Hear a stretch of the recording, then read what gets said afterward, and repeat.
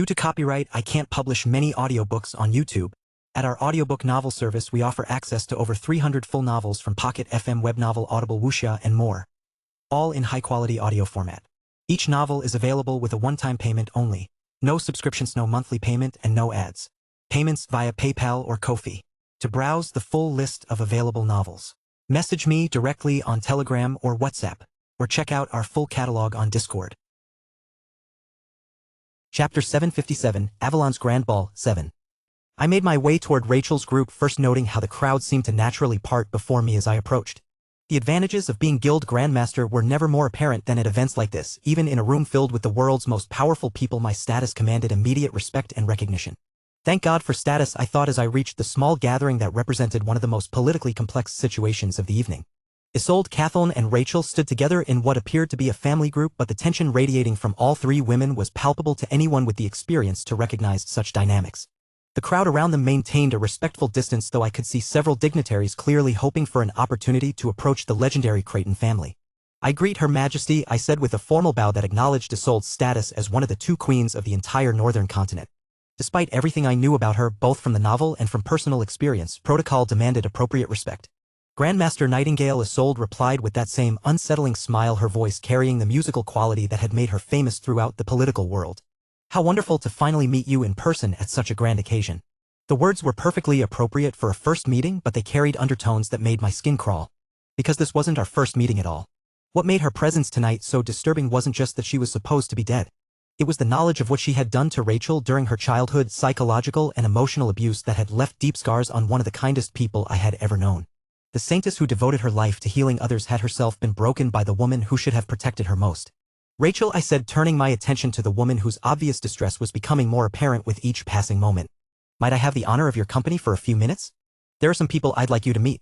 It was a polite way of extracting her from what was clearly an emotionally toxic situation, and the relief that flashed in her sapphire eyes told me she understood exactly what I was offering. "That would be lovely," Rachel replied, her voice carefully controlled despite the underlying tension. "Mother Kathleen, I'll return shortly." For just a moment I caught a slight tremor in Isolde's expression, a crack in the perfect composure that suggested she wasn't entirely pleased with my interference. But she nodded graciously, allowing me to escort Rachel away from the group without creating a scene that would draw unwanted attention. "Thank you," Rachel whispered as we moved away from her family group, her hand trembling slightly as she took my offered arm. I wasn't sure how much longer I could maintain composure. "You don't have to explain anything," I assured her, quietly guiding her toward where I could see Rose and Serafina positioned strategically around the hall. "Just focus on breathing and remember that you're safe now." The relief in her posture was immediate and heartbreaking. Rachel Creighton, the saintess who commanded respect throughout the world, had been reduced to barely controlled panic by the presence of her supposedly resurrected mother. As we approached Rose's position near the Springshaper delegation, I caught her attention with a subtle gesture that we had developed during our coordination planning. She immediately excused herself from her conversation with several Western continent representatives and made her way toward us. "Rachel," Rose said with genuine warmth, immediately recognizing the situation despite not knowing the full details. "You look absolutely radiant tonight. That dress is magnificent." The gentle normalcy of Rose's greeting helped Rachel begin to relax the familiar rhythms of polite conversation, providing a refuge from whatever emotional storm she had been enduring. Serafina joined us moments later, her ice blue eyes taking in Rachel's distressed state with the analytical precision that characterized her approach to everything. Without a word, she positioned herself on Rachel's other side, creating a protective barrier that was both subtle and effective.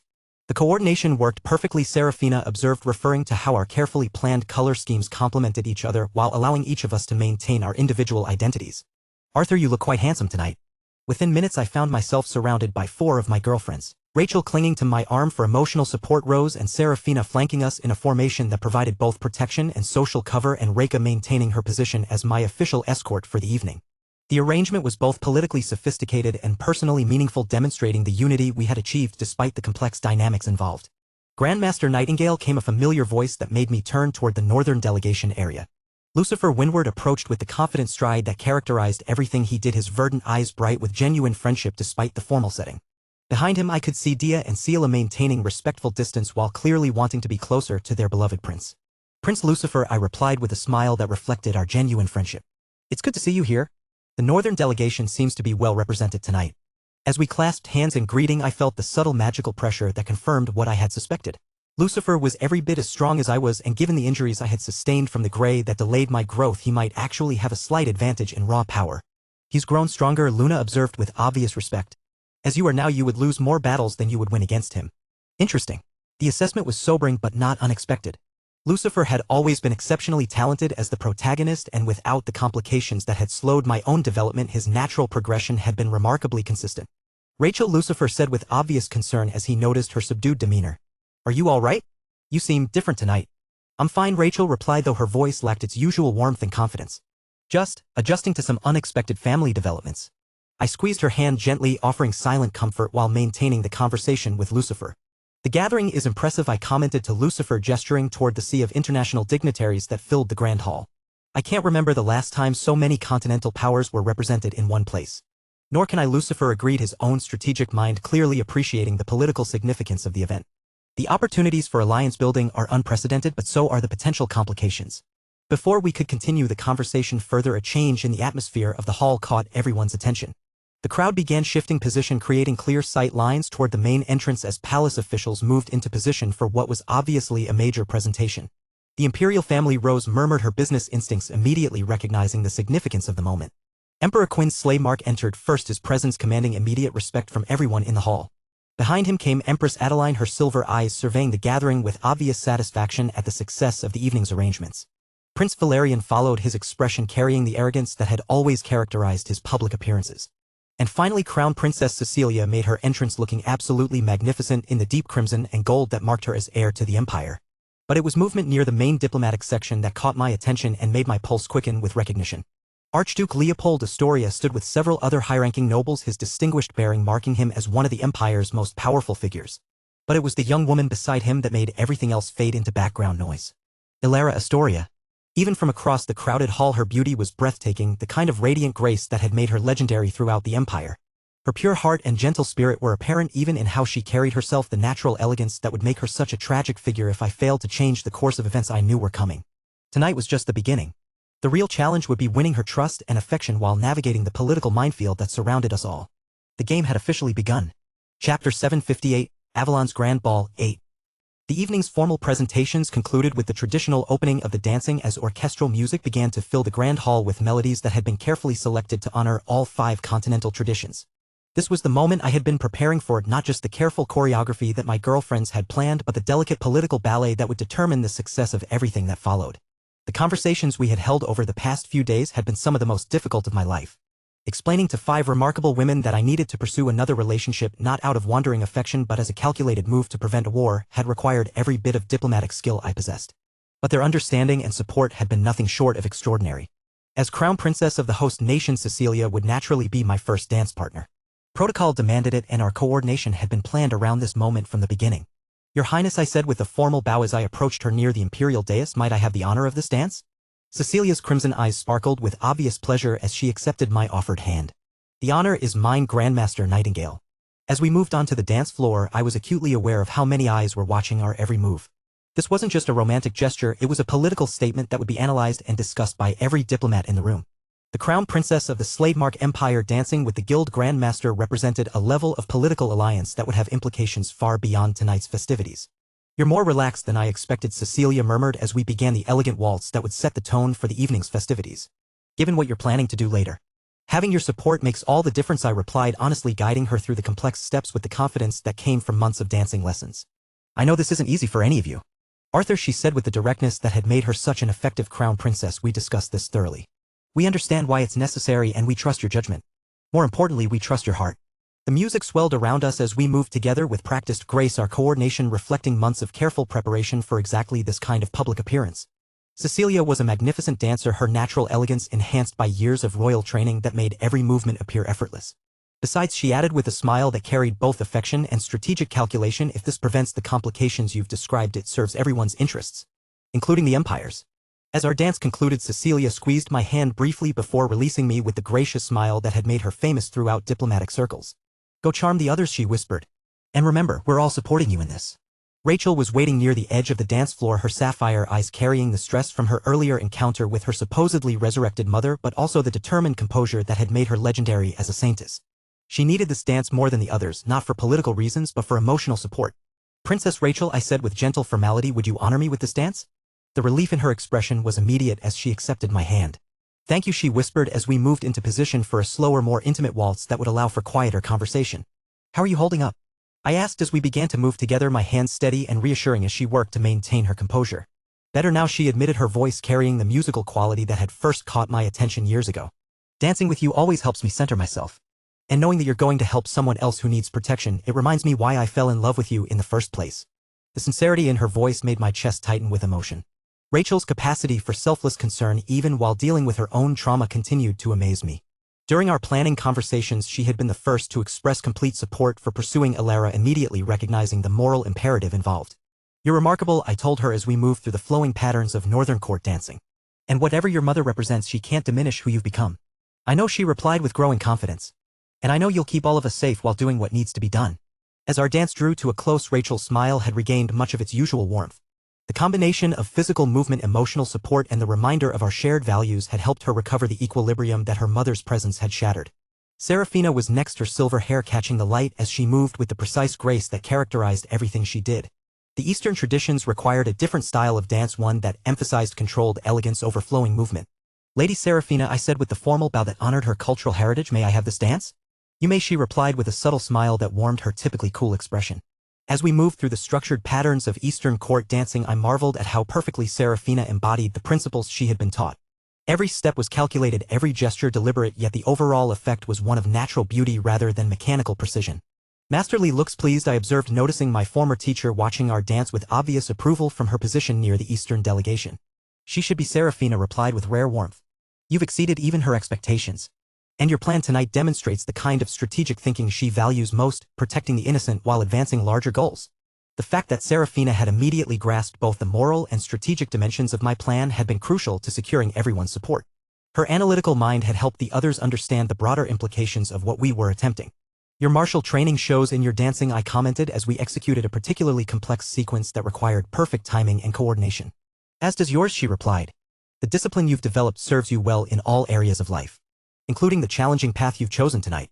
Rose was waiting with obvious anticipation, her brown eyes bright with the kind of strategic enthusiasm that had made her such an effective business partner. As we began our dance, a more contemporary style that reflected her practical approach to life, I felt the familiar comfort of dancing with someone who understood both my personal and professional challenges. The coordination is working perfectly, she observed, referring not just to our dancing but to the broader orchestration of the evening's events. Everyone is responding exactly as we predicted during our planning sessions. Your strategic input made all the difference, I replied, guiding her through a series of turns that showcased her natural grace. Having your business perspective on the potential complications was invaluable. Rose had been the one to help me understand the practical implications of pursuing Alara, the economic relationships that could be affected, the political alliances that might shift, and the social dynamics that would need to be managed. Her analytical approach had helped transform what could have been an emotional decision into a carefully calculated strategy. Just remember, she said with the fond concern that characterized her approach to our relationship, managing 6 romantic relationships will require the same kind of systematic attention that you bring to guild operations. Don't let sentiment override strategic thinking. I assured her. Having all of you to help me maintain perspective will be essential. Finally, I approached Reika for what would be our dance, the most personal of the evening, reserved for the woman who had stood by me through everything and whose opinion mattered more than any political consideration. Would you dance with me? I asked, simply abandoning formal protocol for the genuine affection that characterized our relationship. Always, she replied with the warm smile that never failed to make my heart race. As we moved together with the natural synchronization that came from years of partnership, I felt the profound sense of peace that Reika always brought to my life. She had been the most concerned about my plan to pursue Alara, not out of jealousy but out of genuine worry about the emotional toll it might take on me. Are you sure you're ready for this? She asked quietly, her violet eyes searching my face for any hint of uncertainty. I'm sure, I replied. And knowing that you'll be there to help me navigate whatever complications arise makes it possible. I meant what I said during our discussions, she continued.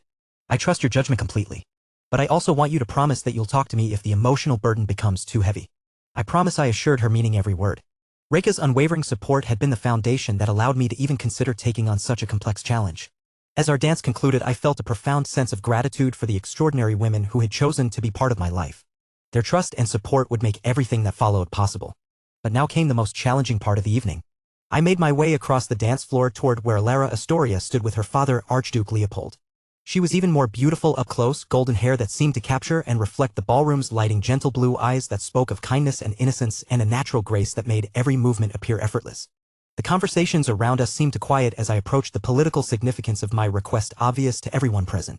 This would be the first time the Guild Grandmaster had publicly acknowledged the Archduke's daughter, and the implications would be discussed throughout diplomatic circles for weeks. Archduke Leopold, I said with a respectful bow. Your Grace, would you permit me to request a dance with Lady Alara? Alara's eyes widened slightly with surprise, a faint blush coloring her cheeks as she glanced between her father and me. Around us I could feel the attention of dozens of powerful people focused on this moment. Lady Alara, I said, turning to address her directly while offering my hand, would you honor me with this dance? Chapter 759, Avalon's Grand Ball, 9. The silence that followed my request seemed to stretch for an eternity, though it probably lasted only seconds. Archduke Leopold Astoria's expression remained perfectly composed, but I noticed something shift in his eyes, a subtle hardening that suggested my request had triggered thoughts I probably wouldn't appreciate. Grandmaster Nightingale, Leopold said with the kind of diplomatic smile that experienced politicians used when they were about to deliver uncomfortable truths. Before I answer your request, might I ask you a question? Of course, Your Grace, I replied, though something in his tone made my instincts scream warnings. I understand you have a daughter, Leopold continued, his voice carrying a casual interest that felt anything but casual. An adopted daughter, if I'm not mistaken? The unexpected direction of the conversation caught me completely off guard. Yes, I do. Stella. She's 9 years old. How lovely, Leopold said, his smile never wavering even as his eyes grew distinctly colder. And as her father, I'm sure you're very protective of her future happiness and well-being. Absolutely, I replied without hesitation, my paternal instincts immediately engaging. Stella is the most important person in my life. Excellent, Leopold continued, his tone becoming increasingly conversational despite the growing tension in his posture. So tell me, Grandmaster, what would you do if a young man approached you requesting permission to court your daughter, knowing that the same young man was already romantically involved with multiple other women? The question hit me like a physical blow, and I felt my protective instincts flare to life with volcanic intensity. The very thought of some playboy approaching Stella made my vision cloud with rage. Of course I wouldn't let him, I began, my voice carrying the kind of cold certainty that had made my enemies fear me. I would Kia. The words died in my throat as realization crashed over me like an avalanche. Leopold wasn't asking a hypothetical question. He was asking what I would do to someone exactly like me. The Archduke's smile became genuinely amused as he watched understanding dawn on my face. I see you've grasped the parallel, Grandmaster. How interesting that your perspective changes so dramatically depending on which side of the equation you find yourself on. Your Grace, I began. That is to say. Father, came a soft but firm voice that cut through my stammering attempts at recovery. Alara Astoria stepped forward with the kind of quiet grace that had made her legendary throughout the Empire, her gentle violet eyes moving between her father and me with obvious understanding of the situation. Despite her youth and sheltered upbringing, there was an intelligence in her gaze that suggested she had followed the entire exchange perfectly. I appreciate your protective instincts, she continued, addressing her father with the respectful but determined tone that suggested this wasn't the first time she had needed to assert her independence. But I am perfectly capable of making my own decisions about who I choose to dance with. Leopold's expression shifted from cold amusement to something approaching parental concern. Alara, you understand the complexities of this particular gentleman's romantic situation? I understand that Grandmaster Nightingale has been honest about his relationships rather than attempting to hide them, Alara replied with the kind of moral clarity that had made her the moral center of the original novel. And I understand that a single dance at a public gathering hardly constitutes a marriage proposal. The gentle rebuke in her voice made Leopold's stern expression soften slightly, though he continued to regard me with obvious suspicion. Besides, Alara added, turning to face me directly, I find myself curious about someone who has inspired such loyalty from so many remarkable women. That speaks to character regardless of unconventional arrangements. Before Leopold could object further, Alara stepped forward and placed her hand in mine with the kind of decisive grace that left no room for argument. I would be honored to dance with you, Grandmaster Nightingale, she said, clearly ensuring that everyone within earshot could witness her acceptance. The crowd around us seemed to collectively hold its breath as one of the Empire's most eligible young women publicly chose to dance with the man who was arguably the most complicated romantic figure of our generation. I could almost hear the diplomatic conversations that would result from this moment echoing across the continent. The honor is mine, Lady Alara, I managed to reply, still reeling from the emotional whiplash of the past few minutes. As we moved onto the dance floor, I found myself studying the woman in my arms with a mixture of fascination and complex emotions that I hadn't anticipated. This was Alara Astoria, the character who had been my absolute favorite throughout the entire novel, the moral compass whose kindness and strength had provided hope during the darkest chapters of the story. Meeting her in person was simultaneously everything I had expected and completely different from my imagination. Her beauty was exactly as described, the golden hair that seemed to capture light, the gentle blue eyes that spoke of infinite compassion, the natural grace that made every movement appear effortless. But there was also a strength in her bearing that the novel hadn't fully conveyed, a quiet confidence that suggested she was far more capable of handling difficult situations than her reputation for gentleness might suggest. You're staring, she observed with obvious amusement as we began to move together in time with the music. My apologies, I replied, trying to recover my composure. It's just, you're not quite what I expected. What did you expect? She asked with genuine curiosity. The question was more complicated than she could possibly know. How could I explain that I had expected to meet a fictional character only to discover a flesh-and-blood woman who was both exactly like and completely different from the idealized version I had admired in the pages of a novel? Someone more fragile, I suppose, I said, finally settling on a partial truth. Your reputation for kindness precedes you, but it's often described in ways that suggest delicacy rather than strength. Kindness without strength is mere sentiment, Alara replied with the kind of quiet wisdom that had made her such a compelling character. True compassion requires the courage to act even when action is difficult or dangerous. As we moved together across the dance floor, I found myself grappling with emotions I hadn't anticipated. This wasn't just political strategy anymore. I was dancing with someone I had genuinely admired long before meeting her, someone whose fictional struggles had moved me to tears during late-night reading sessions. But she wasn't fictional anymore. She was real, warm, and infinitely more complex than any written description could convey. The woman in my arms had hopes, dreams, fears, and desires that existed beyond the plot of any novel. She deserved to be treated as a person, not as a character to be saved or a political objective to be achieved. The realization forced me to confront a fundamental question: was I pursuing her to prevent a tragedy, or because I had been half in love with her literary counterpart for years? And more importantly, which motivation would be more fair to the real woman who was trusting me with this dance? Grandmaster Alara said softly, her voice drawing me back from my internal struggle. You seem troubled. Is everything all right? The genuine concern in her voice made the decision for me. Whatever my motivations might be, whatever complications lay ahead, this remarkable woman deserved honesty and respect above all else. As the music began to wind toward its conclusion, I made my choice. Leaning in close enough that only she could hear my words, I spoke directly into her ear, my voice barely above a whisper. Lady Alara, when this dance ends, would you be willing to speak with me privately? There are things I need to tell you that can't be said in such a public setting. Chapter 760, Avalon's Grand Ball, 10. As the music came to an end and I prepared to escort Alara somewhere private for the conversation that could change everything, a familiar voice cut through the ambient noise of the ballroom like a blade through silk. Grandmaster Nightingale? I turned to see Isolde Creighton approaching with the kind of purposeful stride that suggested this wasn't a casual social encounter. Her golden hair caught the ballroom's lighting perfectly, creating an almost ethereal glow that reminded me of the otherworldly presence she had always possessed. Her deep blue eyes held the calculating intelligence that had made her legendary throughout the political world during her supposed lifetime, but there was something else there, a knowing quality that made my skin crawl with unease. Your Majesty, I replied with appropriate respect, though every instinct I possessed was screaming warnings about this interruption. The timing was too perfect, too convenient. Isolde had been watching, waiting for exactly this moment to intervene. Might I have a word with you? Isolde asked with the kind of polite insistence that wasn't really a request. Her voice carried the musical quality that had once charmed courts across the northern continent, but underneath it was steel, the unmistakable authority of someone accustomed to being obeyed without question. There are matters of mutual interest that require discussion. I felt Alara's hand tighten slightly on my arm, her intuitive kindness immediately recognizing the tension that had entered the situation. Despite her sheltered upbringing, she possessed the kind of emotional intelligence that allowed her to read dangerous undercurrents even when she didn't fully understand their source. Perhaps we could speak later. I began, hoping to defer this confrontation until after I had secured the private conversation with Alara that could prevent so much suffering. I'm afraid it must be now, Isolde interrupted with gentle firmness that brooked no argument. The timing is rather crucial, you understand. The emphasis she placed on timing carried undertones that made my blood run cold. This wasn't coincidence. Isolde had deliberately chosen this moment to interfere, preventing the private conversation with Alara that could have changed the entire trajectory of coming events. Her intervention was calculated, precise, and infuriatingly effective. Around us, the ballroom continued its glittering celebration, but I could feel the attention of several nearby dignitaries focusing on our small drama. The political implications of the supposedly deceased Queen of the Creightons publicly demanding a private audience with the Guild Grandmaster would ripple through diplomatic circles for weeks. Lady Alara, I said, turning to address the woman whose disappointed expression suggested she understood exactly what was happening. Her gentle features couldn't quite hide the flash of frustration that crossed her face. She had been as eager for our private conversation as I was. Perhaps we could continue our conversation later this evening? Of course, Alara replied with gracious understanding, though I caught a flash of something that might have been frustration in her gentle violet eyes. I'll look forward to it, Grandmaster. But even as she spoke, I could see the resignation settling into her posture. Whatever window of opportunity had existed for tonight was closing, and we both knew it. The complex social dynamics of such a formal event would make finding another private moment increasingly difficult as the evening progressed. As Alara made her way back toward her father, who was watching the entire exchange with obvious suspicion and growing irritation, I found myself following Isolde toward a quieter section of the ballroom. She moved with the kind of regal grace that had once made her the most sought-after dance partner at any gathering, but there was something predatory in her movements now, the calculated precision of a hunter who had successfully cornered her prey.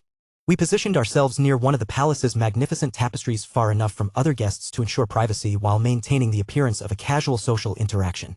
The tapestry depicted one of the great battles that had established slave-mark dominance, and I couldn't help but think that we were about to engage in a different kind of warfare, one fought with words and implications rather than swords and magic.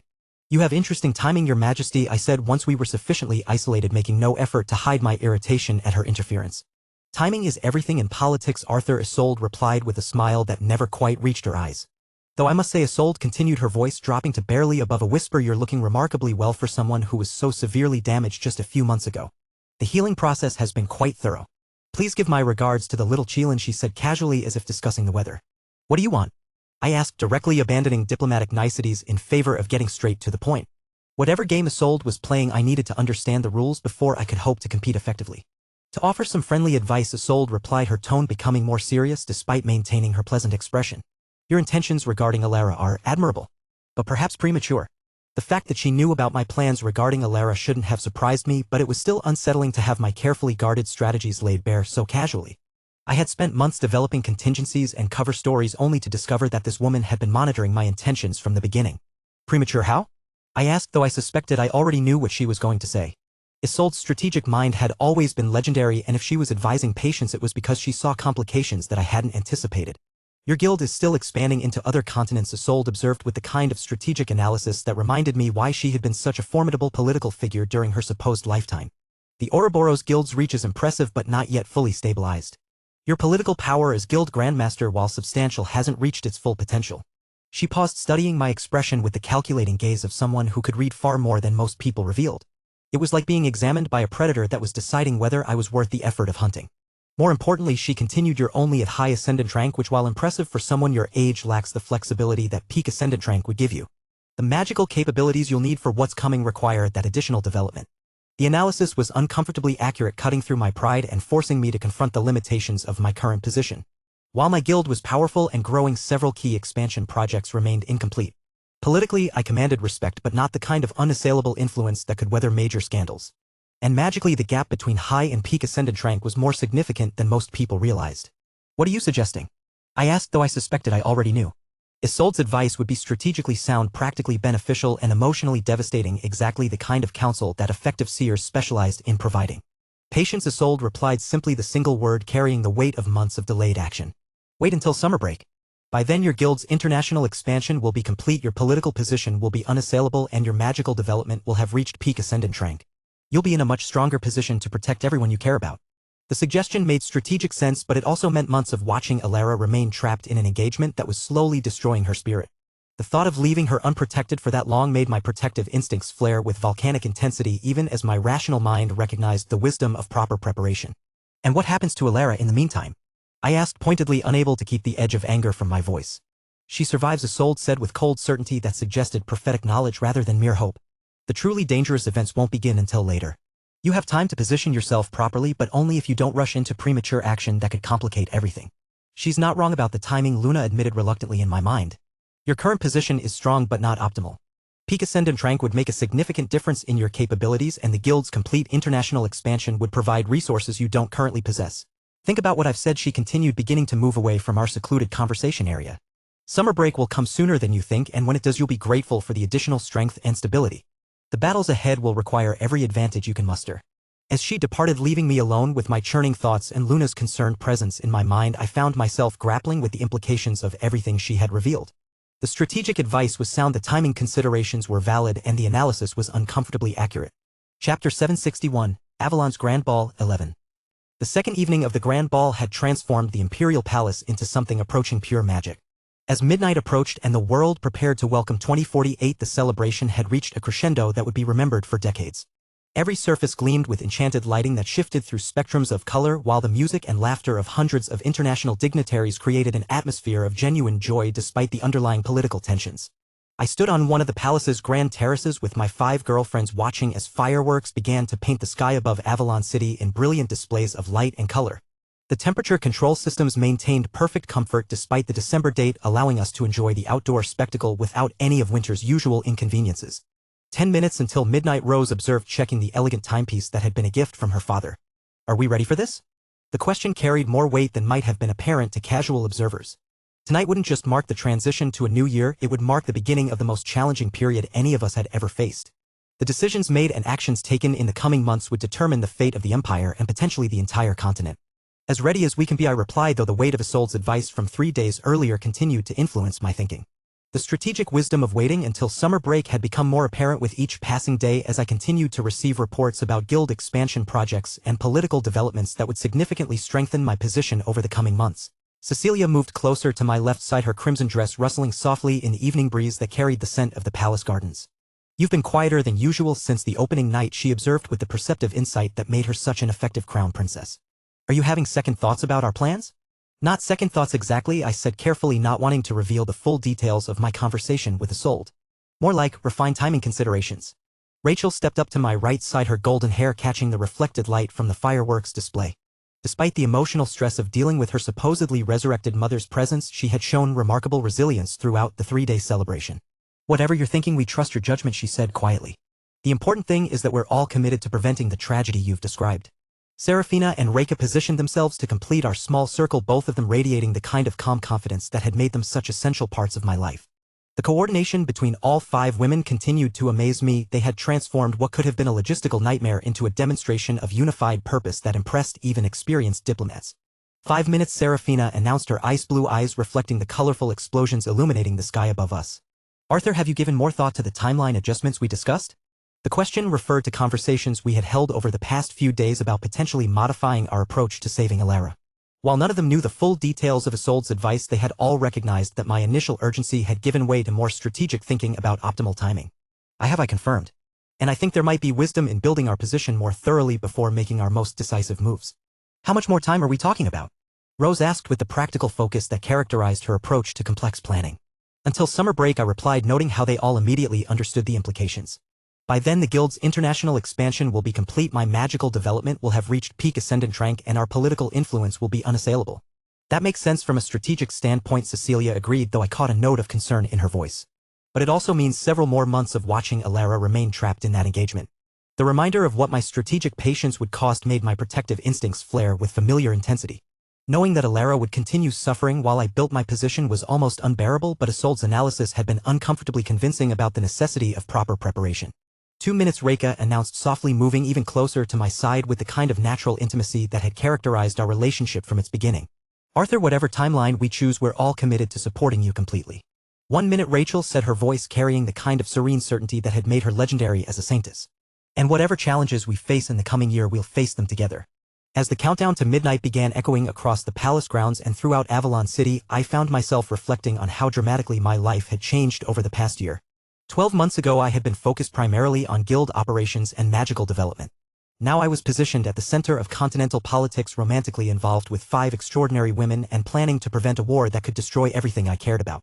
30 seconds, Cecilia announced, her royal training allowing her to maintain perfect composure even as anticipation built around us. The crowd throughout the palace and across the city began counting down in unison, their voices creating a harmony that seemed to resonate with the magical energies that permeated the capital. 20, 19, 18. I turned to face each of my girlfriends in turn, seeing in their expressions the love, trust, and determination that had made our unlikely arrangement not just possible but genuinely fulfilling. 10, 9, 8, 7. "Whatever the new year brings," I said clearly, ensuring they could all hear me above the counting crowd, "I promise you this: we will save the empire from the civil war that threatens it. We will protect everyone we care about. And we will do it together. 3, 2, 1. Happy New Year." As 2048 officially began with explosions of fireworks, magical lighting, and the cheers of thousands of celebrants, I found myself kissing each of my 5 girlfriends in turn.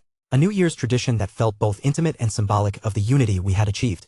Cecilia first, her lips warm and confident against mine, tasting of the champagne we had shared and carrying the promise of political alliance that had grown into genuine love. Rachel second, her kiss gentle but passionate, conveying the depth of feeling that had survived every challenge we had faced together. Serafina third, her typical restraint giving way to surprising warmth as she expressed emotions that her Kaderi nature usually kept carefully controlled. Rose fourth, her businesslike efficiency abandoned in favor of the genuine affection that she rarely allowed others to see. And finally Reika, whose kiss carried the depth of trust and devotion that had made her the foundation of everything else I had built. As we separated and turned to watch the continuing fireworks display, I felt the weight of the promise I had just made settling on my shoulders. 2048 would be the year that determined whether I could successfully prevent the tragedy I knew was coming. Chapter 762, The Courtship War, 1. The moment I reached peak ascendant rank, I felt the fundamental shift in my magical capabilities, like a symphony finally achieving perfect harmony. Standing in my private training chamber beneath the Ouroboros Guild headquarters, I watched as my mana capacity stabilized at its new threshold, every technique and spell I had mastered over the years now operating with unprecedented precision and power. Excellent, Luna's voice whispered in my mind, carrying a note of satisfaction that I rarely heard from the ancient guardian spirit. You've reached the absolute pinnacle of what's possible before immortal rank. The foundation is now perfectly prepared for what comes next. The power coursing through my body was intoxicating, not just in its raw strength but in the precision and control it offered. Peak Ascendant rank wasn't simply about having more magical energy, it was about having the sophistication to use that energy with surgical precision. Every 7-circle spell, every advanced technique, every application of power could now be calibrated to exactly the effect I desired. But even as I reveled in my advancement, I remained acutely aware of the theoretical framework waiting in my research notes. The Nightingale's Aurora method sat complete and ready, every mathematical equation perfectly balanced, every conceptual framework thoroughly tested. Yet it remained tantalizingly out of reach until I could advance to immortal rank and access the 8-circle magic that would make it possible. Still, Peak Ascendant rank represented a crucial milestone. The magical advancement was only part of what made this moment significant. Over the 6 months since the New Year's ball, the Ouroboros Guild had completed its expansion into all 5 continents, establishing a network of operations that gave us unprecedented global reach. We weren't just powerful within the Slaymark Empire anymore, we were a genuinely international organization with influence that touched every major economic and political center in the world. Sir came Elias's voice through the chamber's communication system. The quarterly reports from all continental divisions have arrived. Would you like to review them now? Send them to my office, I replied, making my way out of the training chamber with the kind of confident stride that came from knowing I had finally achieved the position Isolde had insisted I needed. And schedule meetings with the department heads for this afternoon. It's time to discuss our entry into the social season. The elevator ride to my office gave me time to reflect on just how dramatically my position had changed. 6 months ago I had been a powerful but ultimately regional figure, the Guild Grandmaster of the Empire's guilds. Today I commanded economic resources that rivaled treasuries, maintained intelligence networks that spanned continents, and possessed the kind of international connections that made everyone my calls personally. The reports waiting on my desk painted a picture of success that would have seemed impossible just a year earlier. The northern continent operations were generating revenue that exceeded the GDP of big families. The eastern branches had established trade relationships that were reshaping entire regional economies. The western and southern expansions had created diplomatic ties that gave the Ouroboros Guild informal influence in continental politics. But it was the technological integration that truly set us apart in this modern world. Our operations centers utilized cutting-edge communication systems that allowed real-time coordination across global distances. Automated logistics networks managed resource distribution with efficiency that governments envied. Advanced magical technological hybrid systems gave our members capabilities that traditional guilds couldn't match. All of which meant that when I decided to enter the Empire's social season as an active participant rather than a peripheral observer, I would be doing so with a level of influence that commanded respect from even the highest levels of power. The Emperor's secretary called this morning, Elias informed me as he entered my office with the day's priority correspondence. His Majesty would like to schedule a private meeting at your earliest convenience. Something about coordinating approaches to the upcoming social events. The fact that Emperor Quinn Slademark was requesting meetings with me rather than summoning me spoke volumes about how the power dynamics had shifted. While I was still technically weaker than the Emperor in pure magical terms, he was low radiant rank. After all, my economic and political influence had reached a level where he needed to treat me as an equal rather than a subordinate. The same was true for Archduke Leopold and even Archmage Charlotte. My guild's resources and international reach gave me leverage that pure magical power couldn't dismiss. Schedule it for tomorrow afternoon, I decided. And make sure our intelligence network is monitoring Prince Valerian's activities closely. I want to know every social event he'll be attending over the next month. Because today marked the beginning of my campaign to save Ilera Astoria from the fate that awaited her in the original timeline. 6 months of strategic preparation had brought me to this point, and I intended to use every advantage I had gained. The social season of the Slademark Empire was a complex dance of politics, romance, and alliance building that determined relationships for years to come. Young nobles who had recently graduated from their academies would be officially introduced to imperial society, creating opportunities for marriages, business partnerships, and political connections that would shape the next generation of continental leadership. This year's season would be particularly significant because it included several exceptionally powerful and influential young people. Cecilia Rose, Jack, and Ilera had all graduated from their respective academies with distinction, cementing their positions as the most eligible and accomplished of their generation. Their presence at social events would draw attention from across all over the continent. And it was Ilera Astoria who occupied my thoughts as I reviewed the season's scheduled events. The woman I had admired as a fictional character and was now determined to save from both an abusive marriage and an early death. Sir Elias continued, Lady Rose has requested a meeting this afternoon to discuss coordination strategies for the social season. Apparently the 5 ladies have been developing comprehensive plans for managing the complexities of your unique romantic situation. I had to smile at that. My 5 girlfriends had approached the challenge of navigating high society while maintaining their relationships with me like the strategic operation it truly was. Their coordination had been flawless during the New Year's ball, and I had no doubt they had spent the intervening months developing even more sophisticated approaches to the social complications ahead. Excellent, I replied. And have our intelligence division prepare detailed profiles on all the major social events over the next 2 months. I want to know who will be attending, what the political dynamics are, and where the best opportunities for private conversations might arise. Because my approach to courting Elara would need to be fundamentally different from the typical noble pursuit of marriage alliances. But I also had advantages that neither of them possessed. My transmigrator knowledge gave me insights into Elara's character and preferences that would be impossible to gain through conventional courtship. My economic and political influence provided resources that even a prince might envy. And my genuine desire to protect her rather than simply possess her would hopefully distinguish my approach from the entitled demands of royal privilege. The communication panel on my desk chimed with an incoming call from the International Division. Sir, came the voice of my operations director. We're receiving reports of increased miasmic activity near several of our overseas facilities. Nothing that threatens operations directly, but the pattern suggests coordinated surveillance rather than random incidents. Understood, I replied, though the news sent a chill down my spine. The Order of Fallen Flame was clearly still active, and if they were monitoring guild operations, it meant they were tracking my activities more closely than I had hoped. Increase security protocols at all facilities and start monitoring for any unusual miasmic signatures. I want to know if they're planning something. As the afternoon progressed and I worked through the various administrative details of running a global organization, I found my thoughts repeatedly returning to the woman I was preparing to court. Elara Astoria represented more than just a romantic interest or a person to be saved. She was the key to preventing a civil war that could destroy everything I had built and everyone I cared about. But she was also a living, breathing person with her own dreams, fears, and desires. Whatever approach I took, it would need to respect her agency while still achieving the strategic objectives that could save both her life and the Empire's stability. Looking out the windows of my office at the sprawling city below, I felt the quiet confidence that came from finally being ready for the challenge ahead. Peak ascendant rank, magical capabilities, unassailable political influence, and the support of 5 extraordinary women who trusted me completely. It was time to enter the social season and begin the most important courtship campaign of my life. And when I eventually reached immortal rank and could finally use the Nightingale's Aurora method, I would have the power to back up every promise I intended to make. The game for Elara's heart and the Empire's future was about to begin. Chapter 763, The Courtship War 2. The Springshaper Garden Party was traditionally one of the season's most anticipated events, combining the elegance of high society with the casual atmosphere that encouraged genuine conversation. As I arrived at the Springshaper estate with Cecilia and Rose flanking me in perfectly coordinated formal wear, I felt the familiar thrill of anticipation that came with major social operations. Remember, Rose murmured as we made our way through the estate's magnificent gardens, the goal today is to establish your presence as a serious suitor without creating immediate political incidents. We need to be strategic. Cecilia nodded in agreement, her crimson eyes surveying the assembled guests with the analytical precision that made her such an effective crown princess. My brother will be here and he'll be expecting you to make a move. The question is how overtly you want to challenge his existing claim. The fact that Rachel, Serafina, and Reika had chosen to step back from the Empire's social scene for now was both strategically wise and personally disappointing. Rachel's obligations as a saintess, Serafina's duties in the Eastern Continent, and Reika's preference for avoiding complex political situations meant that Cecilia and Rose would be handling the public coordination of our unconventional arrangement. There she is, I said, quietly spotting Elara near the estate's famous rose garden, surrounded by the kind of admirers that always gathered around exceptionally beautiful and accomplished young women.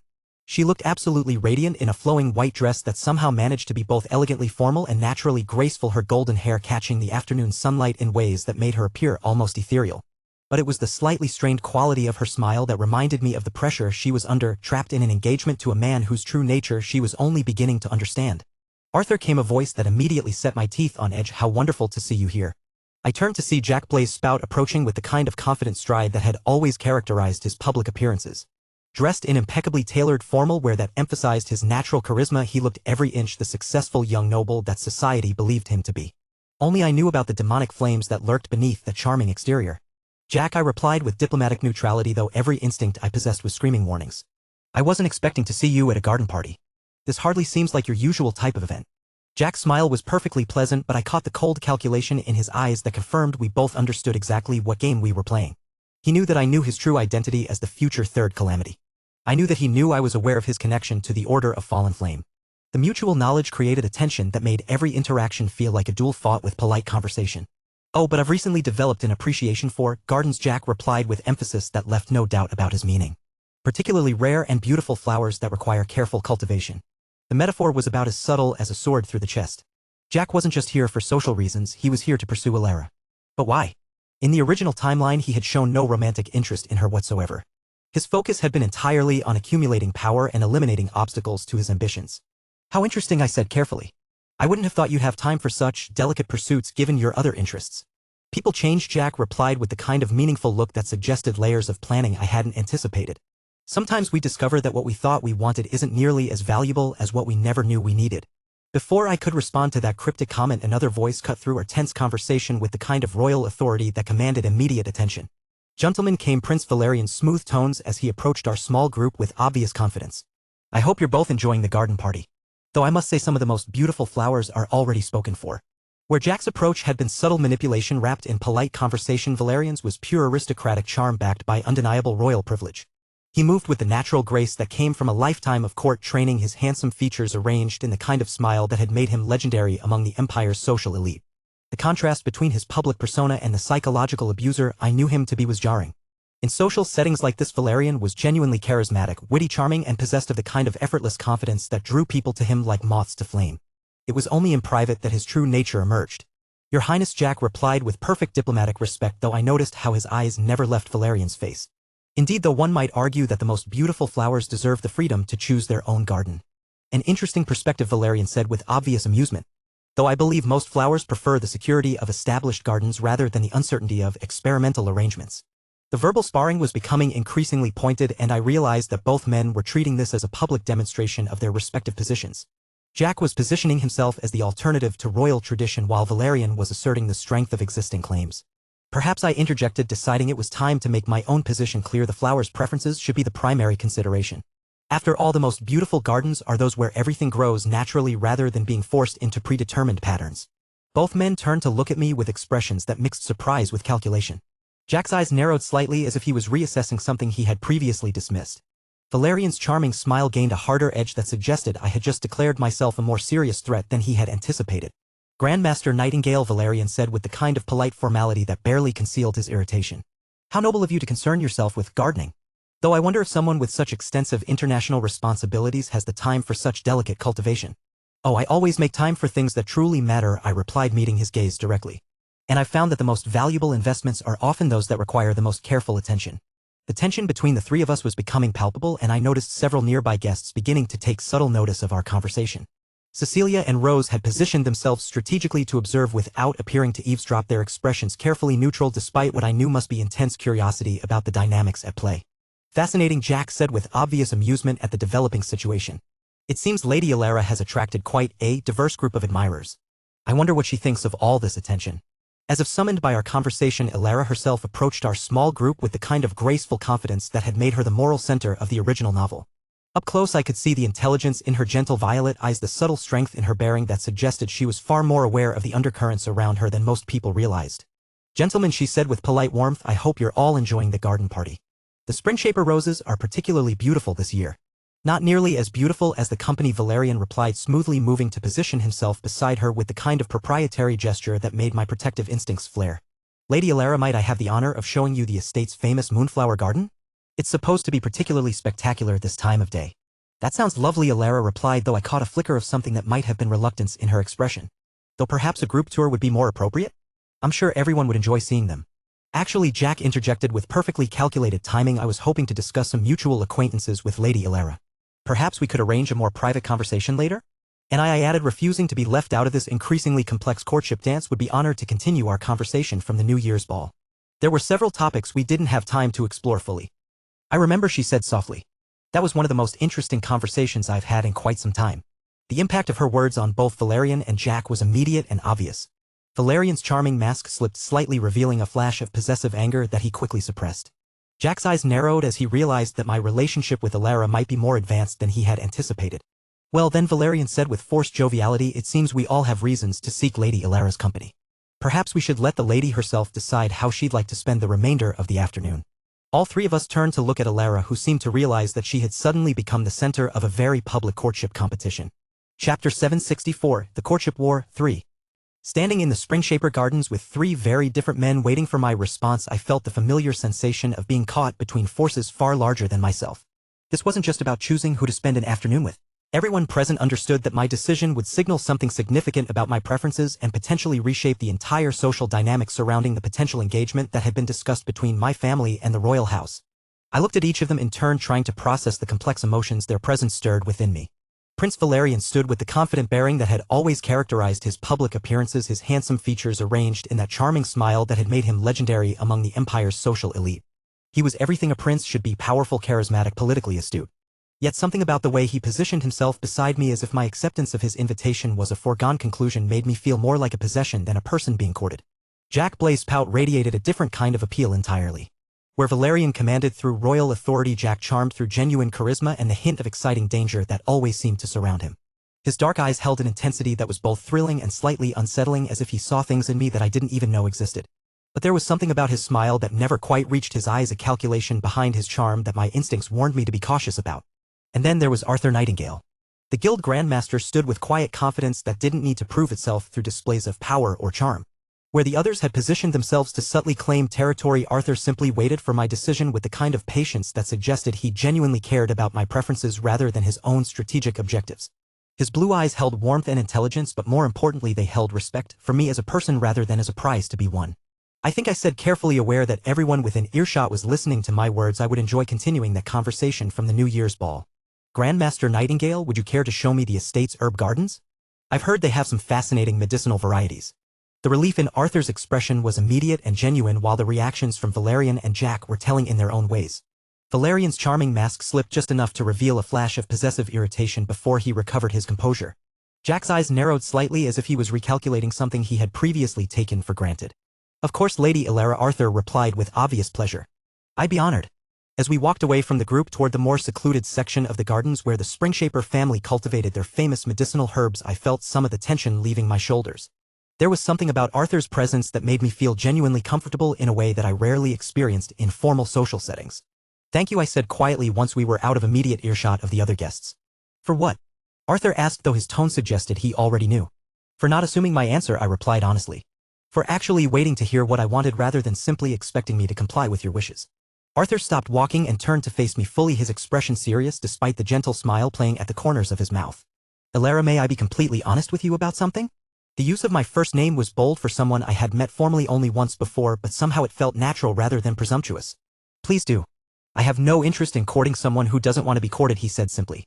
Whatever develops between us, friendship, something more or nothing at all, it has to be because you choose it freely. Not because of political pressure, social expectations, or anyone else's agenda. The sincerity in his voice made something warm unfurl in my chest. When was the last time someone had spoken to me about my own choices as if they actually mattered? That's refreshing, I admitted, then found myself adding more candidly than I usually spoke to relative strangers. Most people seem to assume they know what's best for me without ever asking what I actually want. And what do you want?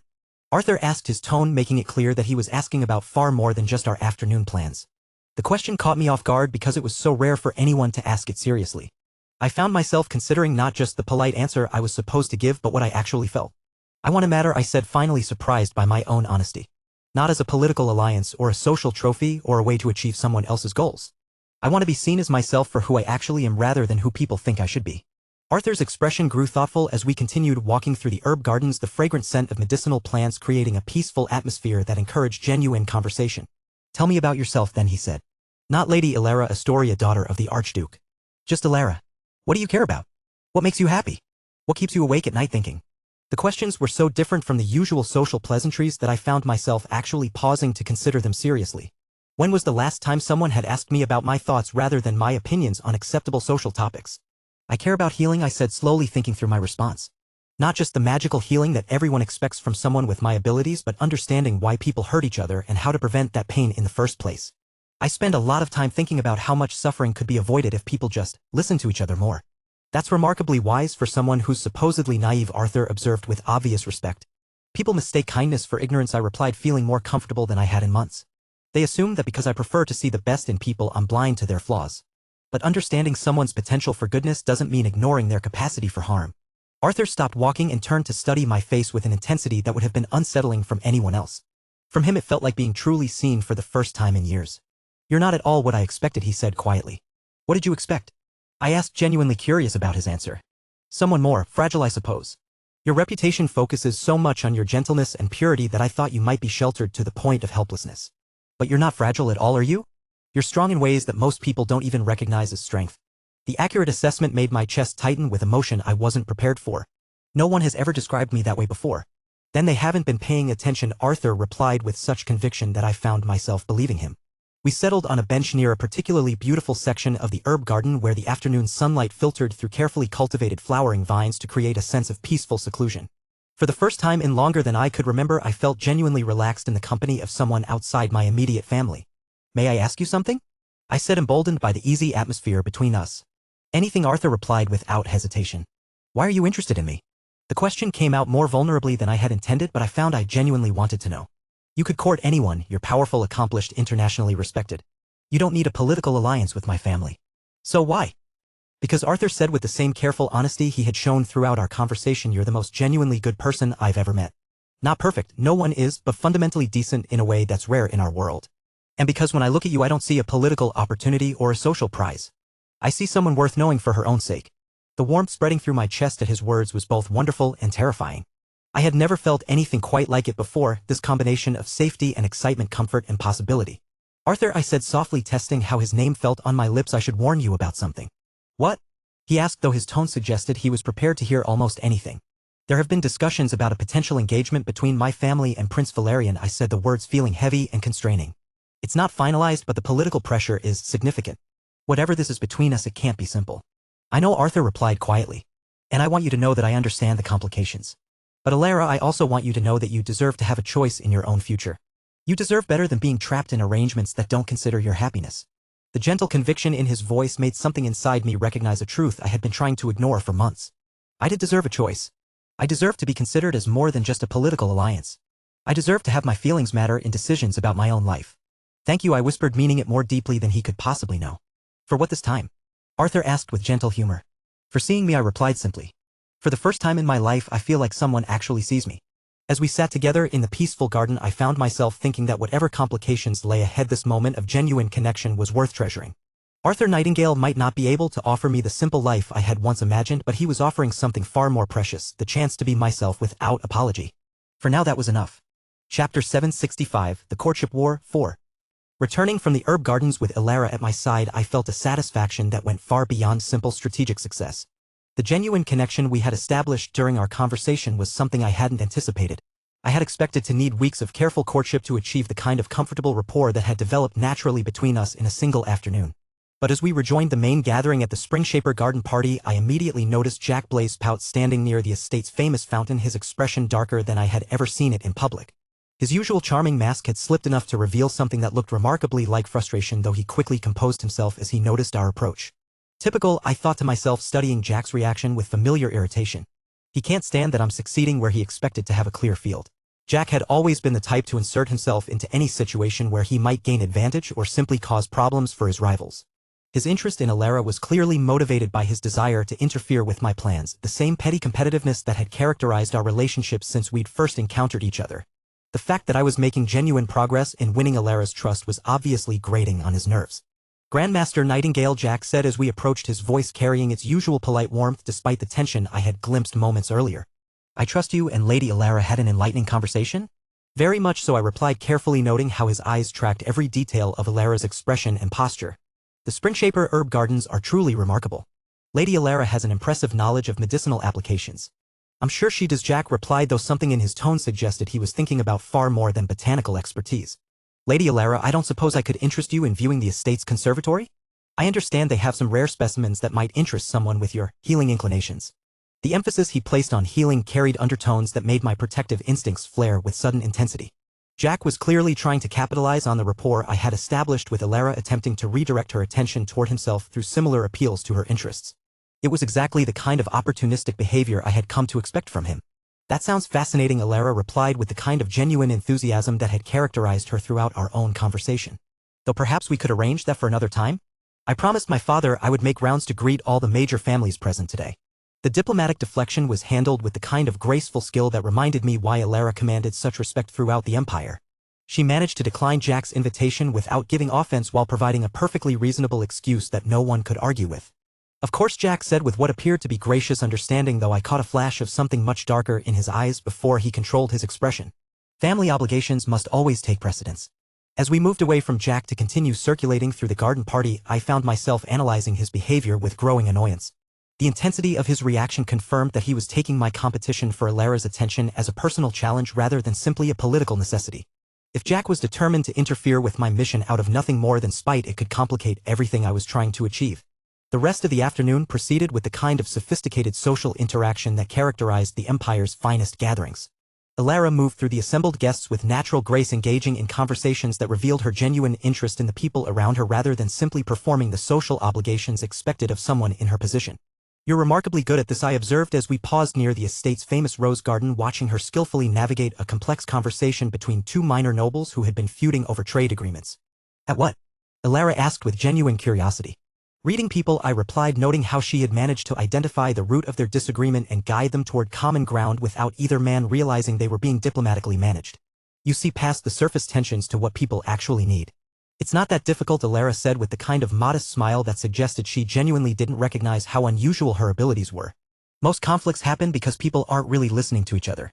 They're so focused on being right that they forget to understand what the other person is actually trying to say."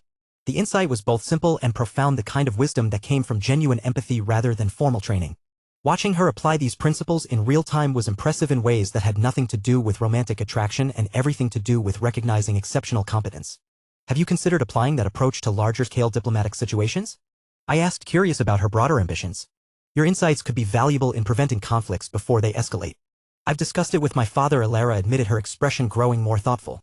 "He's incredibly supportive of my interests, though he worries about the practical challenges. He says the current political climate might not be ready for some of my more innovative approaches to conflict resolution." The careful way she phrased her response told me that Archduke Leopold was clearly supportive of his daughter's intellectual pursuits while being protective about the potential obstacles she might face. A loving father who recognized her capabilities but was concerned about how a hostile political environment might treat someone with her idealistic vision. "He wants me to develop my ideas further before presenting them publicly," Alara continued with obvious affection for her father's guidance. "Papa believes in giving me the time and resources to build a solid foundation for my theories rather than rushing into situations where I might face unnecessary criticism." Our conversation was interrupted by the arrival of Prince Valerian, who approached with the kind of confident stride that had always characterized his public appearances. Dressed in formal wear that emphasized his royal status, he looked every inch the prince that society expected him to be. "Lady Alara," Valerian said with the charming smile that had made him legendary among the Empire's social elite, "I've been looking forward to speaking with you. Might I have the honor of your company for a few minutes?" "Of course, Your Highness," Alara replied with the kind of polite compliance that had been trained into her since childhood, though I noticed how she glanced briefly at me as if hoping for some excuse to decline. "Actually," I interjected before Valerian could lead her away, "Lady Alara was just sharing some fascinating insights about conflict resolution. Your Highness might find her perspectives interesting given their potential applications to governance."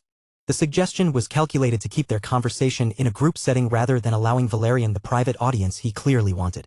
Alara's relieved expression confirmed that she appreciated the intervention even if she couldn't express that appreciation directly. "Indeed," Valerian replied with forced enthusiasm, clearly recognizing that he had been outmaneuvered. "Though I'm sure Lady Alara's insights deserve more focused discussion than a garden party allows." The rest of the evening proceeded with similar dynamics. Valerian attempting to claim private time with Alara, Jack trying to engage her in conversations that would demonstrate his intellectual sophistication, and me working to maintain the kind of respectful interaction that distinguished my approach from both of theirs. What struck me throughout the evening was how naturally Alara and I seemed to communicate. Not romantically, this was still fundamentally about completing my mission, but with the kind of easy rapport that made conversation genuinely enjoyable rather than strategically necessary. "Thank you," Alara said quietly as the garden party began to wind down and guests started making their departures. "For what?" I asked, though I suspected I knew what she meant. "For treating me like a person rather than a political objective," she replied with more honesty than the public setting would normally allow. "For being interested in what I think rather than just what I represent." The gratitude in her voice reinforced my conviction that this mission was about more than preventing a civil war. Alara Astoria deserved better than being reduced to a political asset by the people around her, and if my courtship could provide her with at least one relationship based on genuine respect, then that was worthwhile regardless of the broader strategic objectives. Chapter 766, The Courtship War, 5. The Imperial Museum's quarterly exhibition opening had drawn the finest minds in the Empire for an evening that combined cultural appreciation with the kind of sophisticated networking that shaped policy and social trends. As I arrived with Cecilia and Rose both looking radiant in coordinated formal wear that subtly reinforced our political alliance, I felt the familiar anticipation that came with major social operations.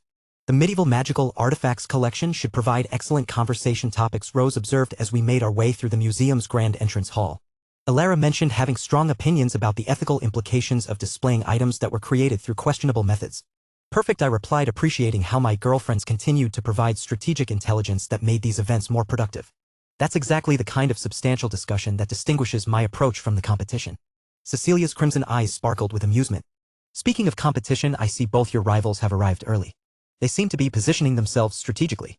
Indeed, Prince Valerian had claimed a prominent position near the exhibition's centerpiece, a display of royal artifacts that naturally drew attention to his own status and heritage. His approach to the museum opening was typical of his overall strategy: demonstrate his position at the center of the empire's cultural and political elite while subtly reinforcing his claim to everything he considered rightfully his. Jack, meanwhile, had positioned himself near the more intellectually challenging displays, engaging visitors in sophisticated discussions about historical context and cultural significance. I recognized his tactics immediately: establish himself as intellectually serious and culturally sophisticated while maintaining that aura of mysterious charisma that some people found attractive. Predictable, I muttered, studying both men with the analytical precision that had served me well in both business and strategic planning.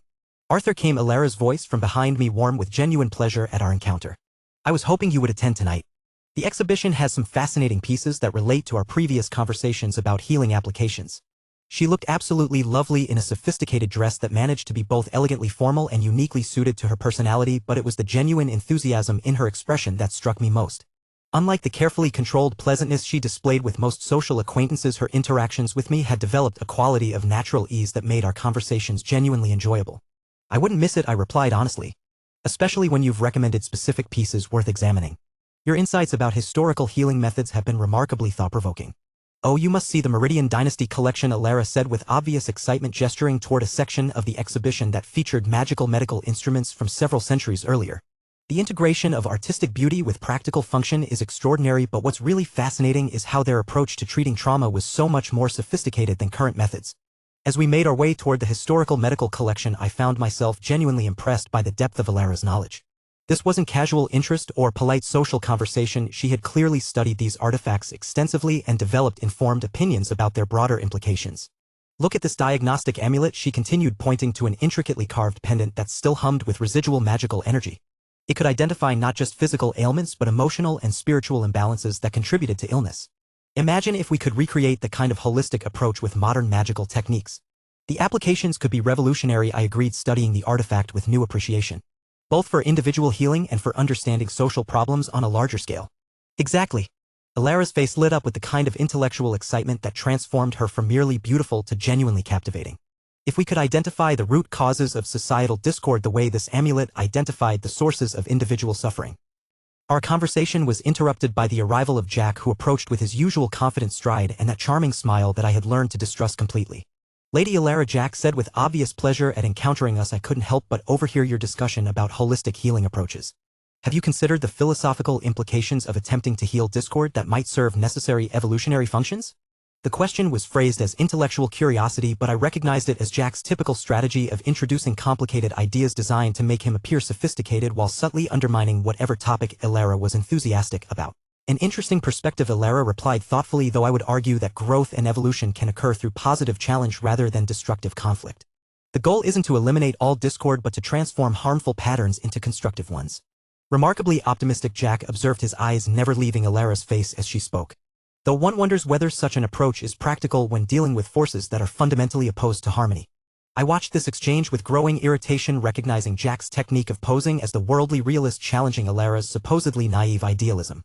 What bothered me wasn't just the manipulation but the way he seemed to study her responses with such intense focus, as if cataloging information for future use. Perhaps, I interjected, the question isn't whether harmony is practical but whether the alternatives are acceptable. If we assume that destructive conflict is inevitable, we eliminate the possibility of finding better solutions. Jack's attention shifted to me with obvious calculation. The Grandmaster raises an important point about assumptions and possibilities. Though one might argue that understanding darker realities is necessary for developing effective responses to them.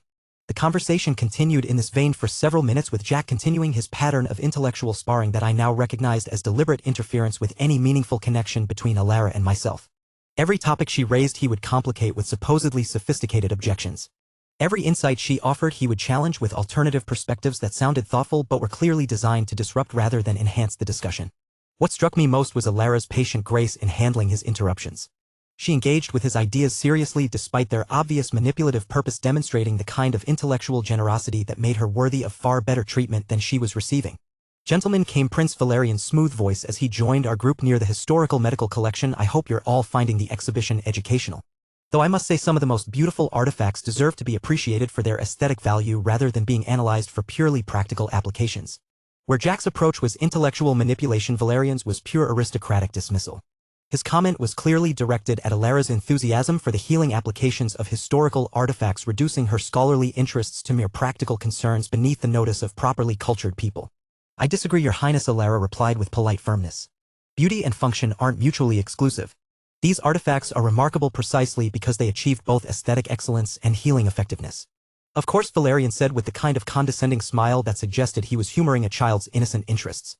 "Though perhaps such technical details are better left to scholars and healers, while those of us in positions of responsibility focus on broader cultural appreciation."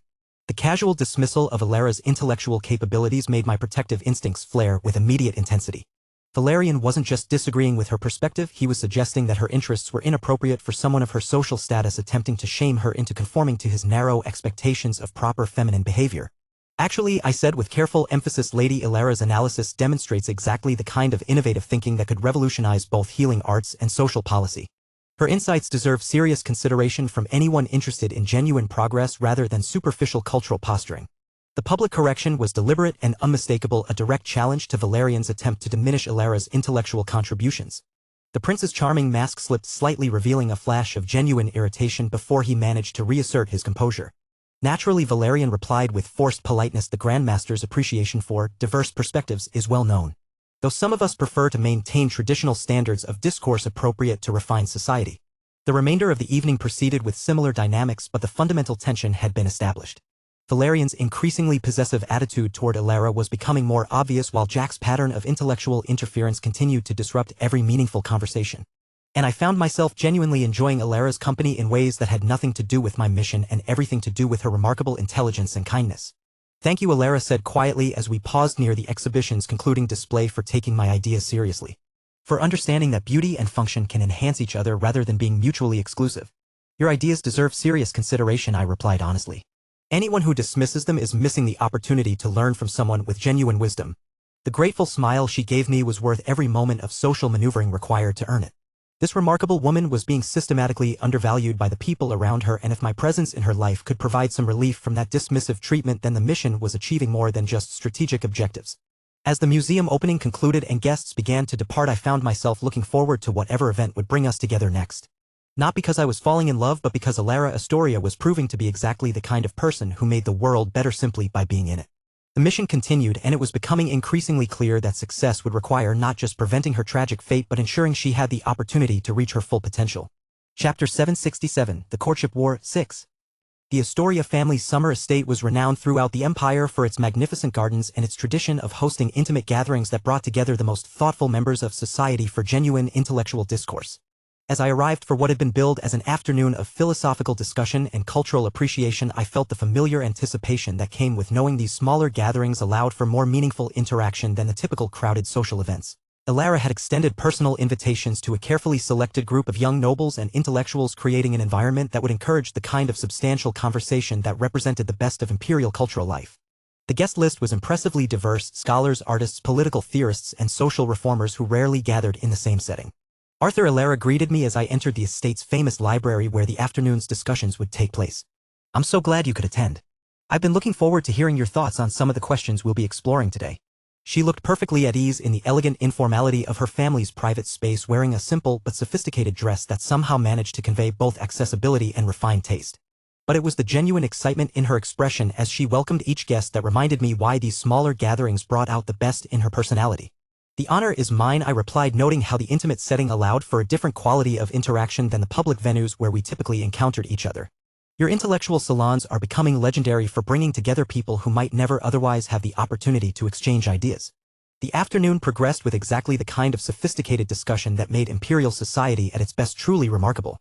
Alara had assembled a group of genuine thinkers creating conversations that moved seamlessly from practical applications of magical theory to complex philosophical questions about justice, governance, and social responsibility.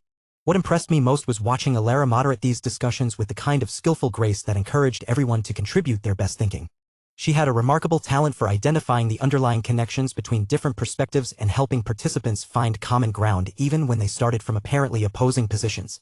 The question of preventive intervention versus reactive response seems to apply across multiple domains she observed during a particularly intense discussion about social policy. Whether we're talking about healing education or conflict resolution, the principles remain remarkably consistent.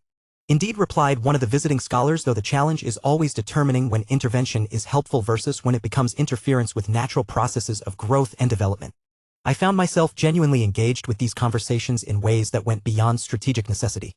The quality of thinking on display was exceptional, and Alara's ability to facilitate meaningful dialogue between very different personalities was genuinely impressive. But as the afternoon progressed, I found myself paying increasing attention to the dynamics between Alara and her other suitors. Prince Valerian had positioned himself prominently in the discussions, using his royal education and natural charisma to command attention during many of the conversations. Jack participated with his usual intellectual sophistication, though I continued to recognize his contributions as calculated performance rather than genuine engagement. What troubled me was watching how both men interacted with Alara when they thought others weren't paying close attention. Valerian's charm carried an increasingly possessive edge, as if he was becoming irritated by the need to compete for attention in what he clearly felt should be a more controlled environment. Jack's behavior was subtler but equally concerning, as he seemed to be studying Alara's responses to various topics with the kind of analytical intensity that suggested he was gathering intelligence rather than simply enjoying conversation. "Lady Alara," Valerian said during a brief pause in the broader discussion, "might I have a word with you privately?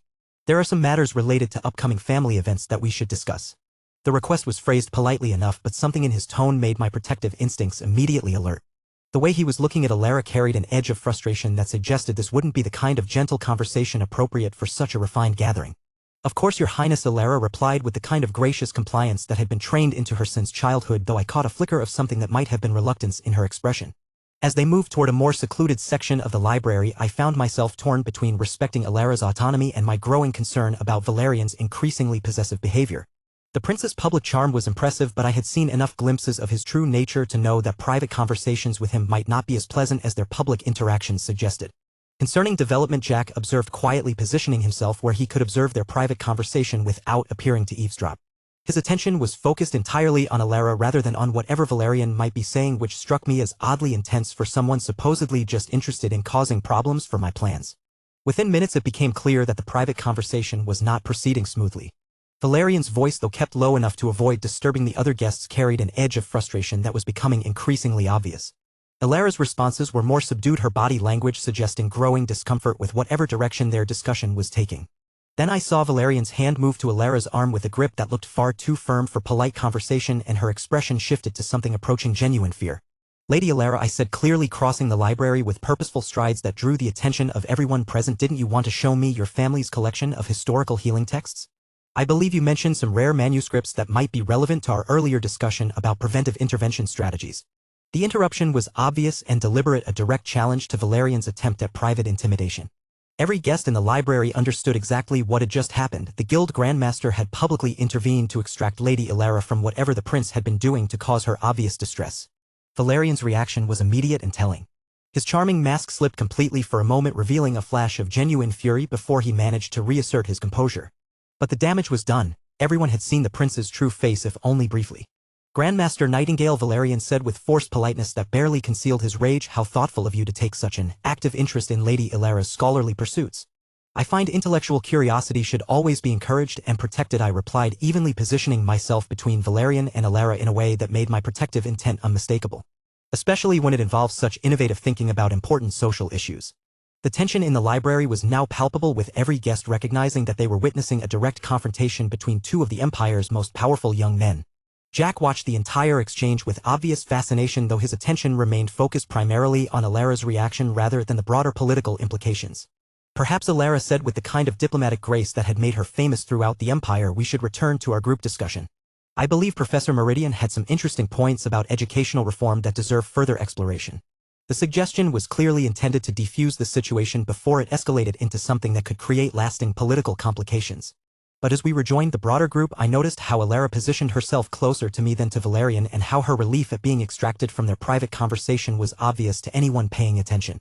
The remainder of the afternoon proceeded with forced normalcy, but the dynamics had shifted fundamentally. Valerian's charm carried a harder edge, as if he was struggling to maintain his public persona while dealing with the humiliation of being publicly challenged in front of the Empire's intellectual elite. Jack continued his usual pattern of sophisticated conversation, though he seemed increasingly focused on the changed dynamics between all the major players. Most importantly, watching Alara navigate the rest of the gathering with obvious strain despite her gracious hosting made me realize something that changed everything about my approach to this mission. As the gathering concluded and guests began to depart, I found myself looking at Alara with new understanding. She had spent the entire afternoon facilitating brilliant discussions while managing the stress of unwanted attention from Valerian and subtle manipulation from Jack, all while maintaining the kind of gracious hospitality that made everyone feel valued and heard. This remarkable woman was being systematically manipulated by forces she didn't understand, kept ignorant of dangers that threatened not just her happiness but her very life. She deserved better than being treated as a political asset by everyone around her, including me. The realization hit me with sudden clarity. Alara Astoria deserved to know the truth about what was really happening in her life. The woman who had spent the afternoon facilitating discussions about preventive intervention and addressing root causes deserved to understand the true source of the dangers surrounding her.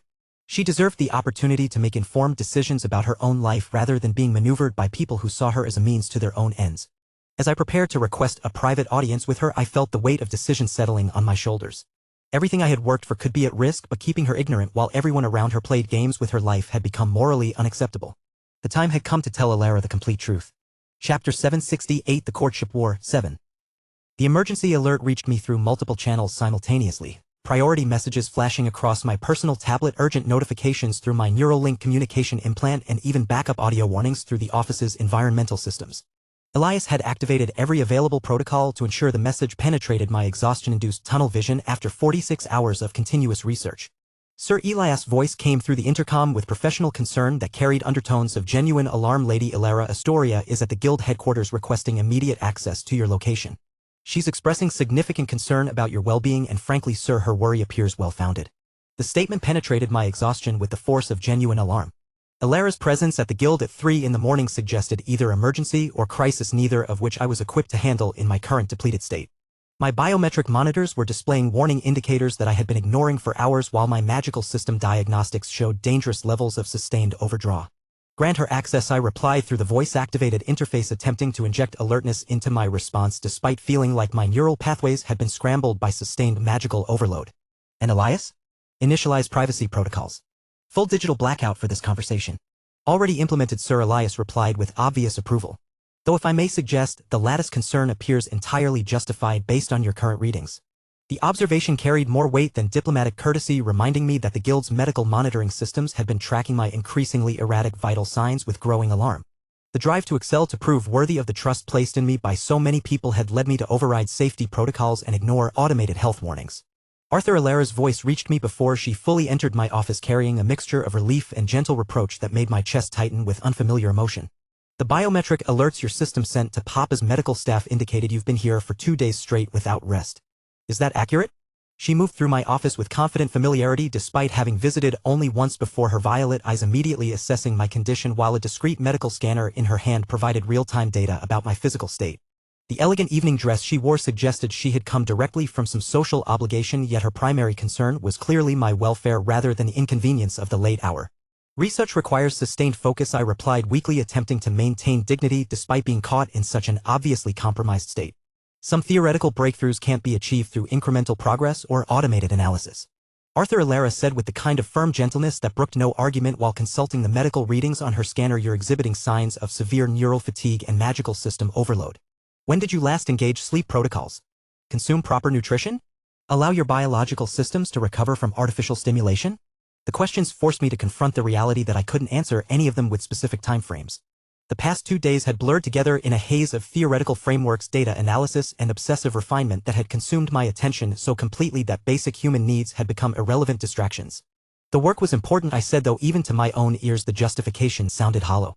Integrating your emotional healing research with conventional magical therapy could help thousands of people. The potential applications for treating combat trauma, magical exhaustion, psychological damage from political stress will still be there after you've recovered. Alara interrupted with authority that reminded me she was the daughter of one of the Empire's most powerful nobles.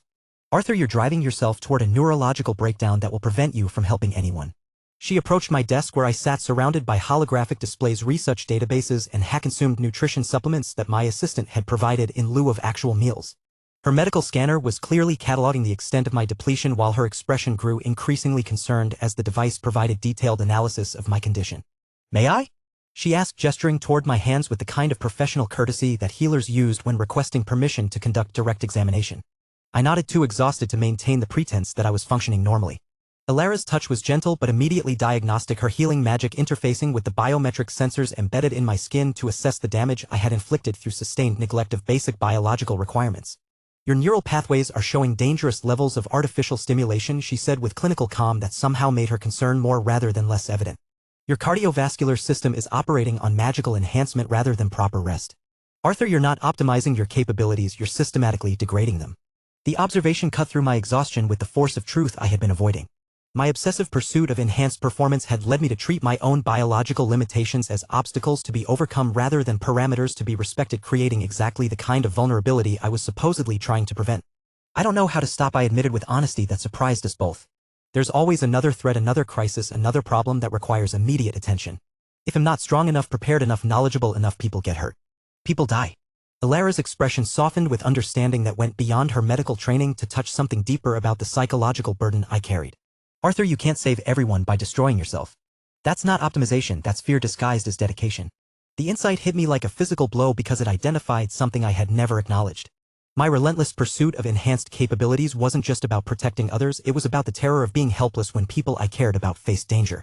The memory of every failure, every moment when my abilities had proven insufficient drove me to push beyond reasonable limits in desperate hope of preventing future losses. The Guild's automated systems can handle routine operations, Alara continued while beginning to weave healing magic that interfaced seamlessly with my boda's technological monitoring systems. Your staff's AI assistants can manage crisis response protocols. Arthur, the organization doesn't need its Grandmaster to be personally overseeing every detail.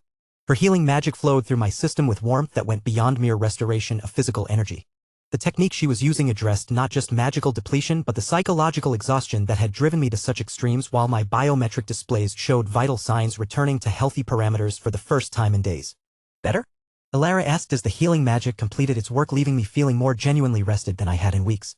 Much, I replied, though the restoration of my normal cognitive function made me acutely aware of how compromised my judgment had become. Alara, thank you. I don't think I realized how badly I needed intervention. Your boda's monitoring systems have been sending increasingly urgent warnings, she said with satisfaction that spoke to professional competence rather than personal smugness. But Arthur, this is a behavioral pattern you need to address rather than just a crisis to recover from. What drives you to override safety protocols this systematically? The question forced me to examine motivations I had never articulated even to myself. The weight of responsibility for so many lives, the knowledge that my decisions affected everything from guild members' livelihoods to international political stability, the understanding that inadequacy or failure on my part could cost the people I cared about their safety or their lives. Fear, I said finally, the admission carrying weight I had never allowed myself to acknowledge. Terror that I'll be inadequate when it matters most. That someone I care about will suffer because I wasn't smart enough, prepared enough, technologically advanced enough to protect them. Alara's response was to settle into the chair across from my desk with patient attention that suggested she understood the significance of such revelations. The office's privacy screens created a sanctuary where political monitoring and social surveillance couldn't penetrate, allowing for the kind of honest communication that was increasingly rare in our connected world. And you think that exhausting yourself to the point of system failure makes you more capable of protecting people? She asked with gentle persistence that made evasion impossible. It makes me more prepared, I replied, though hearing the logic spoken aloud revealed its fundamental flaws. More knowledgeable about potential solutions, more familiar with technological applications that might prove crucial during emergencies. Arthur, Alara said with quiet wisdom, when you're operating on artificial stimulation rather than proper rest, how reliable is your judgment? How steady are your hands during precise work? How clear is your thinking during actual crises? The questions forced me to confront the reality that my obsessive preparation was actually undermining my effectiveness rather than enhancing it. A guild grandmaster who collapsed from neural overload during an emergency would be useless regardless of his theoretical knowledge or accumulated technological resources. You're right, I admitted with the kind of reluctant recognition that preceded meaningful behavioral change. I've been so focused on becoming capable enough to handle any threat that I've been creating my own critical vulnerabilities. The strongest people I know, Alara said softly, are the ones who understand their limitations and work within them rather than against them.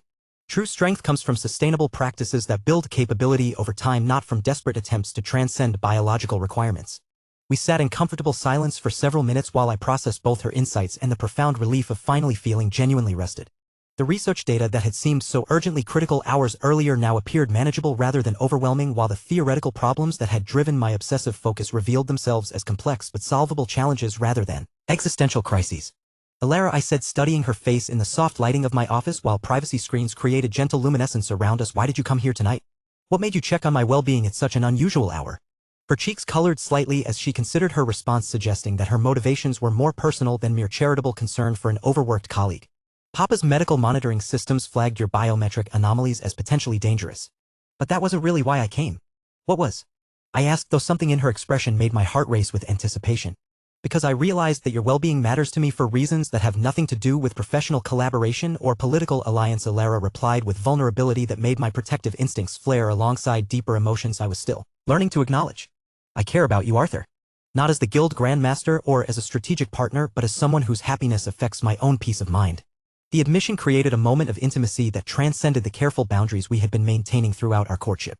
Looking at this remarkable woman who had traveled across the city in the middle of the night to ensure my welfare, armed with medical technology and genuine concern, I found myself understanding that what was developing between us had moved far beyond strategic calculation into territory that felt both thrilling and terrifying. I care about you too, I replied with honesty that felt both liberating and dangerous. More than I expected to when this started. More than I probably should, given the complexities involved. Shit has nothing to do with how we feel, Alara said with quiet wisdom that reminded me why her perspective had become so important to my understanding of the world. The question is what we choose to do with feelings that matter more than convenience or political calculation. Before I could respond, my Bodhi's restored energy levels finally encountered the accumulated sleep debt my artificial stimulation had been masking, causing me to sway slightly in my chair. Alara was immediately alert, her medical scanner providing instant assessment of whether further intervention was necessary. You need proper rest, she said with gentle authority. Natural sleep for at least 8 hours without any research interfaces or data streams to distract your neural recovery. Will you stay? I asked, the words escaping before I could consider their implications. Not for anything inappropriate, I added quickly, but I find that I rest better knowing you're nearby. Safer somehow. Alara's smile in response was radiant enough to make the ambient technological displays in my office seem to pulse with increased vibrancy. I'd be honored to stay. Someone should make sure you actually follow medical advice for once. As I finally allowed myself to rest properly for the first time in days, with Alara maintaining peaceful watch while monitoring my recovery through discrete medical systems, I realized that she had accomplished something no amount of training or technological enhancement had achieved. She had made me feel genuinely secure, not because of power or preparation, but because of trust shared between two people who had chosen to care about each other's well-being above their own convenience. The last thought I had before sleep claimed me was that Lady Alara Astoria might be the answer to a question I had never known I was asking. In a world where technology could monitor everything except the human heart, who would care enough to protect the protector? Chapter 769, The Courtship War, 8. The Astoria family's summer estate was renowned throughout the empire for its magnificent gardens and its tradition of hosting intimate gatherings that brought together the most thoughtful members of society for genuine intellectual discourse. As I arrived for what had been billed as an afternoon of philosophical discussion and cultural appreciation, I felt the familiar anticipation that came with knowing these smaller gatherings allowed for more meaningful interaction than the typical crowded social events. Alara had extended personal invitations to a carefully selected group of young nobles and intellectuals, creating an environment that would encourage the kind of substantial conversation that represented the best of imperial cultural life. The guest list was impressively diverse: scholars, artists, political theorists, and social reformers who rarely gathered in the same setting. Arthur, Alara greeted me as I entered the estate's famous library where the afternoon's discussions would take place. I'm so glad you could attend. I've been looking forward to hearing your thoughts on some of the questions we'll be exploring today. She looked perfectly at ease in the elegant informality of her family's private space, wearing a simple but sophisticated dress that somehow managed to convey both accessibility and refined taste. But it was the genuine excitement in her expression as she welcomed each guest that reminded me why these smaller gatherings brought out the best in her personality. The honor is mine, I replied, noting how the intimate setting allowed for a different quality of interaction than the public venues where we typically encountered each other. Your intellectual salons are becoming legendary for bringing together people who might never otherwise have the opportunity to exchange ideas.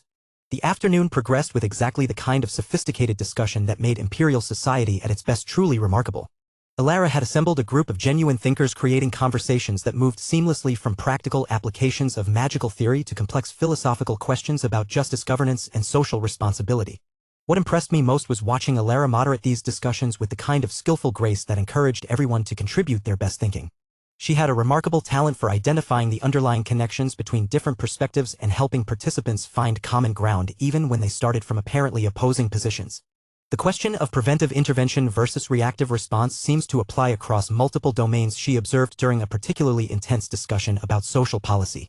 Whether we're talking about healing education or conflict resolution, the principles remain remarkably consistent. Indeed, replied one of the visiting scholars, though the challenge is always determining when intervention is helpful versus when it becomes interference with natural processes of growth and development. I found myself genuinely engaged with these conversations in ways that went beyond strategic necessity.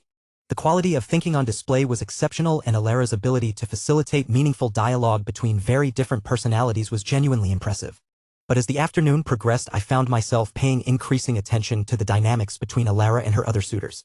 Prince Valerian had positioned himself prominently in the discussions, using his royal education and natural charisma to command attention during many of the conversations.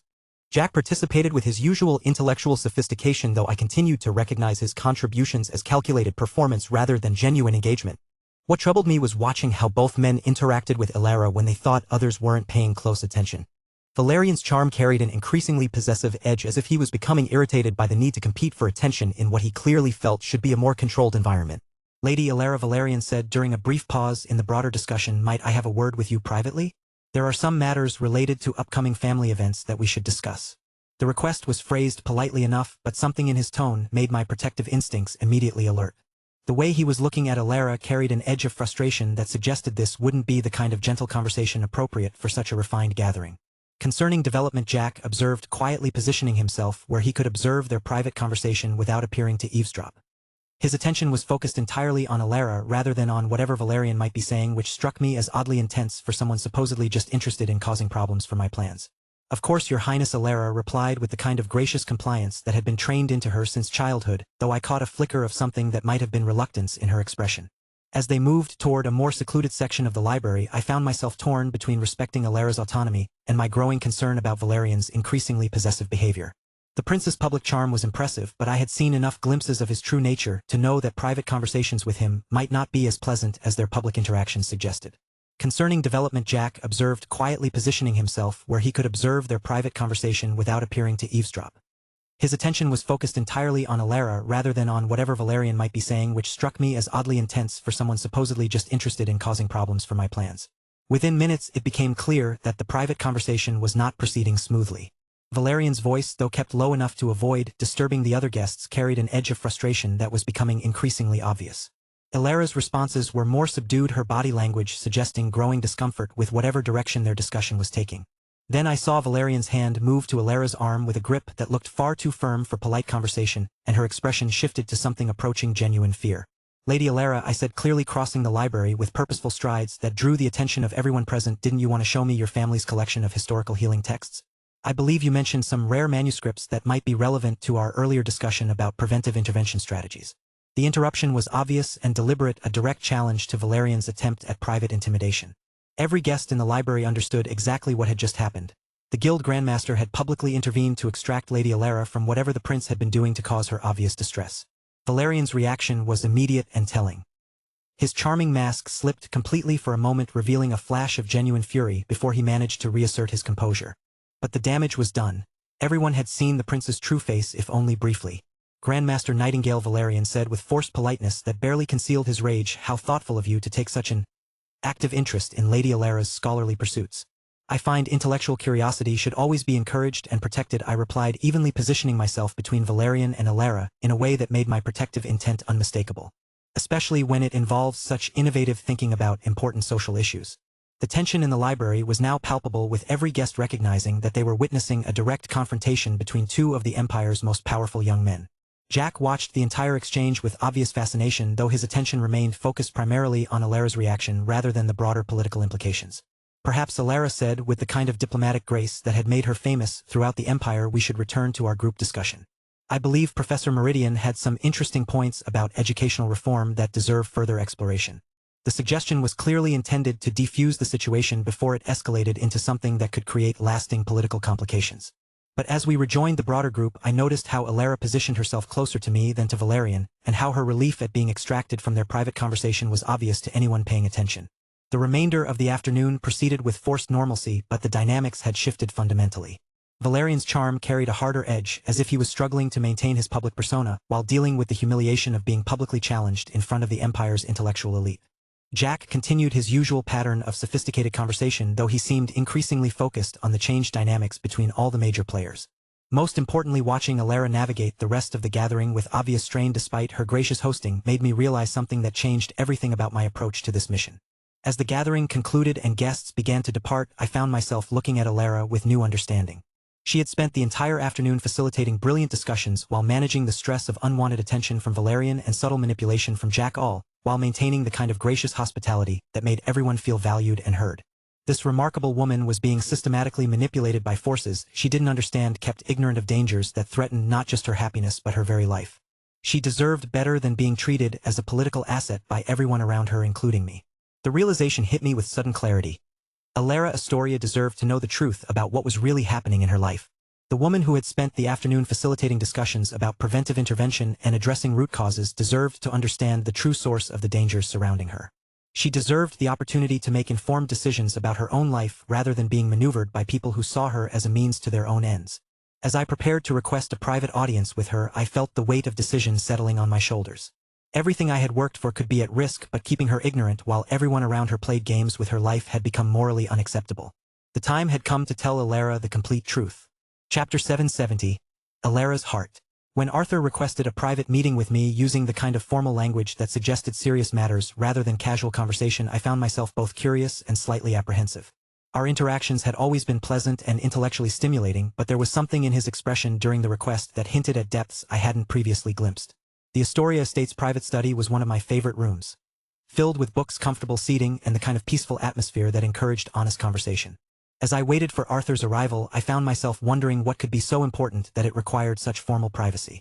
Perhaps he wanted to discuss collaboration on some of the social reform ideas we had explored during our various conversations?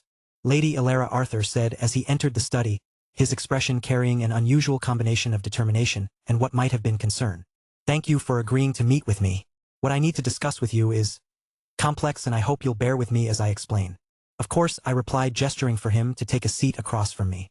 I'm always interested in complex discussions, particularly when they involve someone whose perspectives I've come to value so highly. Arthur settled into his chair with obvious tension, as if he was preparing to undertake something difficult but necessary. Alara, before I begin, I need you to promise me that you'll listen to everything I have to say before making any judgments. What I'm about to tell you will sound impossible, but I assure you that every word is true. The seriousness in his voice made something flutter nervously in my chest. Arthur had always been straightforward in our conversations, never given to dramatic exaggeration or mysterious pronouncements. If he was asking for such a promise, whatever he intended to share must be genuinely extraordinary. I promise, I said, simply meaning it completely. What I'm about to show you, Arthur continued, is something that very few people in the world know exists. It's the source of knowledge that most would consider impossible for any human to possess. He closed his eyes for a moment, and then something remarkable happened. The air beside him began to shimmer with a soft golden light, and slowly a small figure materialized. A creature that took my breath away with its ethereal beauty. She appeared to be a child, but there was something ageless in her amethyst eyes that spoke of wisdom accumulated over centuries or perhaps millennia. Her hair sparkled with contained starlight, and there was an aura of power around her that made my magical senses resonate with recognition and awe. Alara, Arthur said quietly, I'd like you to meet Luna. She's a Chelan, the one who bonded with Emperor Julius Slatemark 1,000 years ago. My academic knowledge immediately provided context that made my eyes widen with shock. Chelans were legendary beings, creatures of such power and wisdom that they were considered myths by most scholars. Especially Luna, the one bonded with founder Emperor Julius Slatemark. Hello, Alara, Luna said, her voice carrying the musical quality that all the ancient texts attributed to Chelan speech. Arthur has told me much about you. Your wisdom and compassion are exactly what he described. I found myself staring in fascination, my mind racing through the implications of what I was seeing. If this was truly a Chelan, and every instinct I possessed confirmed that it was, then Arthur's access to impossible knowledge suddenly made sense. Chelans, I said, slowly working through my understanding, are said to possess the ability to perceive the flow of fate across time. They can see possible futures and understand the consequences of present actions. Very good, Luna replied with obvious approval. Arthur leaned forward, his expression serious. Alara, what I'm about to tell you comes from Luna's ability to perceive potential futures. She's shown me what will happen if current events are allowed to proceed without intervention. What kind of intervention? I asked, though something in his tone made me suspect I wouldn't like the answer. The potential engagement between you and Prince Valerian, Arthur said, directly will lead to tragedy if it's allowed to proceed. Not just personal tragedy but civil war that could destroy the empire. The words hit me like a physical blow. I had known that my potential marriage to Valerian carried political implications, but the idea that it could lead to war seemed impossible to comprehend. I don't understand, I said weakly. How could a marriage lead to civil war? Arthur's expression grew grim. Because Prince Valerian's true nature is very different from his public persona. In private, he's psychologically abusive, controlling, and eventually violent. Over time, that abuse would break your spirit completely. You would take your own life to escape what your existence had become. The casual way he delivered such a horrific prediction made me feel dizzy with shock. The idea that anyone could predict my suicide as if it was an inevitable fact was both terrifying and deeply disturbing. That's impossible, I whispered, though even as I spoke I wasn't sure. Your father would be devastated by your death, Arthur continued relentlessly. He would investigate and discover evidence of Valerian's abuse. The confrontation between Archduke Leopold and the imperial family would fracture the empire's unity, creating the conditions for civil war at exactly the moment when external threats require absolute solidarity. Luna's voice added weight to Arthur's words. The patterns are clear to those who can perceive them. Without intervention, the timeline leads to destruction for many, many people. I sat in stunned silence, trying to process information that challenged everything I thought I understood about my life and future. The idea that my personal choices could have such far-reaching consequences was overwhelming, but the presence of Luna made it impossible to dismiss as fantasy or exaggeration. What kind of intervention? I asked finally, though I suspected I already knew. I'm proposing that you agree to an engagement with me instead, Arthur said simply. Not because I'm trying to manipulate you for personal gain, but because it's the most effective way to prevent the tragic timeline from unfolding.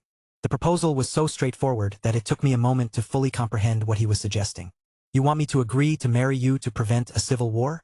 I want you to agree to an engagement that would protect you from Valerian's abuse while also protecting the empire from the consequences of that abuse, Arthur corrected gently. What our relationship becomes beyond that strategic necessity is something we can determine together without pressure or predetermined expectations. I found myself studying his face, looking for any hint of deception or manipulation. But all I could see was genuine concern and what appeared to be complete honesty about his motivations. Arthur, I said carefully, you mentioned your unique romantic situation. 5 girlfriends who all know about each other and somehow manage to maintain harmonious relationships. Are you saying they would be comfortable with adding me to that arrangement? I've discussed this situation with all of them, Arthur replied. They understand the stakes involved and they support the intervention completely.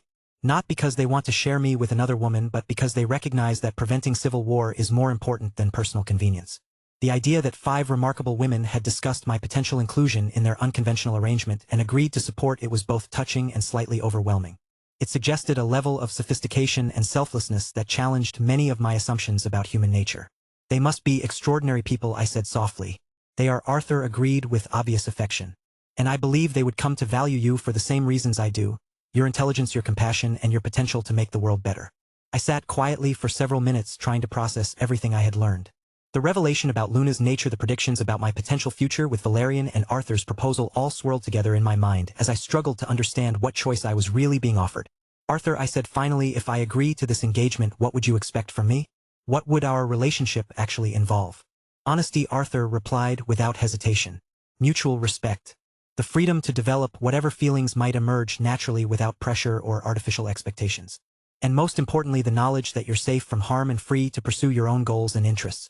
The simplicity and sincerity of his answer made something warm unfurl in my chest. This wasn't a man trying to acquire a political asset or claim a romantic prize. This was someone offering to protect me while expecting nothing in return except the opportunity to prevent a tragedy. And if I choose not to agree? I asked, needing to understand all my options. Then I'll respect your decision completely, Arthur said with conviction that I believed absolutely. But I'll also continue trying to find other ways to prevent the tragic timeline because the consequences are too severe to ignore. Looking at this remarkable man who had revealed impossible truths to protect me from dangers I hadn't even known existed, I found myself making a decision that felt both terrifying and strangely right. I agree, I said quietly. Not just because I want to prevent civil war, though that's certainly important. But because you've treated me with more honesty and respect than anyone else in my life. If you're willing to protect me while asking for nothing in return, then yes. I'll accept your proposal. The relief in Arthur's expression was immediate and genuine, making me realize how much he had been hoping for this outcome. Thank you, Alara. I promise you won't regret this decision. As Luna smiled at both of us with obvious approval, I felt the strange combination of fear and anticipation that came with stepping into an unknown future. Whatever complications lay ahead, at least I would be facing them with someone who valued my safety and happiness above his own convenience. For the first time in months, I felt genuinely hopeful about what my life might become. Chapter 771. 6 Engagements. 1. The sacred grove of the Windward family was one of the most beautiful and restricted locations in the entire northern continent. A place where ancient magic had preserved the natural wonder of the aurora borealis in permanent ethereal display above a pristine winter landscape that seemed untouched by time itself. Getting access to this hallowed ground had required calling in a significant favor with Lucifer, but seeing Rachel's expression as we walked through the snow-covered path toward the grove's heart made every moment of diplomatic negotiation worthwhile. Rachel breathed, her deep blue eyes wide with wonder, as she took in the dancing lights overhead. This is absolutely magical. I've heard about this place since childhood, but I never dreamed I would actually see it.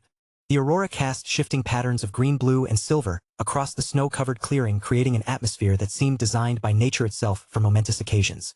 Huge trees formed a natural cathedral around us, their snow-laden branches reaching toward the celestial display like arms raised in eternal celebration. I wanted to share something special with you, I replied, watching how the ethereal light played across her golden hair and made her eyes sparkle with reflected starlight. Somewhere that could match the beauty and grace you bring to everything in my life. Rachel's cheeks flushed with the kind of deep pleasure that always made my heart race when I managed to surprise her with genuine romantic gestures. Despite all the time we had spent together, despite the depth of our relationship, she still reacted to expressions of affection with the enthusiasm of someone discovering love for the first time. We walked deeper into the grove, following a path that wound between crystal formations that had been shaped by centuries of magical influence. The aurora overhead seemed to respond to our presence, the lights growing more vivid and dancing in patterns that created an ever-changing tapestry of celestial beauty. How did you manage to arrange this? Rachel asked, turning to face me with obvious curiosity. The Windward family guards access to this place more carefully than their royal treasury. I may have mentioned to Lucifer that I needed somewhere appropriately magnificent for a very important conversation with a very important person, I replied with carefully controlled casualness. He seemed to understand the significance. The truth was that convincing Lucifer to grant access had required explaining the general nature of my intentions without revealing the specific details. But the Northern Prince had proven remarkably accommodating once he understood that this was about proposing to someone I genuinely cared about rather than simply showing off for political advantage. A very important conversation?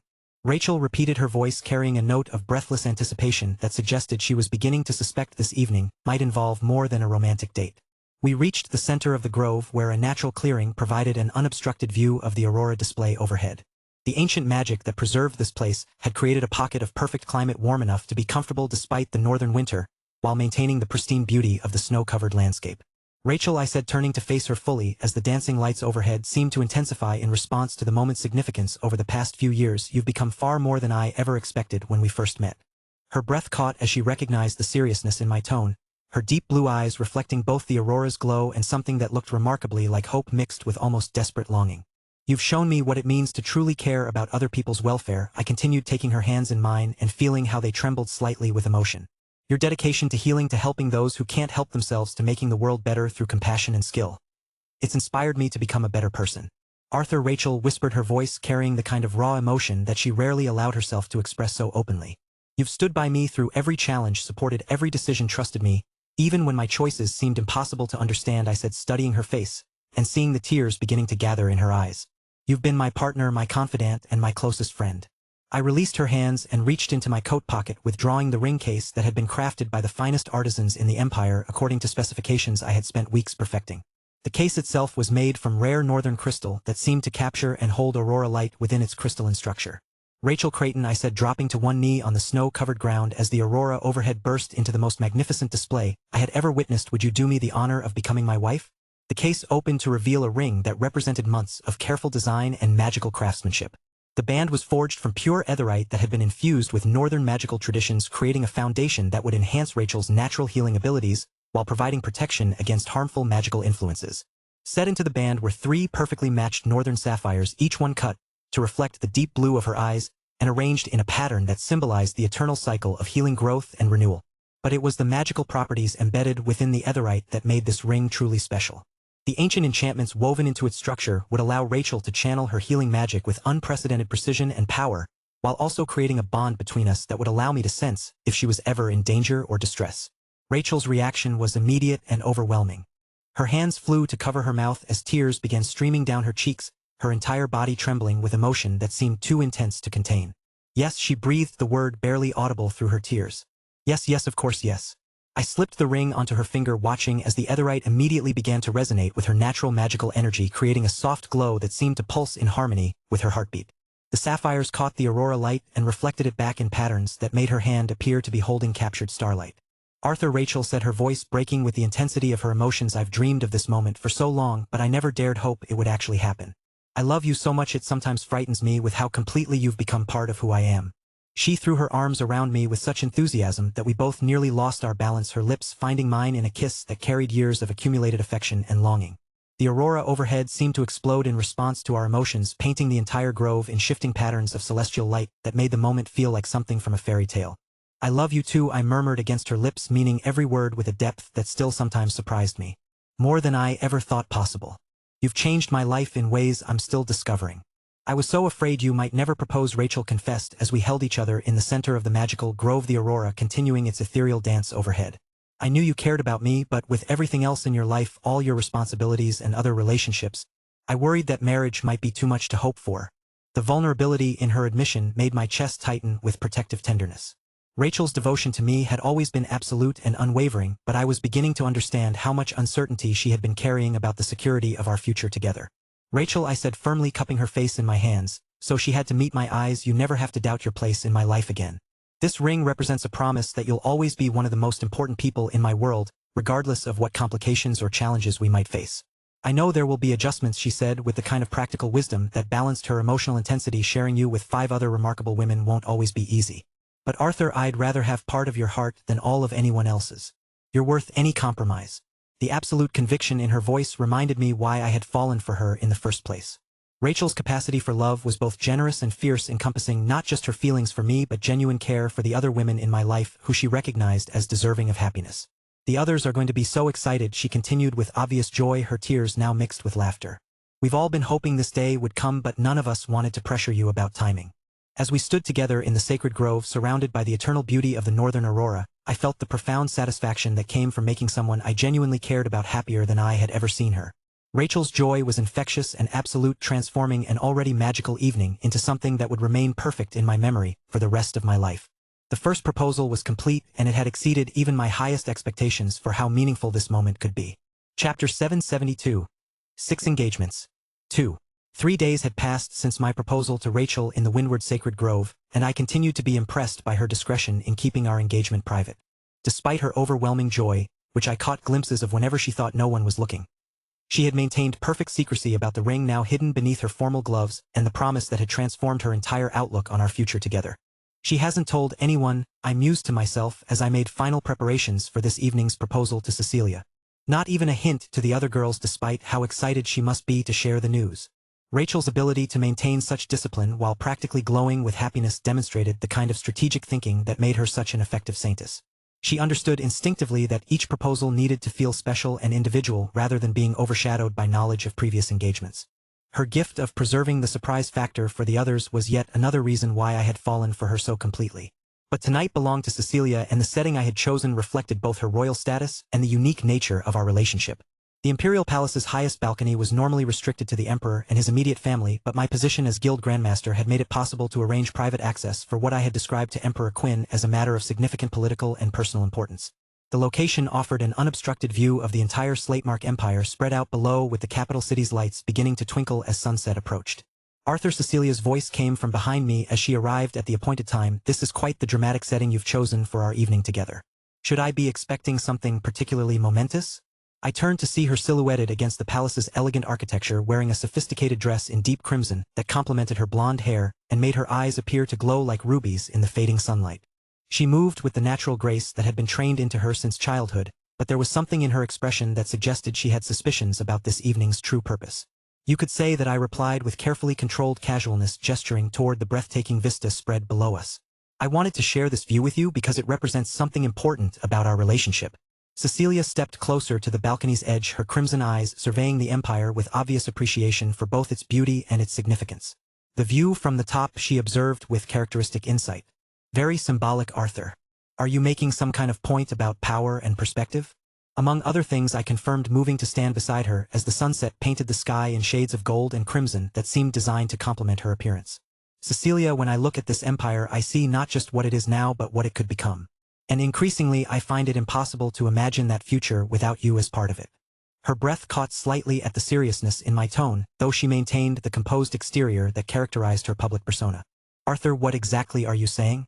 I'm saying that over the past few years you've shown me what true partnership looks like, I replied, studying her profile as she gazed out over her future domain. Not just in our personal relationship, but in how we approach the challenges facing the Empire. Your political instincts, your magical abilities, your understanding of what leadership actually requires. They complement my own strengths in ways that could reshape this entire continent. Cecilia turned to face me fully, her crimson eyes reflecting the sunset's glow as she recognized the direction this conversation was taking. You're talking about more than just romance, aren't you? I'm talking about building something together that neither of us could achieve alone, I confirmed, reaching into my coat to withdraw the ring case that had been crafted specifically for this moment. A partnership that combines political power with genuine affection, strategic alliance with personal devotion. The case was made from imperial crimson crystal that had been enchanted to capture and hold flame within its crystalline structure, creating an effect that made it appear to burn with internal fire. As I opened it to reveal the ring inside, the sunset light seemed to ignite the entire contents in brilliant display. Cecilia Slatemark, I said, dropping to one knee on the balcony as the Empire spread out below us like a map of our potential future, would you do me the honor of becoming not just my wife but my partner in reshaping this world? The ring was a masterpiece of magical craftsmanship that had required the finest artisans in the Empire, working with materials that cost more than most nobles' annual income. The band was forged from pure etherite that had been infused with imperial flame magic, creating a foundation that would amplify Cecilia's natural magical authority, while providing protection against any attempts to undermine her political power. Set into the band was a single perfect crimson gem that seemed to contain actual fire within its crystalline structure. The stone had been cut in a pattern that would focus and enhance her emerging archwitch abilities, while also creating a visual representation of the imperial crown she would one day wear. But it was the magical properties embedded within the etherite that made this ring truly worthy of a future empress. The enchantments woven into its structure would allow Cecilia to channel her political and magical authority with unprecedented effectiveness, while also creating a bond between us that would enable perfect coordination during any crisis that might threaten the Empire. Cecilia's reaction was immediate but characteristically controlled. Her crimson eyes widened as she took in the ring's magnificence, and I saw her quick mind immediately grasping both its symbolic significance and its practical implications. Arthur, she breathed, her usual composure finally cracking to reveal the genuine emotion beneath its absolutely perfect. How did you know exactly what I would want?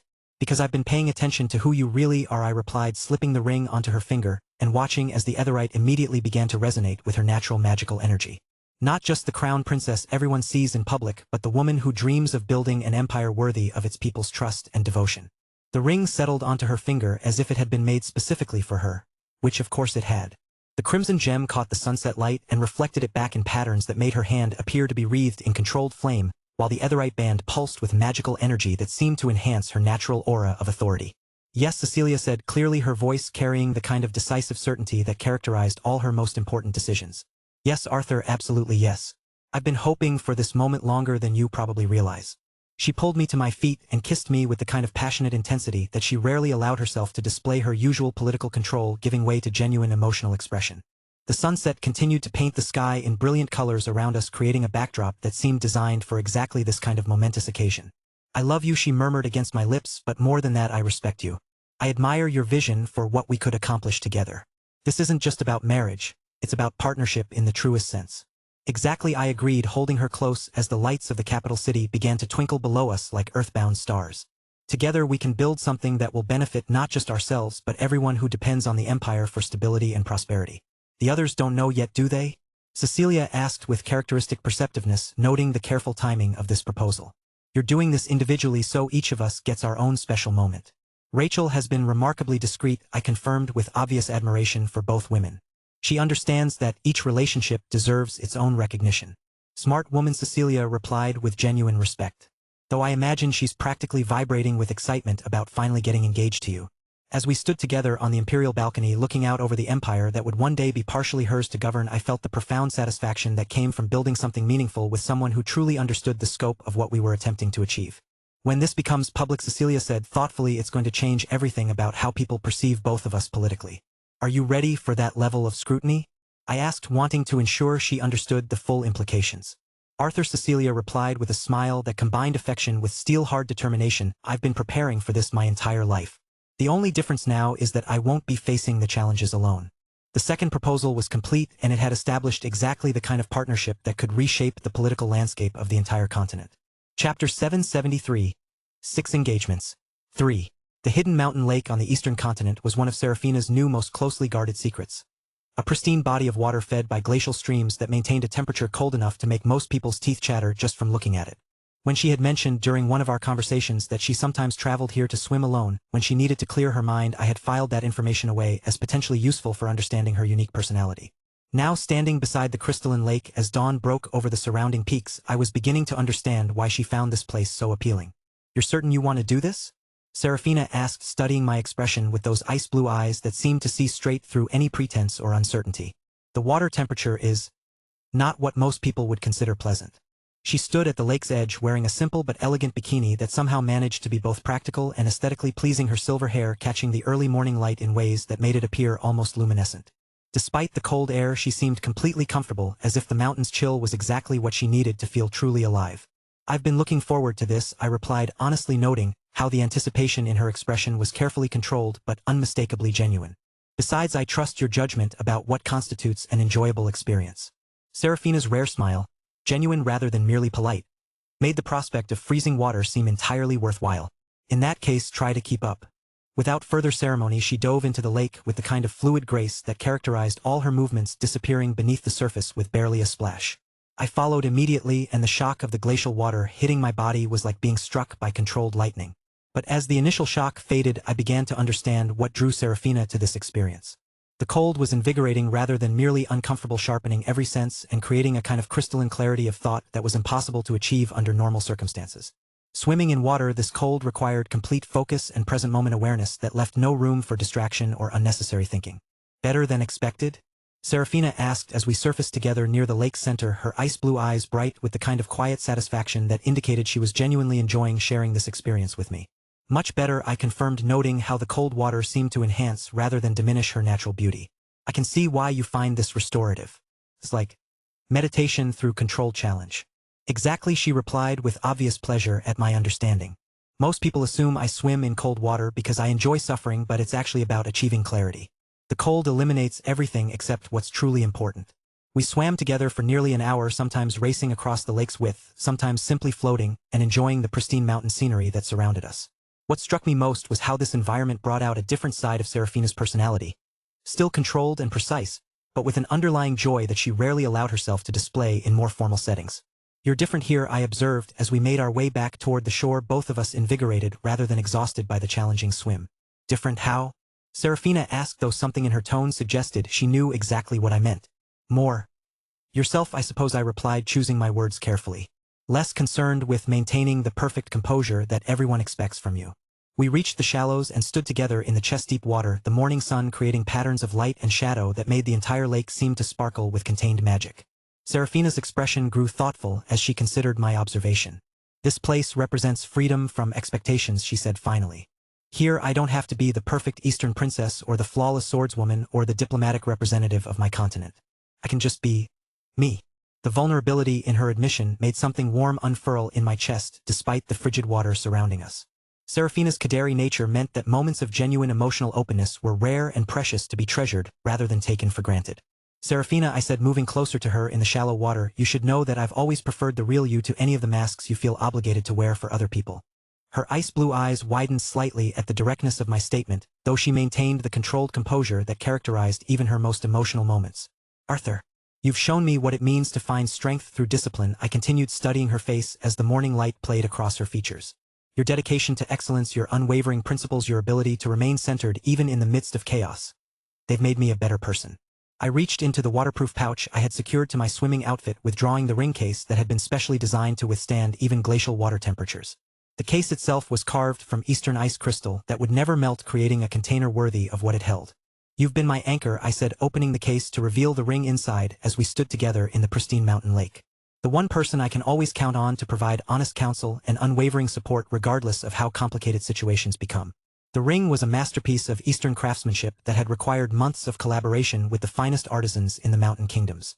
The band was forged from pure etherite that had been carved to resemble crystalline ice, creating a foundation that would enhance Serafina's natural sword techniques while providing protection against any magic that might attempt to compromise her legendary composure. Embedded within the ice crystal design were delicate plum blossom engravings that seemed to bloom across the ring's surface, each one carved with such precision that they appeared to move in the shifting light. The blossoms were inlaid with silver that matched her hair perfectly, creating a visual representation of the eastern spring that she had once described as her favorite season. But it was the magical properties woven into the etherite that made this ring truly special for someone of Serafina's abilities.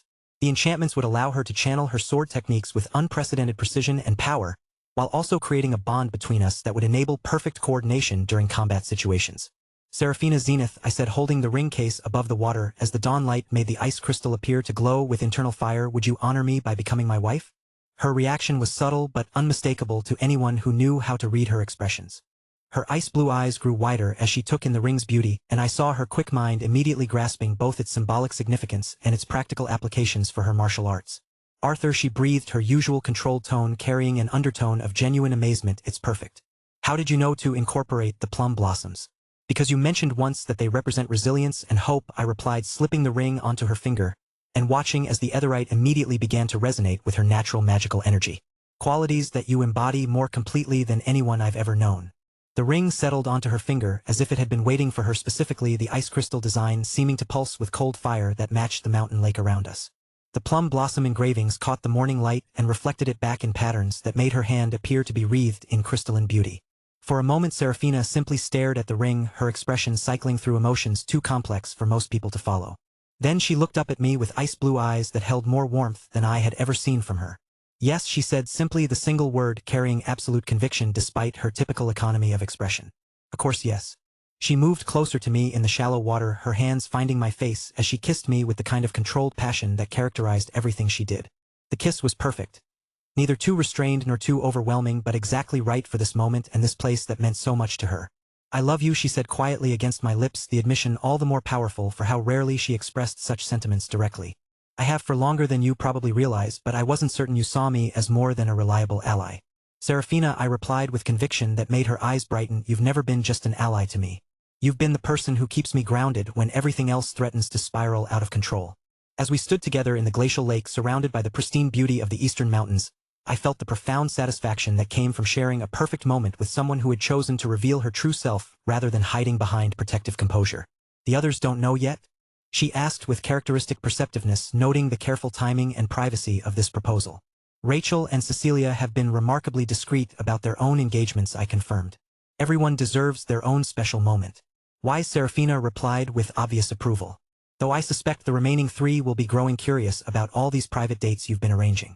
Halfway done, Luna's voice repeated in my mind with obvious amusement. Though I have to admit, proposing in glacial water while maintaining romantic atmosphere shows impressive dedication to personalization. The 3rd proposal was complete, and it had deepened my relationship with someone whose strength and loyalty made her irreplaceable in both my personal life and my broader strategic plans. Chapter 774. 6 Engagements. 4. The Ashbluff family's private necromantic gardens were legendary throughout the western continent. A collection of rare and dangerous magical plants that had been cultivated over centuries to create one of the most impressive displays of controlled death magic in the known world. Getting access to this restricted sanctuary had required calling in a significant favor with Jean Ashbluff, but watching Rose's expression as we walked through the garden's shadowed pathways made it more than worth it. Arthur Rose breathed, her brown eyes wide with genuine awe as she took in the spectacular array of necromantic flora surrounding us. This is absolutely incredible. I've read about some of these specimens in theoretical texts, but I never imagined I would see them growing in their natural magical environment. The garden was unlike anything most people could imagine. Plants that thrived on deep dark rather than sunlight, flowers that bloomed with ethereal beauty, while radiating controlled danger, and trees whose leaves whispered with the voices of ancient spirits. The Ashbluff family had spent generations learning to cultivate these specimens, safely creating a space that was both breathtakingly beautiful and subtly menacing. I thought you might appreciate seeing how the western continent approaches necromantic cultivation, I replied, watching how she moved through the garden with the confident stride of someone completely comfortable around magical plants that would terrify most visitors. Jean mentioned that their techniques differ significantly from the Springshaper methods. Rose paused beside a particularly impressive specimen. A flowering vine whose blooms seemed to absorb light rather than reflecting it, creating patches of absolute darkness that somehow enhanced rather than diminished the garden's otherworldly beauty. The integration is remarkable, she observed with obvious professional admiration. Springshaper gardens focus on individual plant excellence, but this creates an entire ecosystem where each species supports and enhances the others. The magical synergy must be extraordinary. Her auburn hair caught the filtered light that managed to penetrate the garden's carefully controlled shadows, while her brown eyes reflected the kind of intellectual excitement that always made my heart race. Rose approached necromantic magic with the same combination of business acumen and genuine passion that characterized everything she did, treating even the most dangerous specimens as fascinating puzzles to be understood and appreciated. Look at this arrangement, she continued, gesturing toward a section where multiple varieties of death-touched plants had been arranged in patterns that created visible flows of necromantic energy. They're using the root systems to create a natural magical amplification network. The efficiency must be incredible compared to traditional individual cultivation. We walked deeper into the garden, following pathways lined with plants that seemed to respond to our presence with subtle shifts in their magical emanations. Rose moved with the kind of confident familiarity that came from a lifetime of working with necromantic flora, completely unintimidated by specimens that would have sent most visitors fleeing in terror. The Ashbluff family really outdid themselves when they agreed to let us visit, I said, noting how Rose's enthusiasm seemed to grow with each new discovery. Jean mentioned that they rarely allow outsiders access to their most prized specimens. I can understand why, Rose replied, pausing to examine a tree whose bark seemed to shift and flow like liquid shadow. Some of these plants represent centuries of careful breeding and magical cultivation. The knowledge required to maintain this ecosystem safely must be staggering. We reached the garden's centerpiece, a clearing where the most magnificent necromantic plants had been arranged around a small pavilion that seemed to exist in perfect harmony with the dangerous beauty surrounding it. Ancient trees formed a natural cathedral overhead, their shadow-touched leaves creating patterns of filtered darkness that made the entire space feel both intimate and otherworldly. Rose, I said, turning to face her as we stood in the center of this remarkable sanctuary, there's something I wanted to tell you in a setting that could match your own appreciation for the beauty that can emerge from understanding death magic. Her breath caught as she recognized the seriousness in my tone, her brown eyes reflecting both the garden's ethereal glow and something that looked remarkably like hope mixed with carefully controlled anticipation. Over the past few years, I continued taking her hands in mine and feeling how they trembled slightly with emotion. You've shown me what it means to build something meaningful through patient dedication and strategic thinking. For down 2 to go, Luna's amused voice echoed in my mind as I prepared for what would be one of the most personally meaningful proposals of the entire series. Though I have to admit, choosing to propose in a garden of death magic shows remarkable confidence in your romantic instincts. Your business brilliance, your magical expertise, your ability to see opportunities that others miss. They've made you an irreplaceable partner in everything I've built, I said, studying Rose's face as understanding began to dawn in her expression. But more than that, you've shown me what true partnership looks like. I released her hands and reached into my coat pocket, withdrawing the ring case that had been crafted specifically for this moment by artisans who specialized in magical items designed to work with necromantic energies. The case itself was made from western shadowwood that seemed to absorb and hold darkness within its polished surface. You've been my advisor, my confidant, and my closest business partner, I continued, watching how her eyes grew wider as she realized what was happening. You've stood by every decision, supported every venture, and helped turn the Ouroboros Guild into something that neither of us could have achieved alone. The case opened to reveal a ring that represented weeks of careful design and collaboration with the most skilled magical craftsmen in the Western continent. The band was forged from pure etherite that had been infused with necromantic plant essences, creating a foundation that would enhance Rose's natural abilities while allowing her to bond more deeply with the magical flora she loved so much.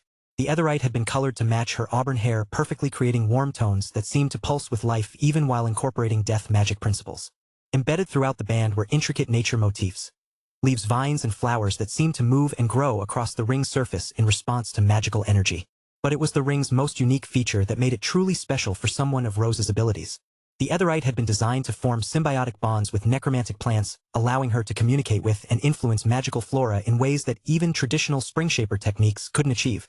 Rose Springshaper, I said, dropping to one knee in the center of the necromantic garden, as the shadow-touched plants around us seemed to lean in with obvious interest. Would you do me the honor of becoming not just my wife but my partner in building an empire that spans continents?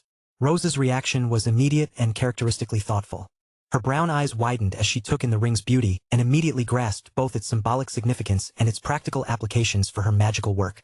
Arthur, she breathed, her usual business composure finally cracking to reveal the genuine emotion beneath its absolutely perfect. The magical integration alone must have cost a fortune, but the craftsmanship. This is museum-quality work. Because you deserve nothing less than perfection, I replied, slipping the ring onto her finger and watching as the etherite immediately began to resonate with her natural magical energy. And because I wanted something that could match both your business brilliance and your magical expertise. The ring settled onto her finger, as if it had been waiting for her specifically, the auburn-colored etherite beginning to pulse with warm light that seemed to communicate with the necromantic plants surrounding us. Several nearby specimens actually began to bloom in response to the ring's magical emanations, creating a display of ethereal beauty that transformed the already impressive garden into something approaching pure magic. Yes, Rose said clearly, her voice carrying the kind of decisive certainty that characterized all her most important business decisions. Yes, Arthur, absolutely yes. I've been hoping for this moment longer than you probably realize. She pulled me to my feet and kissed me with the kind of passionate intensity that she rarely allowed herself to display in professional settings, her usual strategic control giving way to genuine emotional expression. The necromantic plants around us seemed to respond to our emotions, their magical emanations creating patterns of shadow and light that made the entire garden appear to celebrate our engagement. I love you, she murmured against my lips, but more than that, I respect what we've built together. This isn't just about marriage. It's about formalizing a partnership that's already changed both our lives. Exactly, I agreed, holding her close as the magical plants continued their ethereal display around us. Together we can build something that will benefit not just ourselves but everyone who depends on the guild for their livelihood and security. The others don't know yet, do they? Rose asked with characteristic business instincts, immediately recognizing the strategic timing of individual proposals. You're managing this like a complex negotiation, ensuring each of us gets personal attention rather than feeling like part of a group transaction. Rachel, Cecilia, and Serafina have all been remarkably discreet about their own engagements, I confirmed with obvious admiration. They understand that each relationship deserves its own recognition and celebration. Smart women, Rose replied with genuine respect for her soon-to-be sister wives. Though I imagine they're all practically vibrating with excitement about finally getting to share the news. As we stood together in the necromantic garden surrounded by magical plants that seemed to approve of our union, I felt the profound satisfaction that came from building something meaningful with someone who truly understood the scope of what we were attempting to achieve together. Chapter 775. 6 Engagements. 5. The penthouse garden had always been Reika's favorite place in our home. A private sanctuary high above the city, surrounded by the violet flowers that matched both her hair and eyes so perfectly. As I made final preparations for what would be the most emotionally significant proposal of the entire series, I found myself reflecting on how natural this setting felt for such an important moment. She deserves to have this happen where it all began, I murmured to myself as I checked the garden's arrangement one final time, ensuring that every detail honored the depth of devotion she had shown me from the very beginning. The evening was perfect, warm enough to be comfortable in the garden's open air, with a gentle breeze that carried the scent of violet blossoms throughout the space. I had spent hours ensuring that every detail was exactly right because this proposal needed to honor not just our relationship but the unwavering loyalty that Reika had demonstrated from our very first interaction. Stella was also with my parents for now. Arthur? Came her soft voice from the garden entrance, carrying that note of curious anticipation that always made my heart race. You said you wanted to spend the evening here together?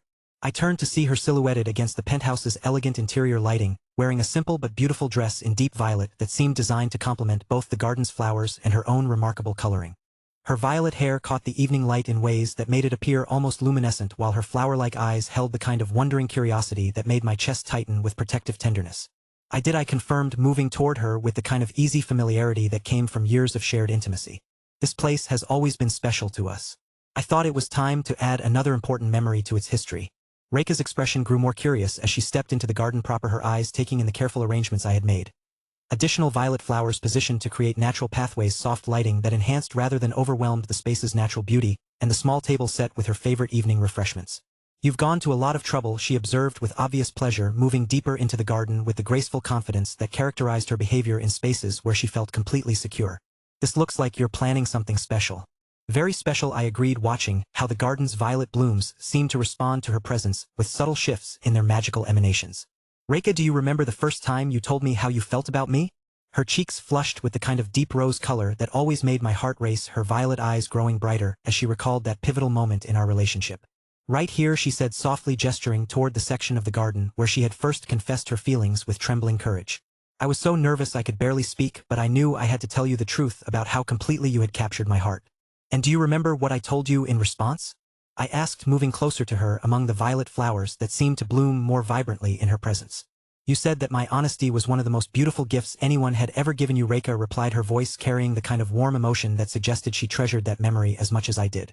You said that my willingness to be vulnerable showed a kind of courage that impressed you more than any display of power or skill. I meant every word I said, with conviction that made her eyes shine with unshed tears. Your courage, your honesty, your absolute devotion. They've been the foundation that made everything else in my life possible. 5 down 1 to go, Luna's voice echoed in my mind with obvious satisfaction. Though I have to say, saving the most emotionally devoted for second to last shows excellent understanding of dramatic pacing. Reika, I continued, taking her hands in mine and feeling how they trembled slightly with emotion. Over the years, since that first confession, you've shown me what unconditional love actually means. Not just in words but in actions. in how you've supported every decision, trusted every choice, stood by me through every challenge.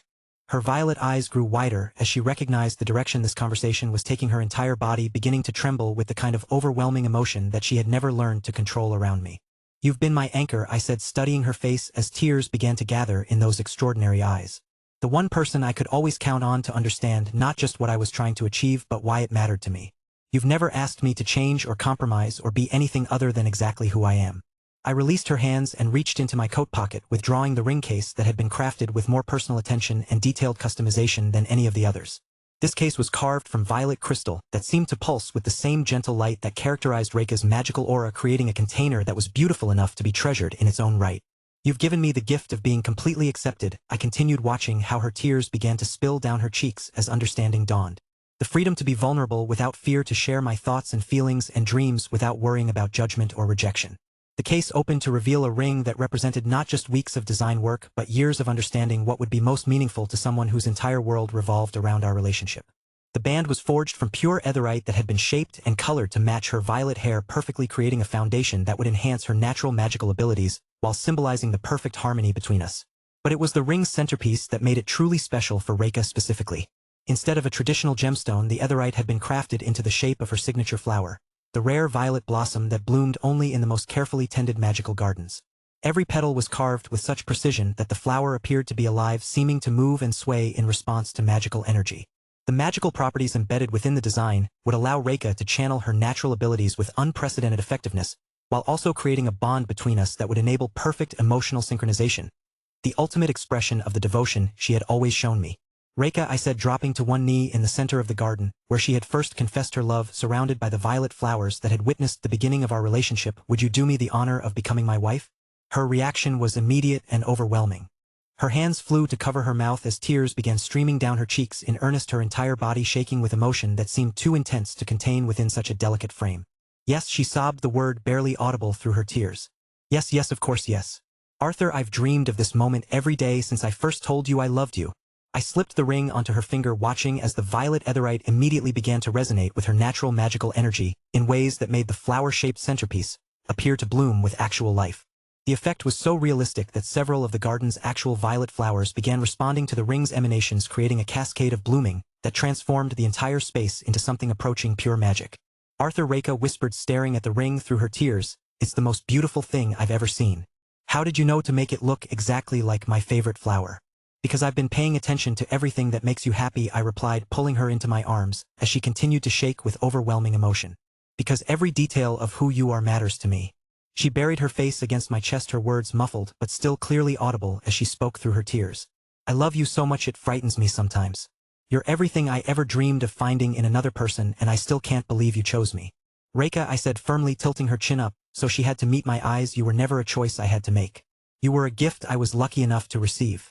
Your love, your devotion, your absolute faith in me. They've made me a better person than I ever thought I could be. I would do anything for you," she said with the kind of absolute conviction that characterized everything about our relationship. "Follow you anywhere, support any decision, stand by you through any challenge. You're not just the man I love. You're the center of my entire world." The intensity of her devotion was both humbling and deeply moving. Reika's love wasn't just emotional. It was existential, encompassing not just her feelings, but her fundamental sense of purpose and identity. "And I promise you," I replied with matching conviction, "that I will never take that devotion for granted. Your love is the most precious thing in my life, and I will spend every day trying to be worthy of it." As we held each other in the garden where our relationship had first become real, surrounded by violet flowers that seemed to celebrate our engagement with their ethereal blooming, I felt the profound satisfaction that came from honoring someone whose love had been absolute and unwavering from the very beginning. "Arthur," Reika said softly, her voice still thick with happy tears, "when do we tell everyone? I want the whole world to know that I'm going to be your wife." "Soon," I promised, kissing the top of her head as she nestled against my chest. "Very soon everyone will know exactly how lucky I am to have you in my life." The fifth proposal was complete, and it had honored the depth of devotion that had made our relationship a foundation for everything else I had built. Only one more remained. Chapter 776. 6 Engagements. 6. The Astoria Healing Gardens in the early morning light were exactly as beautiful as I remembered from our first walk together. Carefully cultivated medicinal plants arranged in patterns that created both aesthetic beauty and practical accessibility for someone dedicated to the healing arts.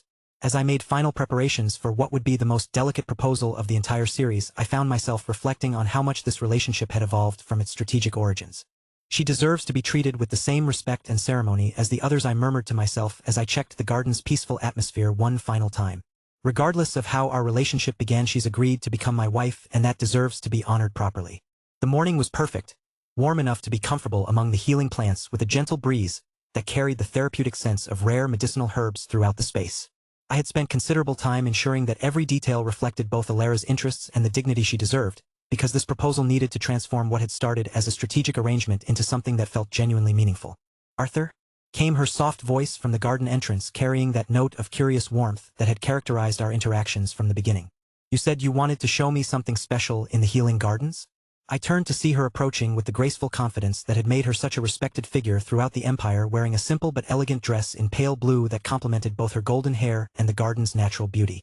Her violet eyes held the kind of intelligent curiosity that had drawn me to her personality from our very first conversation. I confirmed, moving toward her with the respectful familiarity that had developed between us over the months of courtship. "There's something I wanted to share with you in the place where we first really talked about your vision for the future." Alara's expression grew more curious as she stepped deeper into the healing garden, her eyes taking in the careful arrangements I had made. Additional rare medicinal plants positioned to create natural focal points, soft morning light that enhanced rather than overwhelmed the space's therapeutic atmosphere, and the small seating area where we could speak privately. "You've been very thoughtful about the setting," she observed with obvious appreciation, moving deeper into the garden with the confident knowledge that characterized her behavior around healing plants. "This does feel like an appropriate place for important conversations." "Very important," I agreed, watching how the healing plants seemed to respond to her presence with subtle shifts in their magical emanations. "Alara, do you remember what we discussed the first time we walked through these gardens together?" Her violet eyes brightened with the memory, a genuine smile crossing her features as she recalled that pivotal conversation. "You asked about my ideas for applying healing principles to social problems," she said warmly. "You were the first person who took those theories seriously instead of dismissing them as impractical idealism. And you shared your vision for preventing conflicts before they escalate into violence," I replied, noting how her expression grew more thoughtful as she remembered the depth of that discussion. "You talked about addressing root causes rather than just treating symptoms." "I still believe in those principles," Alara said with quiet conviction. "In fact, our recent conversations have helped me refine some of those ideas further. Your perspective on practical implementation has been invaluable." "Six down, mission accomplished," Luna's voice echoed in my mind with obvious satisfaction. "Though I have to say, treating this final proposal with the same dignity as the romantic ones shows excellent understanding of what respect actually means." "Alara," I continued, taking her hands in mine with the careful respect that had characterized our entire relationship over the months since we first met, "you've shown me what true wisdom looks like. Not just intelligence, but the kind of deep understanding that comes from genuinely caring about other people's well-being." Her violet eyes grew wider as she recognized the direction this conversation was taking, though her expression held curiosity and appreciation rather than the overwhelming emotion that had characterized the other proposals. "You've taught me that strength doesn't have to come from power over others," I said, studying her face as understanding began to dawn. "That the most important changes happen when people feel heard and respected rather than controlled or manipulated." I released her hands and reached into my coat pocket, withdrawing the ring case that had been crafted with careful attention to both her preferences and the unique nature of our relationship. The case was made from pure white crystal that seemed to glow with its own internal light, creating a container that reflected both purity and strength. "You've shown me what it means to approach problems with compassion rather than force," I continued, watching how her expression grew more amazed as she realized what was happening. "To seek solutions that heal rather than simply achieving victory." The case opened to reveal a ring that represented weeks of careful design focused on honoring both Alara's healing abilities and the dignity she deserved as my future wife. The band was forged from pure white etherite that had been shaped to resemble the delicate medical instruments she used in her healing work, creating a foundation that would enhance her natural abilities while symbolizing the important work she was meant to accomplish. Accenting the white etherite were delicate violet traces that seemed to flow through the band like veins of healing energy, their color chosen to match her eyes, while representing the life force that she dedicated her abilities to protecting and nurturing. The magical properties embedded within the design would allow Alara to channel her healing magic with unprecedented precision and effectiveness, while also providing protection against any magical attacks that might target her because of her connection to me. It was both a tool for the work she loved and a symbol of the protection I was promising to provide. "Alara Astoria," I said, dropping to one knee in the center of the healing garden, where we had first discovered our intellectual compatibility, surrounded by the medicinal plants that represented her life's passion, "would you do me the honor of becoming my wife?" Her reaction was measured but genuinely pleased, her violet eyes reflecting both the ring's beauty and obvious appreciation for the thoughtfulness that had gone into every detail. Unlike the overwhelming emotion that had characterized the other proposals, this moment held a quality of mutual respect and shared understanding. "Arthur," she said softly, her voice carrying warm gratitude, rather than passionate love, it's absolutely beautiful. You've managed to create something that honors both my work and the dignity of what we're undertaking together. Because you deserve to be treated with the same respect and ceremony as anyone else who agrees to share my life, I replied, slipping the ring onto her finger, and watching as the white etherite immediately began to resonate with her natural healing energy. Regardless of how our relationship began, you're choosing to become my wife, and that deserves to be honored properly. The ring settled onto her finger as if it had been designed specifically for her, the white etherite beginning to pulse with gentle light that seemed to enhance the healing properties of the plants around us. The violet accents caught the morning light and reflected it back in patterns that made her hand appear to be surrounded by therapeutic energy. "Thank you," Alara said clearly, her voice carrying sincere appreciation for both the ring and the gesture it represented. "Not just for the proposal or the ring, though both are wonderful. Thank you for treating me like a real partner rather than just a political convenience." She leaned forward and kissed me gently on the cheek, the gesture holding warmth and affection without the passionate intensity that characterized my relationships with the others. It was exactly right for what we were building together. A partnership based on mutual respect and shared goals rather than romantic love. "I'm honored to accept," she continued with obvious sincerity. "Not just because of what this prevents, but because I genuinely believe we can build something meaningful together. Your support for my ideas, your willingness to listen to my perspectives, they've shown me what true partnership can look like. And I'm honored that you've agreed to take this journey with me," I replied with matching sincerity. "Your wisdom, your compassion, your vision for making the world better, they're exactly what I need to become the kind of person worthy of the responsibilities I'm taking on." As we stood together in the healing garden, surrounded by plants dedicated to nurturing and protecting life, I felt the profound satisfaction that came from treating someone with the dignity they deserved regardless of the strategic necessities that had brought us together. "When do we tell everyone?" Alara asked with practical curiosity rather than emotional urgency. "I imagine coordinating the announcement of 6 simultaneous engagements will require considerable diplomatic finesse." "Very soon," I promised, appreciating how her mind immediately moved to the practical considerations involved. "Though I suspect the political ramifications are going to be interesting regardless of how carefully we manage the timing."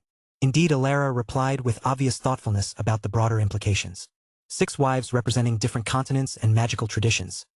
The alliance structure alone will reshape international politics for generations. The 6th and final proposal was complete, and it had honored the dignity of someone who had agreed to share my life while maintaining the respectful partnership that made our unique relationship both meaningful and sustainable. All 6 promises had been made. Now the real work of building our shared future could begin. Chapter 777. Public 1. The Imperial Trade Summit was one of those mandatory political events that I had learned to navigate with practiced efficiency. A gathering of the Empire's most influential business leaders, guild representatives, and political figures designed to showcase economic achievements while providing networking opportunities for the powerful. As Guild Grandmaster, my presence was not just expected but essential, particularly given the Ouroboros Guild's recent expansion into all 5 continents. What made this summit different from previous years was the subtle weight I felt on my hands as I moved through the elegant reception hall, greeting dignitaries and discussing trade agreements. 6 rings adorned my fingers, each one a masterpiece of magical craftsmanship that represented promises made and futures intertwined in ways that would reshape the political landscape of the known world. Grandmaster Nightingale called Minister Blackwood as I approached a group of senior trade officials. "Congratulations on the Guild's remarkable expansion. The quarterly reports show growth that exceeds even our most optimistic projections." "Thank you, Minister," I replied, accepting the handshake while noting how his eyes briefly flickered to my hands before returning to my face. Strategic partnerships and careful planning tend to produce sustainable results. The conversation continued for several minutes, covering topics ranging from magical goods transportation to international currency exchange rates. But I noticed how Minister Blackwood's attention kept drifting to my rings, his expression growing increasingly puzzled as he tried to process what he was seeing.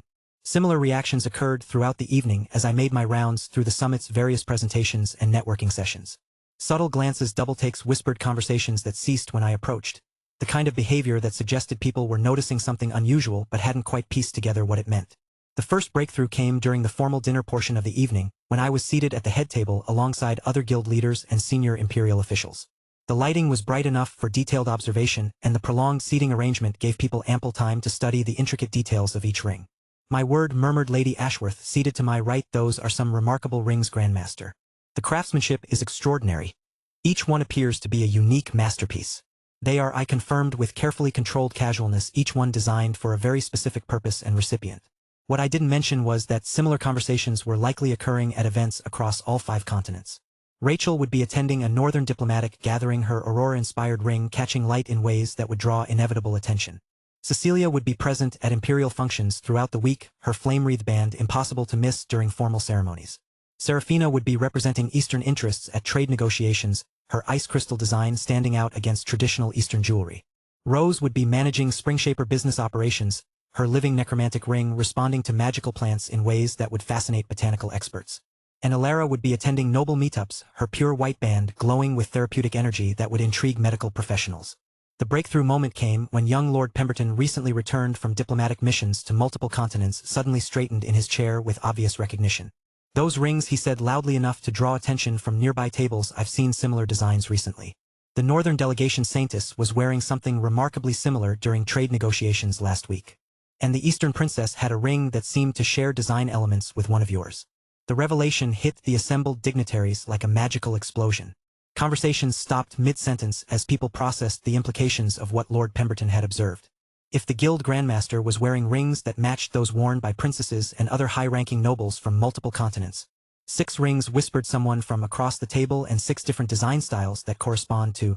The unfinished sentence hung in the air as understanding dawned across the dining hall. Magical communication devices appeared in hands throughout the room as people frantically contacted associates on other continents to confirm what they suspected they were witnessing. Within minutes, the confirmation came back through multiple channels. Yes, Princess Rachel Creighton was wearing a northern-style ring that matched one of the grandmasters. Yes, Crown Princess Cecilia Slatemark had been seen with a flame-themed band identical to another of his rings. Yes, Princess Serafina had displayed Eastern ice crystal jewelry that corresponded perfectly to a third ring. Yes, Lady Rose Springshaper's necromantic ring shared clear design elements with a fourth. And yes, Lady Alara Astoria had been observed wearing healing-focused jewelry that matched the fifth. The 6th ring's significance became clear when people remembered my unique romantic situation.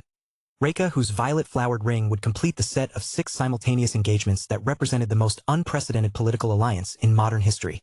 "Ladies and gentlemen," I said, clearly rising from my seat as the entire dining hall fell silent with anticipation, "I believe you've discovered something that was always intended to become public knowledge. Though perhaps not quite this dramatically." The silence stretched for several heartbeats before erupting into a cacophony of voices, questions, and urgent magical communications as the assembled dignitaries grappled with the implications of what they had witnessed. 6 engagements announced not through formal declaration but through the simple act of wearing rings that proclaimed alliances spanning continents.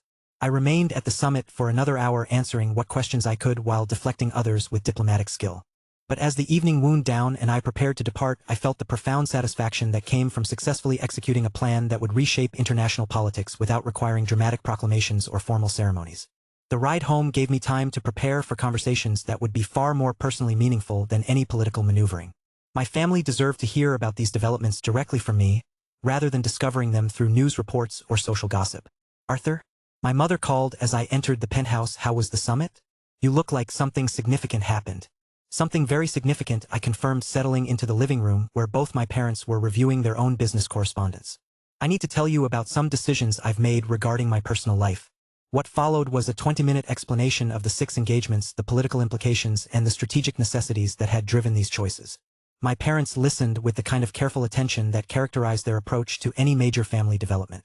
We soon heard the sound of running footsteps as Stella appeared in the living room doorway, clearly having overheard enough of our conversation to understand its basic implications. "Daddy!" she exclaimed with 9-year-old excitement. "Does this mean I'm going to have 6 mommies? Real mommies who will teach me things and help with homework and maybe take me shopping?"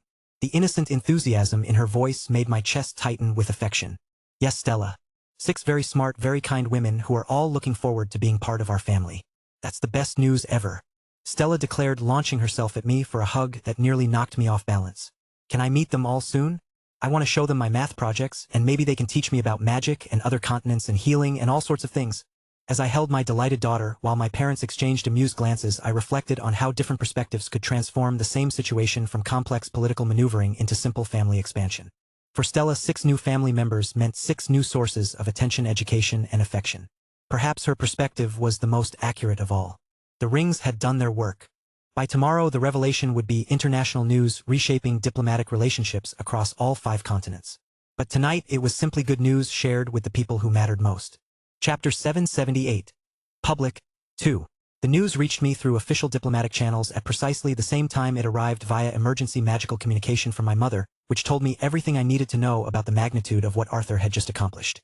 Sitting in my private study at the Northern Palace, I found myself staring at reports that would have seemed impossible just hours earlier. Arthur Nightingale, my friend rival and one of the few people whose political instincts I genuinely respected, had just announced engagements to 6 women simultaneously, Rachel Creighton the Saintess. I had grown up alongside Cecilia Serafina Rose-Reka and Alara. Magnificent bastard, I murmured with genuine admiration, setting down the official report to pour myself a drink that the situation clearly warranted. He didn't just make strategic marriages. He created a world alliance that makes him untouchable. The political implications were staggering.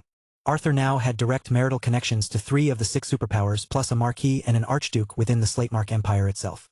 The Ouroboros Guild's economic influence combined with these political alliances made Arthur arguably the most powerful non-royal individual in the known world. And he was my friend, which meant the northern continent had just gained an invaluable ally without needing to sacrifice anything in return. Lucifer. Came Celia's composed voice from the study entrance, though I caught an undercurrent of excitement that suggested she had heard the news as well. Might we join you? This seems like the kind of development that warrants discussion. I turned to see both Celia and Dia entering with expressions that mixed genuine curiosity about the political ramifications with something that looked suspiciously like expectation. Celia moved with her characteristic grace, her dark hair perfectly arranged despite the late hour. Dia followed with less formal composure, her red hair slightly disheveled, as if she had been pacing while processing the news. Of course, I replied, gesturing for them to take seats near my desk where they could review the reports themselves. I assume you've both heard about Arthur's comprehensive approach to matrimonial alliances? 6 engagements announced simultaneously, Dia said with obvious amazement, settling into her chair with the kind of restless energy that characterized her response to major developments. I've never heard of anything like it. The political coordination alone must have required months of planning. The economic implications are extraordinary, Celia added with the analytical precision that made her such an effective advisor. The Ouroboros Guild now has royal backing from 3 continents plus significant noble support within the Slatemark Empire. Arthur's influence just increased even more. I nodded in agreement, though part of my attention was focused on how both women kept glancing at me with expressions that suggested they were thinking about more than just political analysis. The timing of their expectant looks combined with the nature of Arthur's announcement made their thoughts fairly transparent. I have to admit, I said honestly, I'm genuinely impressed by his strategic thinking. Creating 6 simultaneous engagements rather than sequential ones prevents any appearance of favoring one relationship over others while maximizing the political impact of the announcement. And you're happy for them? Dia asked with the kind of direct curiosity that had always characterized her approach to complex situations. For Rachel and the others, I mean. This isn't just politics for them. These are real relationships with someone they care about. The question touched on something that mattered more to me than the political calculations. Rachel had been my friend since childhood, someone whose happiness I genuinely cared about regardless of strategic considerations. Knowing that she had found someone who appreciated her intelligence and dedication rather than simply using her for political advantage was deeply satisfying. I'm genuinely happy for Rachel, I replied with conviction that made both women smile. She's been in love with Arthur for years, and he loves her as well. What I didn't mention was my suspicion that Arthur's pursuit of Alara had been motivated by knowledge or considerations that went beyond normal courtship patterns. But that was speculation rather than confirmed fact, and Arthur's personal motivations were his own business as long as they didn't threaten northern interests. 6 wives representing different continents and magical traditions, Celia observed thoughtfully.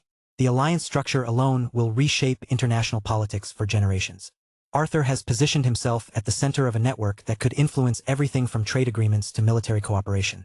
Indeed, I agreed, though I was becoming increasingly aware of how both women kept glancing at me with expressions that had nothing to do with political analysis. The northern continent benefits significantly from having such strong connections to Arthur's expanding influence. Lucifer, Dia said with the kind of direct approach that had always characterized her personality. Aren't you going to comment on the most obvious aspect of Arthur's announcement? Which aspect specifically? I asked, though I suspected I knew exactly what she meant. 6 proposals, Celia said with a meaningful look that confirmed my suspicions. 6 different women who all received formal marriage proposals from someone they care about. 6 rings that represent commitment and shared futures. The expectation in their voices was unmistakable now. Arthur's dramatic announcement of 6 simultaneous engagements had clearly inspired thoughts about proposals and marriage commitments in the minds of my own romantic partners. I see, I said, carefully noting how both women were watching my reaction with obvious interest. And you're thinking that Arthur's approach to formalizing his relationships might serve as inspiration for other romantic situations? We're thinking, Dia replied with a smile that combined affection with gentle pressure, that if your friend can commit to 6 women simultaneously, perhaps you could consider committing to 2 women who have been remarkably patient about the question of marriage. The comment was delivered with humor, but the underlying message was clear. Arthur's bold move had raised expectations about formal commitments throughout our social circle. Both Celia and Dia had been understanding about my cautious approach to marriage proposals, but witnessing their friend receive such dramatic romantic recognition had clearly inspired thoughts about their own relationship status. That's a fair point, I admitted with a rueful smile.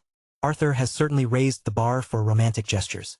6 custom-designed rings, 6 personalized proposals, 6 different women, all formally committed to sharing his future. He has Sela agreed with obvious satisfaction at my acknowledgement.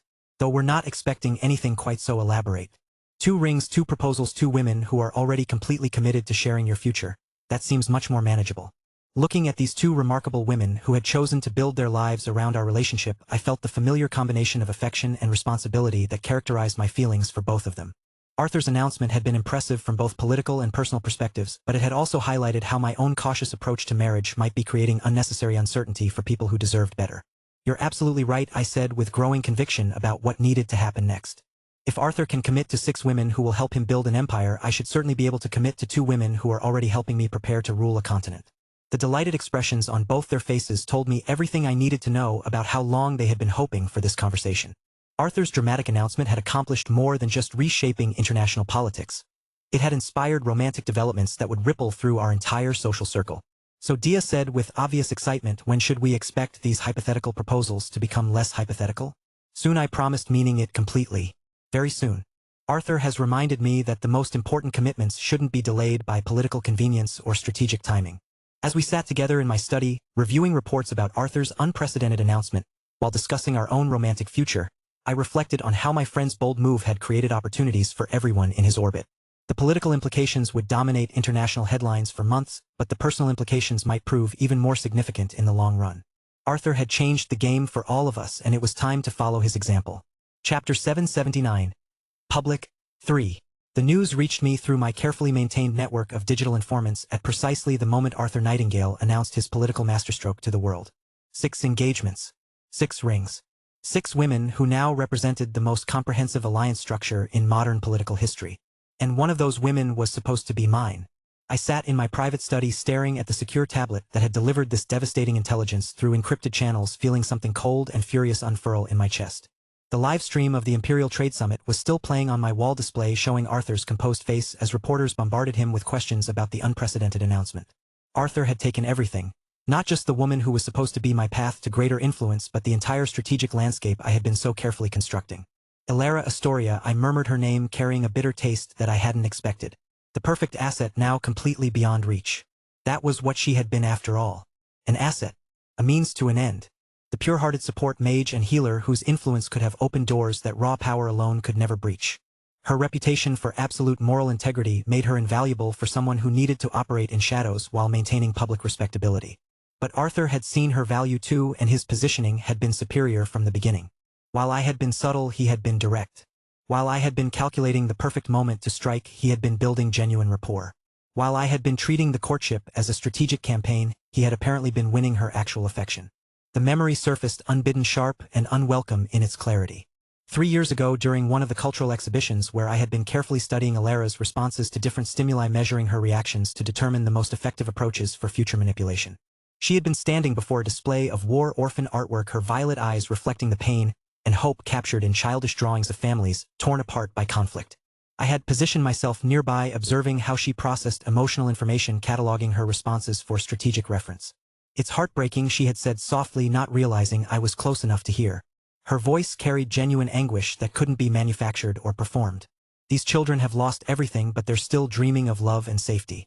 I had watched her discreetly transfer funds through her personal banking app, not some official charitable account but her own money, quietly arranging for the purchase of several drawings. Not for herself, but to ensure the orphans received fair compensation for their work. The transaction was handled with such discretion that no one else even noticed her generosity. Perfect, I had thought, analyzing the strategic implications. This was exactly the kind of authentic compassion that could be leveraged, the genuine goodness that would make her trust whatever guidance I chose to provide. Her pure heart would be the key to everything I was building. She was perfect for my purposes, nothing more. The memory faded, leaving me staring at news coverage of Arthur's triumph with hands clenched into fists. That moment of weakness, that brief instant where I had almost allowed myself to be distracted by sentiment. It was exactly the kind of vulnerability that Arthur had exploited to maximum advantage. He had seen what I had seen. Illyria's genuine goodness, her authentic compassion, her ability to inspire trust and loyalty through simple human decency. But where I had recognized a tool to be acquired and employed, Arthur had apparently seen something worth protecting and cherishing. And now she was lost to me forever. The political implications were staggering. Arthur's 6-way alliance made him virtually untouchable through conventional means. His connection to 3 superpowers plus significant noble support within the Slatemark Empire itself created a defensive network that could weather almost any political storm. But more than that, he had stolen the centerpiece of my own careful planning. Alara wasn't just another alliance. She was the moral authority that could have legitimized everything else I intended to accomplish. Her endorsement would have opened doors that money and threats could never breach. Another memory surfaced. Watching her through security footage from the city medical center tending to injured civilians after a magical accident. The way she had worked tirelessly for hours, asking nothing in return, refusing any offers of compensation or recognition despite being the daughter of an archduke way more worthy than dirtying her hands with those filthy commoners. I had been analyzing her technique through the feeds, noting how her healing magic seemed more effective than it should be based on pure power levels. It was her emotional investment in each patient that made the difference. She poured genuine care into every spell, every treatment, every moment of contact. Remarkable efficiency, I had murmured to myself, genuinely impressed despite the clinical nature of my observation. Not just by her magical abilities, but by the way she made everyone around her feel valued and protected. This was exactly what I needed. Someone whose very presence elevated everyone's perception of moral authority. Now Arthur had claimed that dedication for himself and his alliance. 6 rings, 6 commitments, 6 women who would reshape the political landscape while remaining forever beyond my reach. My secure phone buzzed with an encrypted message from the Order. The elders had been monitoring the situation and wanted immediate consultation about revised strategies. As the heir to the Order of Fallen Flame, my personal failures reflected on the organization's entire long-term planning. I moved to my private safe, retrieving certain encrypted drives that contained information I had hoped never to need in civilized society. But Arthur's move had been too comprehensive, too devastating to counter through conventional methods. If political maneuvering could no longer achieve my objectives, then other approaches would be necessary. The Order had been remarkably patient with my gradual infiltration of high society, understanding that certain goals required subtle long-term positioning rather than dramatic short-term action. But circumstances had changed and patience was no longer a luxury I could afford. Arthur Nightingale thought he had outmaneuvered me completely. He believed his political alliances made him untouchable, his reputation unassailable, his position secure. He had stolen the woman who should have been my path to legitimacy and turned her into yet another pillar supporting his growing empire. But there were other kinds of power than political influence. Other methods of destroying enemies than social maneuvering. Other ways of claiming victory than building alliances. I began typing coded messages that would set certain plans in motion. Plans that had been held in reserve for exactly this kind of desperate situation. Arthur had forced my hand by taking everything I had worked toward, but he had also given me the justification I needed to abandon subtlety entirely. The artifacts in my vault hummed with barely contained demonic energy as I made my preparations. Such power was dangerous to wield, but it was also devastatingly effective when properly applied. Arthur's political network couldn't protect him from accusations that struck at the very foundation of civilized society. Let him enjoy his 6 rings and his continental alliances. Let him bask in the momentary triumph of outmaneuvering someone he thought was merely a political rival. Soon enough he would learn that some enemies couldn't be defeated through clever positioning and strategic marriages. As I sent the final encrypted message and began preparing the tools that would reshape this entire game, I felt my eyes darkening with the kind of cold determination that had carried me through every obstacle in my path. Arthur Nightingale had just made the last mistake of his life. Chapter 780. Civil War? 1. The emergency session of the Imperial Council was called under the pretense of addressing concerns about foreign influence in domestic affairs, but I knew exactly what Valerian was attempting. My brother had never been subtle about his machinations, and his current desperation made him even more transparent than usual. As Crown Princess and heir to the Slatemark Empire, I sat at the council table with the kind of composed confidence that came from knowing I held superior cards in whatever game Valerian thought he was playing. Around the table, the Empire's most senior nobles and advisors shifted uncomfortably, clearly aware that they were about to witness a confrontation between imperial siblings with very different visions for the Empire's future. Your Highness Marquis Blackmore said, carefully addressing Valerian with the respect due his imperial blood, while obviously choosing his words with extreme caution. Perhaps you could elaborate on the specific concerns that prompted this urgent gathering? Valerian stood with the kind of dramatic flair he had always favored when making what he considered important proclamations. Despite being stripped of his position in the succession, he still carried himself with imperial bearing, still believed his opinions carried weight simply because of his bloodline. Fellow nobles, he began, his voice carrying the practiced charm that had once made him popular among certain social circles. I have called you here to address a threat to the very foundation of our empire's independence and sovereignty. I watched him with analytical precision, cataloging every gesture, every inflection, every calculated pause. Valerian had always been skilled at reading audiences and tailoring his message accordingly, but his current desperation was making him sloppy. The Guild Grandmaster Valerian continued, his voice growing stronger as he sensed the attention of his audience. has acquired an unprecedented level of foreign influence through strategic marriages that compromise our empire's ability to act independently. Several nobles shifted uncomfortably at this direct attack on Arthur, while others leaned forward with obvious interest. I noted who was reacting positively to Valerian's rhetoric, information that would prove useful for future political calculations. 6 wives representing foreign powers. Valerian pressed on, his tone growing more urgent. 2 princesses from rival superpowers plus significant noble alliances within our own borders. This man now commands loyalty networks that span continents, resources that rival national treasuries, and influence that could override imperial authority itself.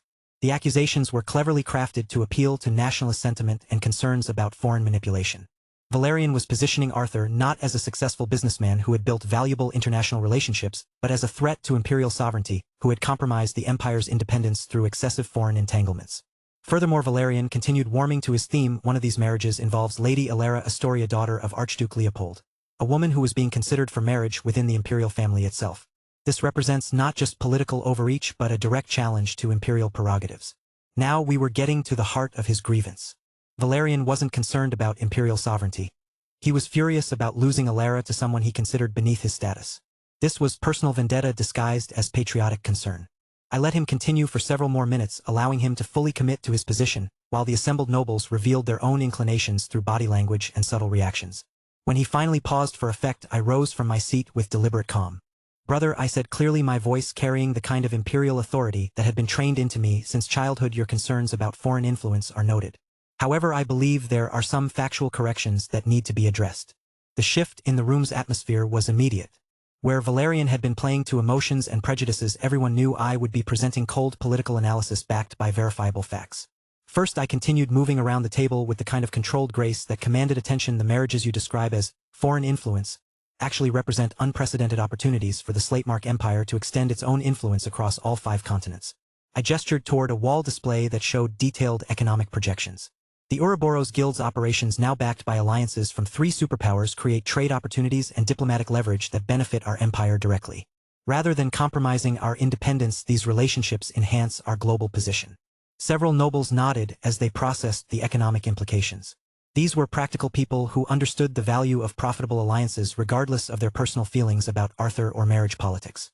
Second, I continued, my voice growing colder as I addressed the core of Valerian's grievance. "Your suggestion that Lady Alara was being considered for imperial marriage is misleading. No formal negotiations were ever initiated, no agreements were ever reached, and no commitments were ever made. Your personal disappointment does not constitute a legitimate political grievance." The direct challenge hit home. Valerian's face flushed with anger and embarrassment as I publicly dismissed his claims to Alara, while revealing the personal nature of his motivations.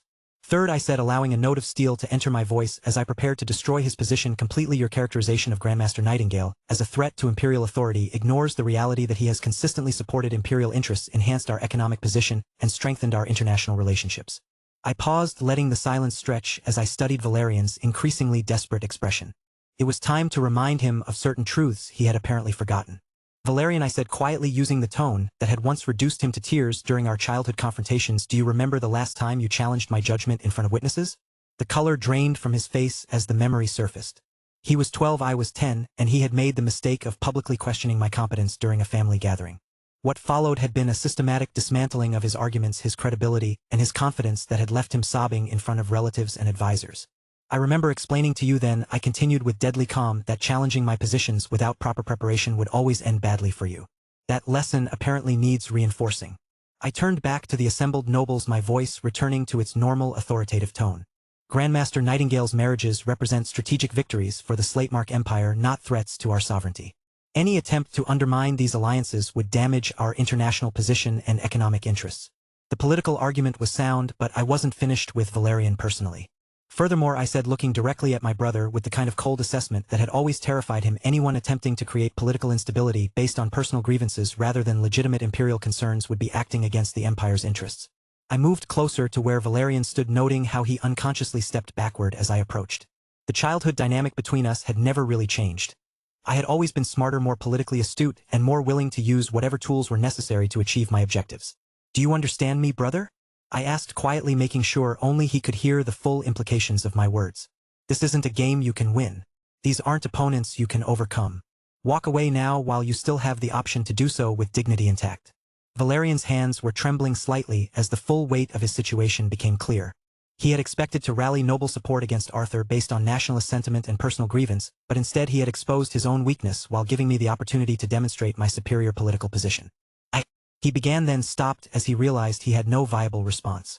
The nobles around the table were watching him with expressions that ranged from pity to contempt, clearly recognizing that he had been comprehensively outmaneuvered by his younger sister. The Imperial Council thanks Prince Valerian for raising his concerns, I said, formally returning to my seat while making it clear the discussion was over. However, after careful consideration, it is the Empire's position that Grandmaster Nightingale's marriages represent strategic advantages that serve our national interests. The finality in my voice made it clear that any further challenges to this position would be treated as opposition to imperial policy itself. Valerian stood frozen in place, clearly struggling to process how quickly his grand political gesture had been turned into public humiliation. The session is concluded, I announced, watching as nobles began filing out while carefully avoiding eye contact with Valerian. The Empire's position on this matter is now official policy. As the council chamber emptied, Valerian remained standing near the center of the room, his face cycling through emotions too complex for most observers to follow.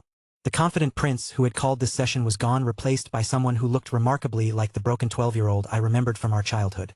Cecilia, he said finally, his voice barely above a whisper. You're done here, I replied without looking up from the reports I was organizing.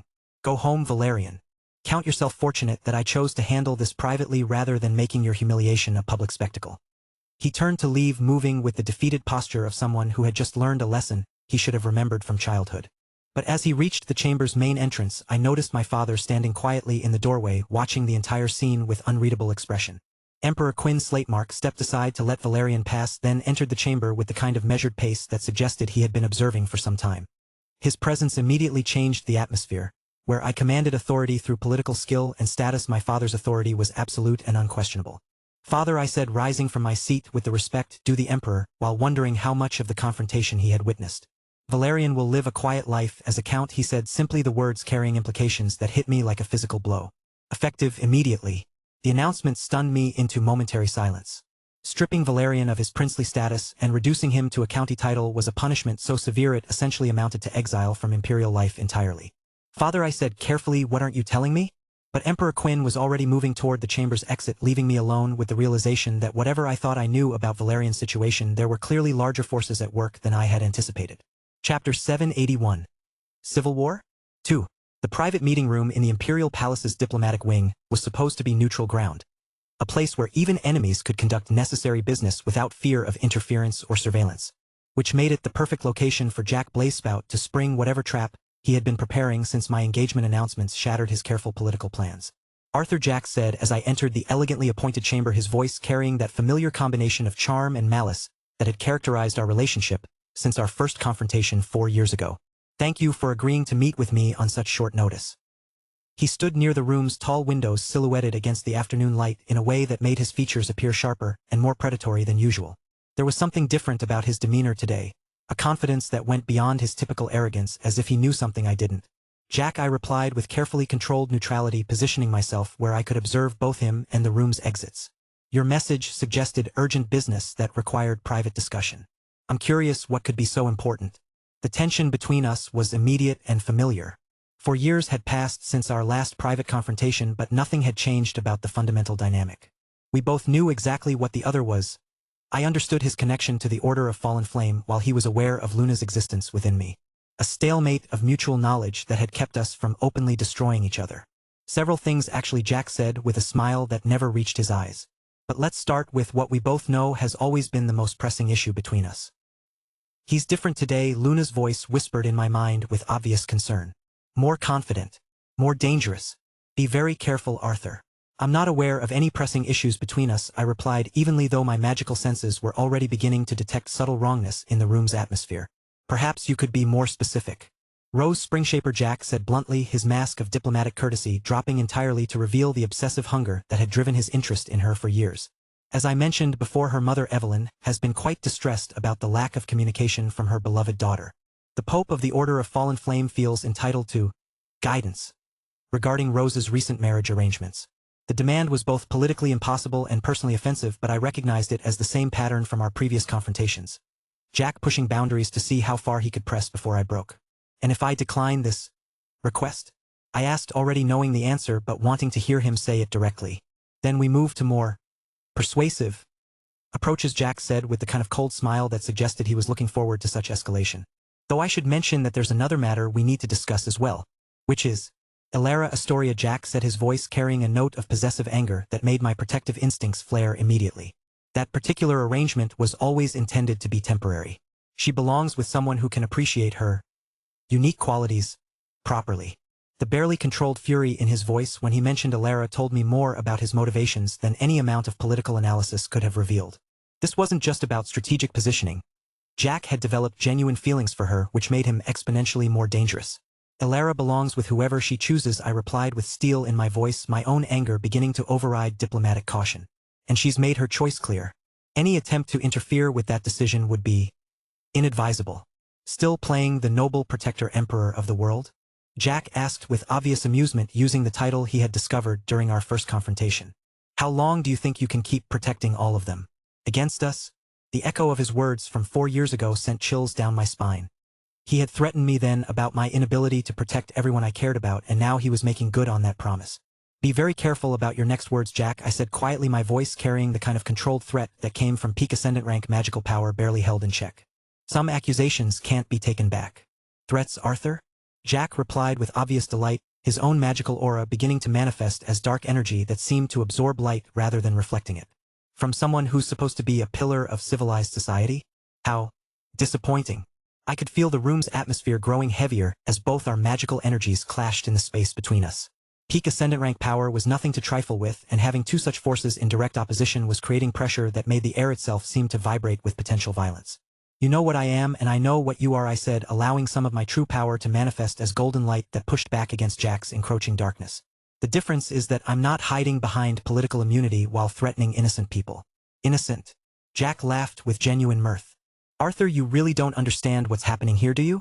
This isn't about innocence or guilt. This is about power, and you've just proven that you don't have enough to stop what's coming. Without further warning, Jack's energy erupted outward in a wave of dark force that shattered several pieces of furniture and sent me staggering backward. Peak ascendant rank or not, his attack carried the kind of raw malevolence that spoke to powers beyond normal magical training. I responded instinctively, golden energy spiraling around me in defensive patterns while I prepared counterattacks that could level buildings if not carefully controlled. But even as we engaged in combat that should have been impossible, in the heart of the Imperial Palace part of my mind was analyzing the strangeness of the situation. You're stronger than before, I realized as our energies clashed in the center of the room, creating feedback loops that made the walls themselves groan under the pressure. The heavenly demon's influence has grown. What I had to do, Jack snarled as he pressed his attack, miasma taking forms that seemed to move independently of his conscious control. What you forced me to do when you stole everything that should have been mine. I was beginning to notice something odd about Jack's defensive patterns. He was leaving openings. Subtle ones, carefully disguised but definitely intentional gaps in his guard that seemed designed to invite specific attacks. As if he wanted me to hit him in particular ways. The realization came too late. As my astral blade sliced across Jack's shoulder, drawing blood that should have weakened him, I felt something cold and alien surge through the contact point between our magical auras. Miasma that felt like corruption itself flowed into my system faster than I could react to block it. What? I began, but Jack's triumphant smile told me everything I needed to know. Miasma, he said with obvious satisfaction as the alien energy spread through my magical pathways like poison. Difficult to detect until it's too late, impossible to remove without specialized knowledge, and absolutely damning when discovered during official investigations. Arthur! Luna's voice screamed in my mind as the corruption tried to reach toward her presence. He's planned this perfectly. The miasma signature will be impossible to explain. The room's doors burst open as Imperial Knights in full combat gear flooded into the chamber, their weapons drawn, and their magical sensors already scanning for threats. Their leader took one look at the destroyed room, the combatants, and the readings on his detection equipment before his face went pale with shock. Miasma detected, he announced loudly enough for everyone to hear. Grandmaster Nightingale is showing positive readings for miasmic contamination. Citizens of the Empire, Jack called out in a voice that carried clearly to the assembled knights, I call upon you to witness. Arthur Nightingale has revealed himself as a demonic contractor corrupted by powers that threaten our very civilization. As the miasma continued spreading through my system and the Imperial Knights moved to surround me with weapons that could neutralize peak ascendant rank threats, I finally understood the full scope of Jack's trap. He had orchestrated this entire confrontation knowing exactly how I would respond to threats against Rose and Elara, planning for the moment when he could inject demonic energy during our combat and then call for witnesses to discover the evidence of my corruption. Chapter 782. Framed 1. The Imperial Palace's high-security detention facility was designed to contain threats that conventional prisons couldn't handle, magical criminals whose abilities pose dangers to both guards and fellow inmates. As I sat in the center of a cell lined with etherite-infused barriers that could neutralize even peak ascendant rank power, I found myself reflecting on how completely Jack had outmaneuvered me. Not even 12 hours, I murmured to myself, studying the intricate runic patterns that covered every surface of my confinement. From the most powerful guild grandmaster in the world to accused demon contractor in less than half a day. The irony wasn't lost on me. The same magical suppression technology that I had helped fund through guild research grants was now being used to ensure I couldn't escape or communicate with the outside world. The etherite barriers hummed with constant energy, creating a field that made even basic magical techniques impossible to maintain. Arthur, Luna's voice whispered in my mind, though I could sense how much effort it was taking for her to communicate through the suppression field. The miasma is spreading faster than we anticipated. My presence is slowing it, but you can't stop it completely. I finished, feeling the cold corruption continuing its inexorable advance through my magical pathways. How long do we have before it reaches critical levels? Days, not weeks, Luna replied with obvious distress. The injection was far more sophisticated than anything I've encountered before. This isn't just raw demonic energy. It's been specifically crafted to resist purification attempts. I closed my eyes and focused inward, using techniques I had developed during my magical training to examine the alien presence that was slowly consuming my system from within. What I found was both fascinating and terrifying from a theoretical perspective. The miasma wasn't behaving like a typical magical contamination. Instead of spreading randomly through my body, it was following specific pathways, targeting the exact channels I used for my most advanced techniques, seeking out the connection points where Luna's presence was strongest. Someone with intimate knowledge of Killenhuman bonding had designed this corruption specifically to counter my unique circumstances. Jack knew exactly what he was doing, I realized with growing appreciation for the depth of his planning. This miasma was created specifically to target someone bonded with a Qilin. He's been preparing for this confrontation for years. The memory of our battle played through my mind with painful clarity. I had reacted exactly as Jack had predicted, responding to his threats against Rose and Alara with protective fury that overrode my strategic thinking. The moment he had successfully provoked me into physical combat, the trap had been set. But it was the specific technique he had used during the injection that truly demonstrated his sophistication. When I had attempted to use Lucent Harmony to seal off the spreading corruption, Jack's Nirvana flames had somehow interfered with Luna's power directly. The flames, I said aloud, working through the implications. He used Nirvana flames to burn through your defensive barriers. I leaned back against the cell wall, feeling the weight of my situation settling over me like a physical presence. Jack hadn't just framed me for demonic contamination. He had done so using techniques specifically designed to ensure that my most powerful defensive capabilities would be useless against his accusations. The sound of footsteps in the corridor outside my cell drew my attention back to immediate circumstances. Since my arrest, I had been kept in complete isolation. No visitors, no communication with the outside world, no contact with anyone except the guards who delivered meals and monitored my condition. Any word from my legal counsel? I asked as a guard approached with what appeared to be my evening meal. No visitors, the guard replied curtly, sliding a tray through the meal slot without making eye contact. Direct orders from the Emperor himself. No communication until the investigation is complete. The complete isolation was another stroke of Jack's genius. By ensuring that I couldn't contact my allies, he was preventing me from coordinating any defense while also allowing rumors and speculation to spread unchecked throughout the political community. Every hour I remained incommunicado was another hour for doubt to grow about my innocence. I picked at the simple meal while considering my strategic options. The miasma was real and detectable. Any magical examination would confirm its presence in my system. The evidence of our magical battle was undeniable. The destroyed meeting room bore witness to peak ascendant rank combat. And Jack's testimony as a duke's son carried political weight that would be difficult to challenge directly. The only way to prove my innocence is to reveal your existence, I realized with growing certainty. A Qilin's testimony would be impossible to dismiss, and your presence proves that I couldn't be corrupted by demonic forces.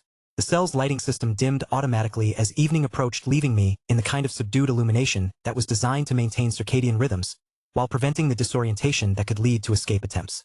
I found myself staring at the ceiling where runic patterns continued their endless cycle of energy circulation. Hours passed in silence as I worked through various scenarios and contingencies. Jack had planned this trap with meticulous attention to detail, but he had also made certain assumptions about my capabilities and resources that might prove to be mistakes. The corruption spreading through my system was designed to resist conventional purification techniques, but Luna's presence wasn't conventional. "Luna," I said quietly, "what if we don't try to resist the miasma directly? What if we use it?" "What do you mean?" she asked with obvious confusion. "The corruption is designed to target our connection specifically," I explained, working through the theoretical framework as I spoke. But if we can trace its pathways back to their source, we might be able to identify not just Jack's involvement but the specific techniques used to create it. That's incredibly dangerous, Luna warned. Actively engaging with demonic corruption could accelerate its spread exponentially. But it could also provide the evidence we need to prove where it came from, I countered. Jack's confidence comes from believing that he's left no trace of his involvement. If we can demonstrate that the miasma was artificially created and injected rather than naturally contracted. The sound of multiple footsteps in the corridor interrupted my planning. This was different from the usual guard rotations, more people moving with the kind of formal precision that suggested official business rather than routine security checks. A senior guard appeared at my cell door flanked by 2 officials in imperial regalia that marked them as representatives of the Emperor's Justice Ministry. Grandmaster Nightingale, the senior guard, announced with formal ceremony, by order of His Imperial Majesty Quinn Slaymark, you are hereby notified that formal proceedings regarding charges of demonic contamination and possible collaboration with hostile entities will commence tomorrow at dawn. One of the officials stepped forward with a scroll bearing imperial seals. You are entitled to legal representation, though communication restrictions remain in effect until the trial begins. The proceedings will be conducted before a tribunal of 7 imperial magistrates with representatives from all 5 continents serving as observers. The charges, the other official continued, include suspicion of demonic contamination, possible collaboration with the Order of Fallen Flame, and endangering imperial security through concealment of supernatural influences. The formal language made the situation feel both more real and more surreal. In less than 24 hours I would be standing trial for crimes that could result in anything from exile to execution, depending on what evidence was presented and how convincing Jack's performance proved to be. Chapter 783, Frame 2. The Imperial Tribunal Chamber was a monument to justice and political theater in equal measure.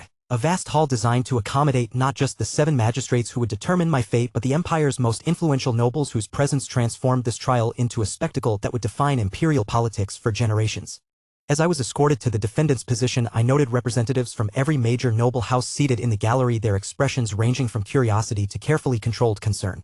Emperor Quinn Slaymark presided over the proceedings from an elevated throne that emphasized both his authority and his supposed impartiality.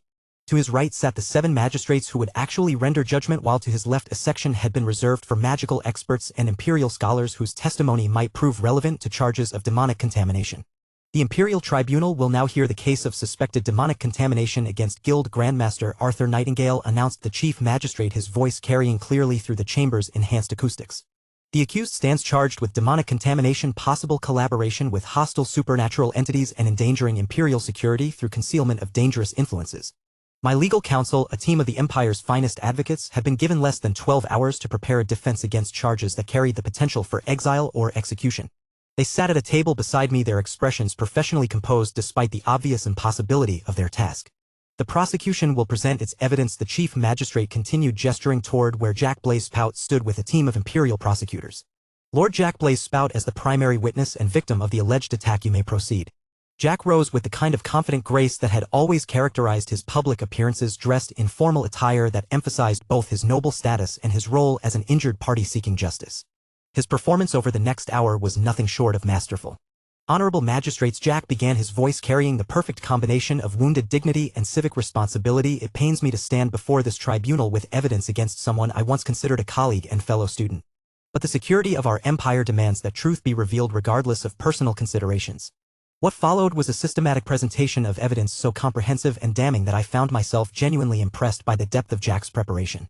Magical detection readings showed clear traces of demonic miasma in my system.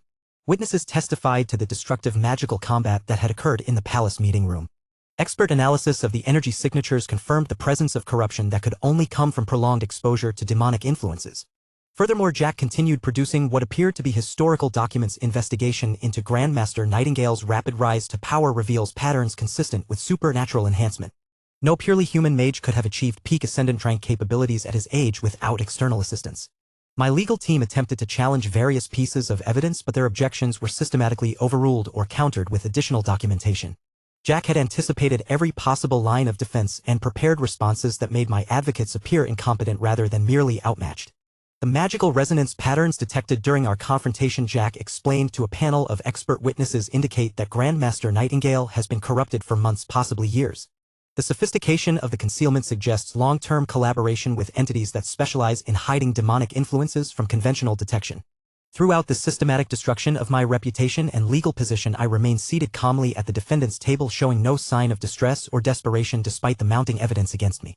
My composed demeanor seemed to puzzle both the magistrates and the assembled nobles. Most accused individuals facing such overwhelming evidence would be visibly struggling to maintain their composure. In conclusion, Jack said with obvious satisfaction as he surveyed the tribunal chamber, the evidence clearly demonstrates that Arthur Nightingale has been corrupted by demonic influences, poses a direct threat to imperial security, and must be dealt with according to the full severity of imperial law. The silence that followed was heavy with political implications. Everyone present understood that convicting the Guild Grandmaster of demonic collaboration would reshape the empire's economic structure, create massive instability, and potentially trigger conflicts that could spread beyond imperial borders. Does the defense wish to present evidence or testimony? The chief magistrate asked, though his tone suggested he considered the outcome already determined. My lead advocate rose with obvious reluctance. Your Honor, given the comprehensive nature of the prosecution's case, the defense requests a brief recess to. That won't be necessary, I said, clearly rising from my seat for the first time since the trial began. I have evidence that will definitively resolve all questions about my innocence or guilt. The surprised murmur that rippled through the chamber reflected the shock everyone felt at my confident interruption. Jack's expression shifted from satisfaction to curiosity, though he maintained his composure with practiced ease. What evidence could possibly counter the documented proof of demonic contamination? Jack asked with obvious amusement. The magical readings are undeniable, the expert analysis is conclusive, and the evidence, I said with a smile that made Jack's confidence falter slightly, is that demonic corruption is impossible for someone like me. Your Honor, Jack said quickly, the defendant is clearly attempting to delay proceedings with. His words were cut off as the air in the center of the chamber began to shimmer with golden light that seemed to come from everywhere and nowhere at once. The temperature rose noticeably as magical energy of a purity and power that most people had never experienced began to manifest in the space between the magistrates and the defendant's table. And then Luna appeared. Not in the childlike form she had usually maintained, but in her true manifestation as one of the most ancient and powerful guardian spirits in existence. Her amethyst hair cascaded down her back in waves that seemed to contain actual starlight, while her golden eyes held wisdom accumulated over millennia of guiding human civilization. She was beautiful in a way that transcended mere physical appearance, the kind of ethereal perfection that made everyone present understand they were witnessing something genuinely divine. Luna materialized directly behind me, her arms wrapping around my shoulders in an embrace that spoke to bonds forged over years of shared purpose and mutual trust. Her presence radiated such pure magical energy that the demonic miasma in my system began retreating, automatically unable to coexist with her overwhelming sanctity.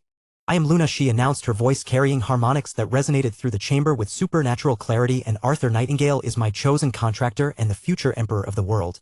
The complete silence that followed was broken only by the sound of several nobles rising from their seats in shock.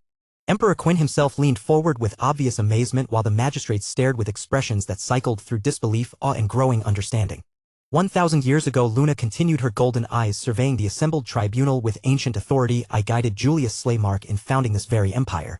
I have returned to guide another human in protecting not just the Slaymark territories but all of human civilization from the threats that gather in darkness. She turned her gaze directly toward Jack, who had gone pale with obvious shock and growing terror as he realized the full implications of her revelation. No human bonded to a Chelan can be corrupted by demonic influences, Luna declared with finality that made the chamber's magical detection systems chime in harmonious confirmation. The presence of miasma in Arthur's system is proof of external contamination, not internal corruption. Someone with access to sophisticated demonic magic has attempted to frame an innocent man. I looked directly at Jack, noting how his confident facade was crumbling as he grappled with the impossibility of arguing against a Chelan's testimony. The same magical detection systems that had condemned me now confirmed Luna's presence and validated every word she spoke. Checkmate. Chapter 784, Framed 3. The moment Luna materialized in my tribunal chamber, radiating power that made the very air shimmer with authority, I felt a mixture of vindication and profound unease settle in my chest. For weeks I had been wrestling with doubts about allowing this trial to proceed, knowing what I knew about the Nightingale family name and its implications for the Slaymark Empire's continued existence. Arthur Nightingale? Now watching Luna embrace Arthur with obvious affection while declaring him her chosen contractor and the future emperor of the world, I was beginning to understand that the Nightingales than I had ever imagined. The systematic destruction of Jack Blazespout's carefully constructed case was proceeding exactly as I had hoped it would, though the revelation of a living Chelan, let alone the same one who contracted with my ancestor, exceeded even my most optimistic expectations for how Arthur might exonerate himself. When Jack had first approached imperial prosecutors with his accusations of demonic contamination, every instinct I possessed had screamed warnings about the fundamental impossibility of such charges against someone bearing the Nightingale name. But I had allowed the trial to proceed anyway. Partly because denying legal proceedings without clear justification would have created political complications that could destabilize the Empire's justice system. Partly because I needed to understand the full scope of whatever game Jack was playing and who else might be involved in attempts to destroy Arthur's influence. but mostly because I wanted to see what Arthur Nightingale would do when pressed to his absolute limits. The results were exceeding my wildest expectations.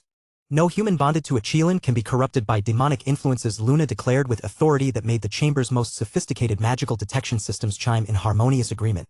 The presence of miasma in Arthur's system is proof of external contamination, not internal corruption. The special Nightingale, I thought with growing certainty, remembering the specific phrase my grandfather had used when describing the bloodline's ultimate potential. Arthur may actually be the one we were warned about. The implications were staggering. If Arthur truly was the prophesied member of the Nightingale bloodline, then his influence would eventually eclipse not just the Slaymark Empire, but potentially all existing political structures. And my son Valerian had been foolish enough to challenge such a being directly. Valerian, I reflected with a mixture of sadness and resigned pragmatism. You never understood that politics is about recognizing forces larger than yourself and adapting accordingly. The decision to strip Valerian of his princely status and reduce him to a county title through marriage had been both necessary and painful. As a father, I regretted the need to essentially exile my own son from royal life. As an emperor, I understood that allowing him to continue threatening Arthur would have put the entire Slaymark bloodline at risk. The historical records were clear about what happened to ruling families who made enemies of the Nightingales. I would not allow the Slaymark Empire to join that list of cautionary tales. Valerian would live comfortably as a count, managing a prosperous territory far from the capital where his limited political instincts could do minimal damage. It was a generous fate considering how close he had come to triggering consequences that could have destroyed our entire dynasty. He was never going to amount to much anyway, I admitted to myself with paternal honesty that was both cruel and accurate. Valerian lacks the intelligence for complex political strategy, the magical strength for effective leadership, and the wisdom to recognize his own limitations. Cecilia, by contrast, had demonstrated exactly the kind of sophisticated thinking that imperial succession required. Her systematic destruction of Valerian's political rebellion had been a masterpiece of strategic timing and calculated ruthlessness.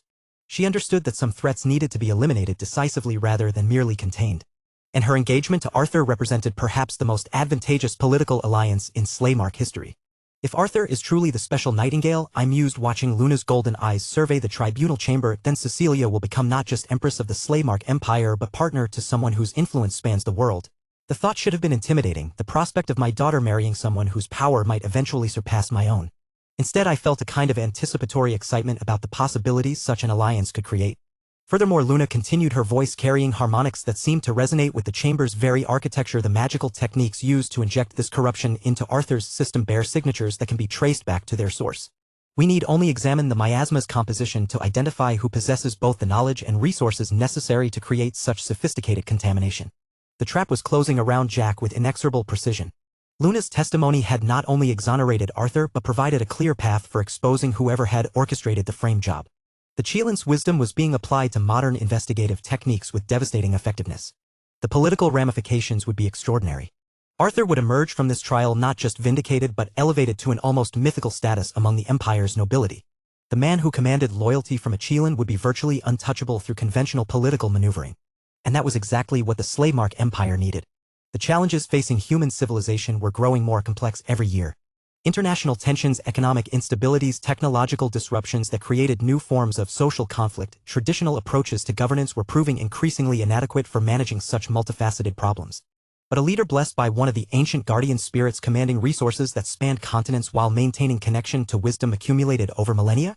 Such a leader might be capable of achievements that conventional political structures could never accomplish. Arthur Nightingale, I realized with growing conviction, may be exactly what this world needs to navigate the challenges ahead. As Luna's testimony continued to systematically dismantle every aspect of Jack's accusations while building an irrefutable case for Arthur's innocence, I found myself smiling for the first time since this crisis had begun. The special Nightingale had revealed himself at last. And I had to do him service with a bow like I was meant to. Chapter 785, Checkmate 1. The systematic destruction of Jack's carefully constructed accusations should have filled me with pure satisfaction. Watching Luna's testimony dismantle every piece of evidence while revealing the true nature of the corruption in my system was exactly the vindication I had hoped for when I decided to reveal her existence to the world. The magical signatures embedded within the miasma, Luna continued with clinical precision that would have impressed any forensic expert, carry distinctive markers that indicate artificial creation rather than natural contamination. The energy patterns are consistent with techniques developed by the Order of Fallen Flame, specifically their methods for weaponizing demonic corruption. The tribunal chamber remained in stunned silence as Luna's analysis provided not just proof of my innocence but clear evidence of who had orchestrated the frame job. The assembled nobles were witnessing the return of legendary powers they had thought lost to history while simultaneously learning that one of their own had been exposed as an agent of humanity's oldest enemies. I should have been experiencing pure triumph as I watched Jack's political career and personal reputation crumble around him. The man who had threatened Rose and Alara, who had systematically planned my destruction for years, was finally facing the consequences of his actions. Justice was being served with supernatural authority that no conventional legal system could have provided. But something was wrong. As I studied Jack's expression during Luna's testimony, a growing sense of unease began to override my satisfaction. His face showed all the appropriate signs of shock and despair: pale complexion, wide eyes, trembling hands, as he struggled to process the impossibility of arguing against Achilan's testimony. To most observers, he appeared to be a man watching his carefully laid plans crumble into ruin. But I knew Jack better than most observers. I had seen his genuine emotional responses during our previous confrontations, witnessed both his cold calculation and his moments of authentic fury. And something about his current expression felt performed. Why is he acting surprised? I wondered, my analytical mind beginning to work through the implications even as Luna continued her devastating testimony. Jack has known about Luna's existence for years. He detected her presence during our first confrontation at Rose's party, used that knowledge to threaten me. So why does he look shocked by her manifestation? The question nagged at me as I recalled our previous interactions in detail. Jack had definitely known about Luna. He had called me Emperor of the World specifically because he was aware of her presence and what it implied about my potential. He had threatened that I couldn't protect everyone against us, clearly indicating knowledge of supernatural forces that most people couldn't even imagine. He knew Luna existed, I realized with growing alarm. He knew she was bonded to me, knew what that meant for my resistance to demonic corruption. So why would he frame me for demonic contamination if he understood that Achilan's presence would make such charges impossible to sustain? The answer hit me like a physical blow. Jack hadn't expected his accusations to succeed permanently. He had known from the beginning that Luna's testimony would exonerate me completely. Which meant the trial itself wasn't his real objective, it was a means to a different end entirely. But what end? I wondered, my sense of unease growing stronger as I watched Jack's performance continue. What could he possibly gain from exposing his own connection to the Order of Fallen Flame? Why would he sacrifice his political position and noble status for a frame job that he knew would ultimately fail? Luna's voice drew my attention back to her testimony as she reached the most damning portion of her analysis. The specific techniques used to create and inject this corruption require not just knowledge of demonic magic but access to artifacts and resources that only the highest levels of the Order of Fallen Flame possess. The individual responsible for this attack would necessarily hold a position of significant authority within that organization. The implication was clear to everyone present. Jack wasn't just connected to the Order of Fallen Flame, he was one of its senior operatives. The evidence Luna was presenting would result in his immediate arrest and investigation that would expose the full extent of his treasonous activities. And yet as I watched him more carefully, I noticed subtle signs that contradicted his apparent distress. His breathing was too controlled for someone experiencing genuine panic. His posture maintained elements of confidence despite his supposed devastation. Most tellingly, his eyes held a calculating gleam that suggested he was still thinking several moves ahead rather than simply reacting to unexpected defeat. This is all part of his plan, I realized with dawning horror. Jack wanted Luna to reveal herself publicly. He wanted her testimony to expose his connection to the Order. But why? Furthermore, Luna continued, her golden eyes focusing directly on Jack with ancient authority. The corruption carries psychic impressions that allow me to trace its creation back to its source. I can identify not just the techniques used but the specific individual who crafted this particular contamination. Jack's expression finally showed what appeared to be genuine emotion, but it wasn't fear or despair. For just a moment his mask slipped enough to reveal something that looked remarkably like anticipation. As if Luna's ability to trace the corruption's origin was exactly what he had been hoping for. The answer came to me with sickening clarity. Jack hadn't been trying to frame me for demonic corruption. He had been trying to force me to reveal Luna's existence publicly, knowing that her testimony would expose his connection to the Order of Fallen Flame.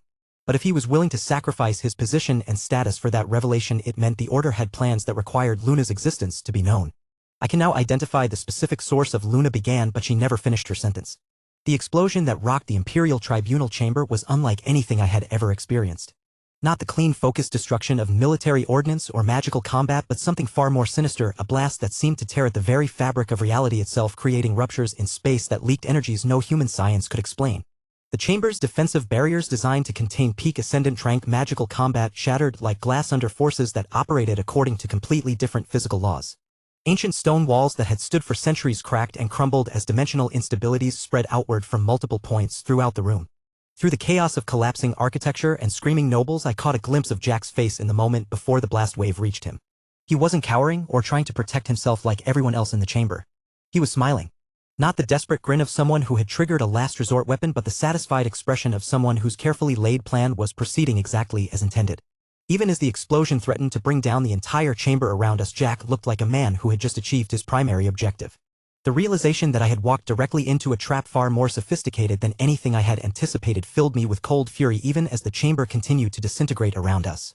Jack had sacrificed his political position, his noble status, and his personal safety to create conditions where Luna would be forced to reveal herself to the world. And now as emergency alarms blared throughout the Imperial Palace and magical energies that shouldn't exist in normal reality continued to tear through the tribunal chamber, I was beginning to understand that the real battle was just beginning. Chapter 786, Checkmate 2. The executive conference room at Ouroboros Guild headquarters had been transformed into an impromptu sanctuary for the most important people in Arthur's life.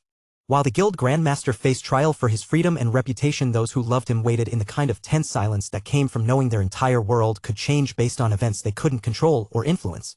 Stella sat curled up on one of the large couches, her mathematical workbooks forgotten, as she stared at the wall display showing news coverage of the trial. At 9 years old, she understood enough to know that Arthur was in serious trouble, but not enough to comprehend the full implications of demonic contamination charges. "When will Daddy come home?" she asked for the third time in an hour, her voice carrying the kind of innocent worry that made every adult in the room feel the weight of their helplessness. "Soon, sweetheart," Alice replied with gentle reassurance that masked her own anxiety. "Arthur is very smart and he has the best lawyers in the Empire helping him." But despite her comforting words, the strain was visible on her face. The news reports had been increasingly grim throughout the day, with expert commentators discussing the severity of demonic contamination charges and the potential consequences Arthur might face if convicted. Douglas sat nearby, his business-trained mind clearly working through various scenarios and contingencies. "The evidence they're presenting seems very comprehensive," he said quietly, his voice carrying the kind of concern that came from understanding political realities. "Magical contamination readings, expert testimony, witness accounts." "But it doesn't make sense," Arya interjected with the forthright honesty that characterized her approach to complex situations. "Arthur has never shown any interest in dark magic or forbidden techniques. He's always been focused on building legitimate power through business and political alliances." Elara sat silently near the windows, her violet eyes reflecting deep worry mixed with confusion about how quickly her new life had become entangled with such serious allegations. She had agreed to marry Arthur to prevent civil war and protect herself from Prince Valerian's abuse, but she hadn't anticipated that their engagement would thrust her into the middle of accusations involving demonic corruption. "The charges are absolutely ridiculous," Rachel said with sudden firmness that drew everyone's attention. Her deep blue eyes held the kind of absolute conviction that came from knowledge rather than mere hope. "Arthur could never be convicted of demonic contamination because it's literally impossible." Cecilia nodded in immediate agreement, her crimson eyes reflecting the same certainty. "Rachel is completely correct. These accusations are not just false, they're fundamentally impossible given Arthur's true nature." "What do you mean?" Alice asked with obvious confusion. "How can you be so certain when the evidence seems so convincing?" Serafina exchanged meaningful glances with Rose and Reka before speaking with characteristic directness. "Because Arthur is special in a way that makes it impossible for him to be involved with miasma." "I don't understand," Arya said softly, her voice carrying genuine bewilderment. "What kind of protection could possibly guarantee immunity from demonic influences?" The 6 women who had known Arthur's secret looked at each other with obvious agreement about what needed to be revealed. The time for careful secrecy had passed. Their families deserved to understand why they remained completely confident despite the mounting evidence against him. "Arthur is bonded with Achillan," Rose said clearly, her business-trained mind recognizing the need for direct communication during crisis situations. "One of the ancient guardian spirits who once guided human civilization. Her name is Luna and she's been his companion for years, the same Luna who bonded with founding Emperor Julius Slaymark." The silence that followed this revelation was profound as Arthur's family and Elara struggled to process information that challenged their understanding of what was possible in the modern world. Stella looked up from her position on the couch with obvious excitement rather than disbelief. "Arthur has a magical friend? Like a fairy godmother?" "Something like that," Cecilia replied with obvious affection for the child's innocent interpretation. "Luna is incredibly powerful and completely devoted to protecting Arthur from any form of harm." "So the trial?" Arya began, understanding beginning to dawn in her expression. "Will end with Arthur's complete vindication," Serafina finished with cold certainty.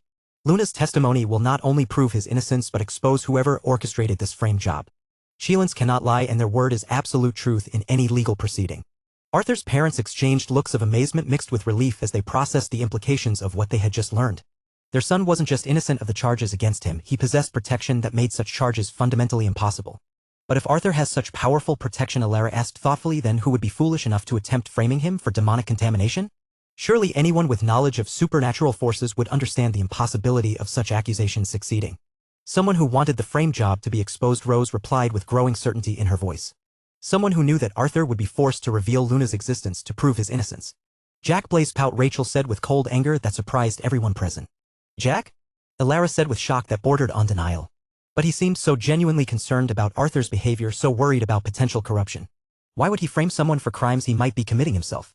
The innocent question revealed how much Alara still didn't understand about the sophisticated deception that had characterized Jack's entire approach to their social circle. Because Jack Blaze Spout is not who he appears to be, Cecilia explained with political insight born from years of training in recognizing hidden threats. His charm and apparent concern are tools he uses to manipulate people while pursuing agendas that serve darker purposes. The most effective villains are those who can maintain perfect facades, Serafina added with military precision. Jack's public persona has been carefully crafted to hide his true nature and connections. Before Alara could respond to this disturbing revelation about someone she had considered a reasonable suitor, the building's emergency communication system activated with urgent tones that made everyone in the room immediately alert. Elias appeared in the doorway with obvious urgency, his usually composed demeanor replaced by barely controlled alarm. "Your Highnesses, ladies, we have a developing situation that requires immediate attention." "What kind of situation?" Cecilia asked, automatically taking charge with the authority that came from her royal training and political experience. "There are reports of explosions and combat throughout the city," Elias replied, consulting the tablet that connected him to the guild's intelligence networks. "The Imperial Palace, major government buildings, key infrastructure points, all appear to be under coordinated assault." "Where specifically is the fighting concentrated?" Serafina asked with strategic precision, her mind already working through defensive and response options. Elias met their eyes with an expression that conveyed the full scope of the catastrophe they were facing. "Your Highness," he said with grim certainty, "the attacks aren't concentrated in any specific area. According to our intelligence reports, the entire capital city of Avalon is under siege." Chapter 787, Checkmate 3. The first sign of danger came as delicate black rose petals began drifting through the sealed windows of the Ouroboros Guild headquarters, their dark beauty carrying an otherworldly elegance that immediately set everyone's magical senses on edge. The petals moved with unnatural purpose, flowing through the conference room like living shadows that seemed to absorb light rather than reflecting it. "Everyone get back," Rachel commanded with authority, golden light beginning to manifest around her as she recognized the hostile nature of the intrusion. "Those aren't natural flowers." Rose shot to her feet with expression of dawning horror as she recognized the distinctive magical signature emanating from the floating petals. "Mother," she whispered, her voice carrying a mixture of fear and resigned recognition that made everyone else in the room understand they were facing something far beyond normal magical threats. The black rose petals continued their inexorable advance despite Rachel's defensive barriers, their dark energy proving resistant to conventional purification techniques. Cecilia's imperial flame magic flared around the group, creating layers of protection that slowed but couldn't stop the approaching corruption. "What are they?" Alice asked with obvious terror as she pulled Stella closer, maternal instincts overriding her confusion about supernatural forces she didn't understand. "Miasma," Rose replied with grim certainty, her own blue rose petals beginning to manifest as she prepared for what she knew would be an impossible battle. Serafina's ice crystal plum blossoms joined the defensive layers around Arthur's family, while Reika's cursed text added additional shielding that glowed with violet light. But all five women could feel their combined defenses weakening under the relentless pressure of the approaching petals. "We can't hold them," Cecilia said through gritted teeth, her imperial training providing tactical analysis even in the midst of crisis. "The power behind this attack is radiant trank. We need it." Her words were cut off as brilliant red flames suddenly erupted throughout the conference room, incinerating the black rose petals with such intensity that they didn't even have time to wither.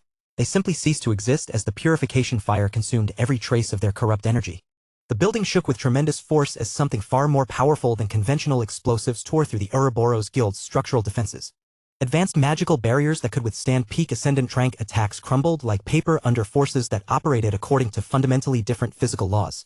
"Everyone out now," Elias shouted as he appeared in the doorway, his usually composed demeanor replaced by urgent efficiency. "The entire building is compromised. We have evacuation routes prepared for exactly this scenario." But as the group rushed toward the emergency exits, the external wall of the conference room simply vanished, not destroyed by explosion but erased by magic that rewrote the fundamental structure of matter itself. Through the massive opening they could see a battle being waged in the skies above Avalon City that defied every assumption about what was possible in the modern world. Two women faced each other in midair, their magical auras so intense that the very atmosphere around them seemed to ripple with barely contained power. Both possessed the distinctive features that marked them as members of Rose's maternal family, red hair and emerald eyes. Charlotte, Rose's aunt and the Empire's archmage, hovered with magnificent red hair streaming behind her like liquid fire, her emerald eyes blazing with fury that made the air itself seem to burn. Her magical aura manifested as living flames that took the shapes of mythical creatures, phoenixes, dragons, and other beings of legend that existed at the intersection of life and death magic. Facing her was Evelyn, Rose's mother and Pope of the Order of Fallen Flame, whose darker shades of red hair and deeper emerald eyes reflected the corruption that had transformed her from protective mother into humanity's enemy. Her magical presence manifested as a garden of impossible beauty, flowers that bloomed with colors that shouldn't exist, vines that moved with predatory intelligence, and trees whose roots extended into dimensions that mortal minds couldn't comprehend.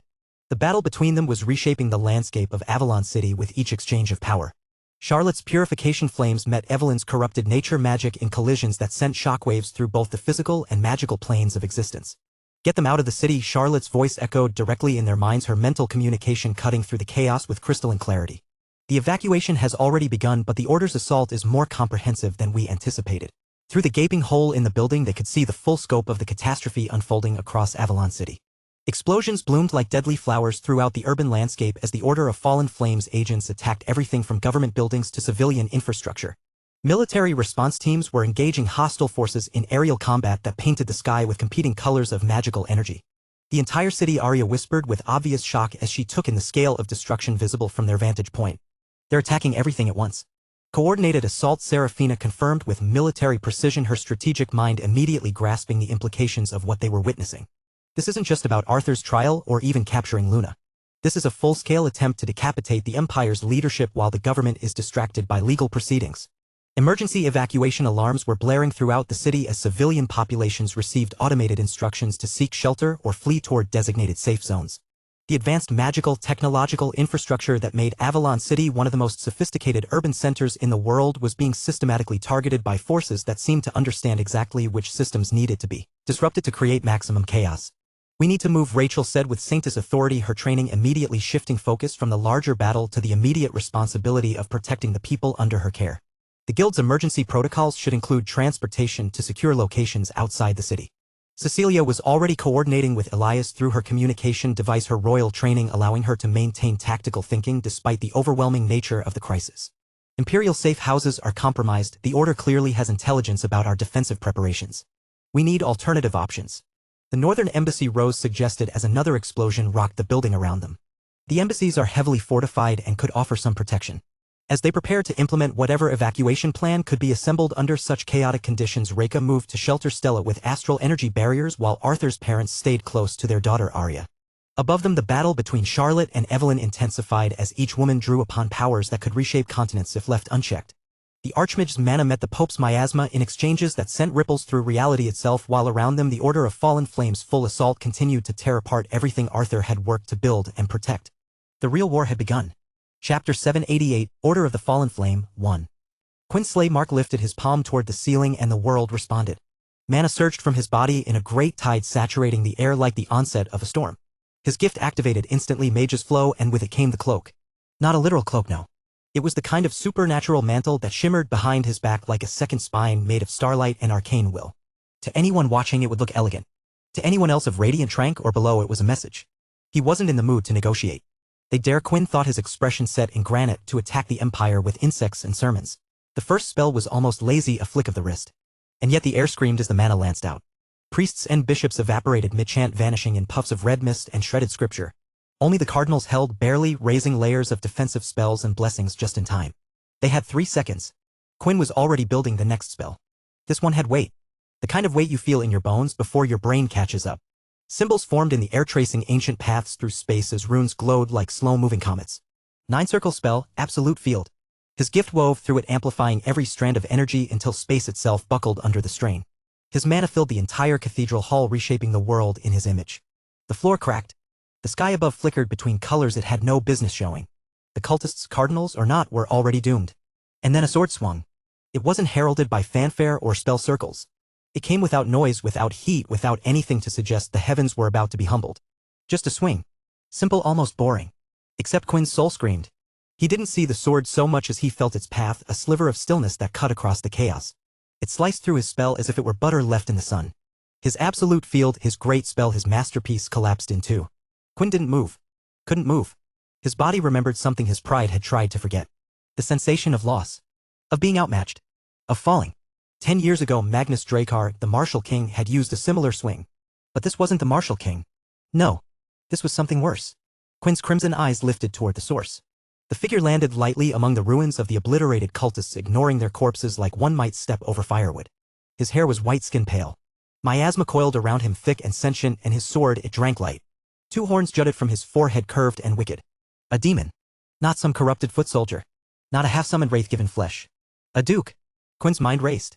A demon duke summoned in the heart of the Slaymark Empire? That was more than reckless. That was war. How? He whispered aloud more to the choking air than anyone present. How did the damned cult summon a demon duke to earth? There was no answer, only the sound of footsteps steady and slow walking over the bones of the faithful. Quinn extended his magical senses, probing the creature's power signature with the caution of a man defusing a bomb. What he found made his blood run cold in ways that had nothing to do with fear and everything to do with tactical analysis. Low radiant rank. The same as Quinn himself. But that couldn't be right. The sheer presence radiating from the demon, the way it had casually obliterated his 9-circle spell, the predatory confidence in every movement, all of it screamed of power that should be impossible at such a rank. Impossible, Quinn breathed even as he began weaving defensive barriers around himself. How are you? Predictable. The demon's voice was like grinding stone, each syllable dripping with boredom that made the air itself recoil. You humans always mistake complexity for power. Always believe that elaborate spells will save you. The demon raised its sword, a blade that seemed to exist in the spaces between reality, and Quinn felt the temperature of the chamber drop by 20 degrees. I am Vortak. The demon continued, its pale eyes studying Quinn like a predator examining prey. Duke of Pride, keeper of the hungering blade. You are underwhelming. Bold words for something that crawled out of a summoning circle, Quinn replied, though he was already calculating his options. His imperial pride demanded a response, but his tactical mind was screaming warnings. Vortak shrugged, a gesture so casual it was insulting. Your reputation preceded you, Emperor.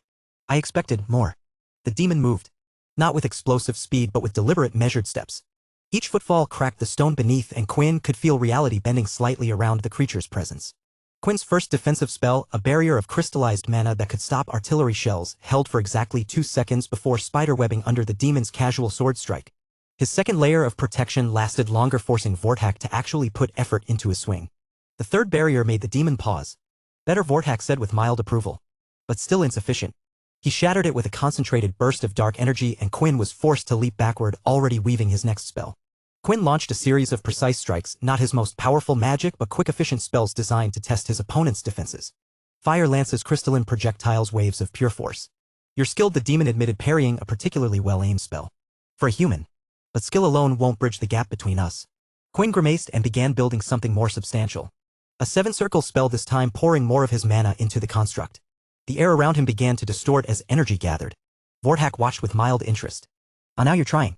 Good. The spell completed, a lance of imperial fire that could pierce mountain stone, and Quinn released it with surgical precision. Vortak swung his sword to meet it. The collision sent shockwaves through the ruined cathedral. Quinn's spell held for a moment, pushing against the demon's blade before being slowly, inexorably cut apart. But it took Vortak several seconds of concentrated effort. Much better, the demon said, and for the first time he wasn't smiling. You might actually be worth the energy to kill properly. Quinn's mind raced. He could hurt this creature, force it to take him seriously, but he couldn't win. Every exchange made that clearer. The demon was stronger, faster, and more efficient with his power. I need backup, Quinn realized with crystalline clarity. I can't take this thing alone. Vortak raised his sword, dark energy coiling around the blade like liquid shadow. Shall we end this dance, little Emperor? Then the world exploded with astral light. The energy burst struck Vortak from behind, forcing him to spin and raise his sword in defense. The demon's feet slid backward across the shattered floor, and for the first time since his arrival he looked genuinely engaged. Quinn turned toward the source of the intervention and felt a mixture of relief and frustration. Archduke Leopold Astoria strode through the ruined entrance, astral energy crackling around him like controlled lightning. His distinguished features were set in grim determination, and his usually immaculate appearance showed signs of recent combat, torn fabric, singed edges, and the kind of controlled fury that came from fighting for one's life. Your Imperial Majesty, Leopold said with formal courtesy that couldn't quite hide his breathlessness. I apologize for the delay. The capital is complicated at the moment. Quinn grimaced. Of all the people who could have arrived to save his life, it had to be Leopold Astoria. Archduke Quinn replied with equally formal courtesy. Your timing is appreciated. Leopold's astral energy flared brighter as he studied their demonic opponent. A duke. How unfortunate. I had hoped we were dealing with lesser manifestations. Vortak straightened from his defensive stance, pale eyes moving between the two radiant trankers with something that looked suspiciously like anticipation. The boredom in his expression was gone, replaced by genuine interest. The demon said, rolling his shoulders as if warming up. Now this is more like it. Quinn and Leopold exchanged a quick glance, Emperor and Archduke putting aside personal differences in the face of immediate mortal peril. They had fought alongside each other before during the border conflicts of Quinn's early reign, and despite their political tensions they both understood the necessity of coordination. Two radiant trankers. Vortak continued, his grip shifting on his sword. Finally, something that might actually be worth the journey to this miserable realm. Standard formation? Leopold asked quietly, astral energy already beginning to weave into complex patterns around his hands. Standard formation. Quinn confirmed his own mana surging as he prepared his most powerful spells. Vortak smiled, revealing teeth like broken obsidian. Yes. This should finally be entertaining. The demon raised his sword and Quinn could feel the difference immediately. Where before Vortak had been toying with him, now the creature's power flared with genuine intent. The real battle began. Chapter 789, Order of the Fallen Flame, 2. As soon as Luna's revelation shattered the stunned silence of the tribunal chamber, the world exploded into chaos around me. The first explosion sent shockwaves through the ancient stone walls, and I knew with crystalline certainty that this had all been orchestrated.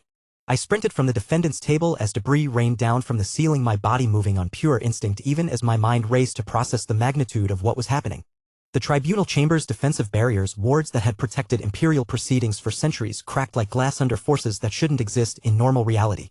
Luna's adult form flickered and vanished as the strain of maintaining her manifestation hit me like a physical blow. My sword hard hammered against my ribs as the toll of sustaining her revelation without her power coursing through me became apparent. Even that brief display had pushed my current capabilities to their absolute limits. Grandmaster. A flash of pure astral energy sliced through the air beside me, and the suppression cuffs that had bound my magical abilities for days simply disintegrated. I turned to see an Imperial Knight in full combat gear, his face grim behind his helmet's visor. Without a word he tossed my spatial ring through the chaos. Somehow impossibly they had prepared for this exact scenario. Go, he said, simply raising his weapon as a group of hooded figures burst through the chamber's main entrance. We'll hold them as long as we can. I caught the ring and felt the familiar weight of access to my equipment settle back into my soul.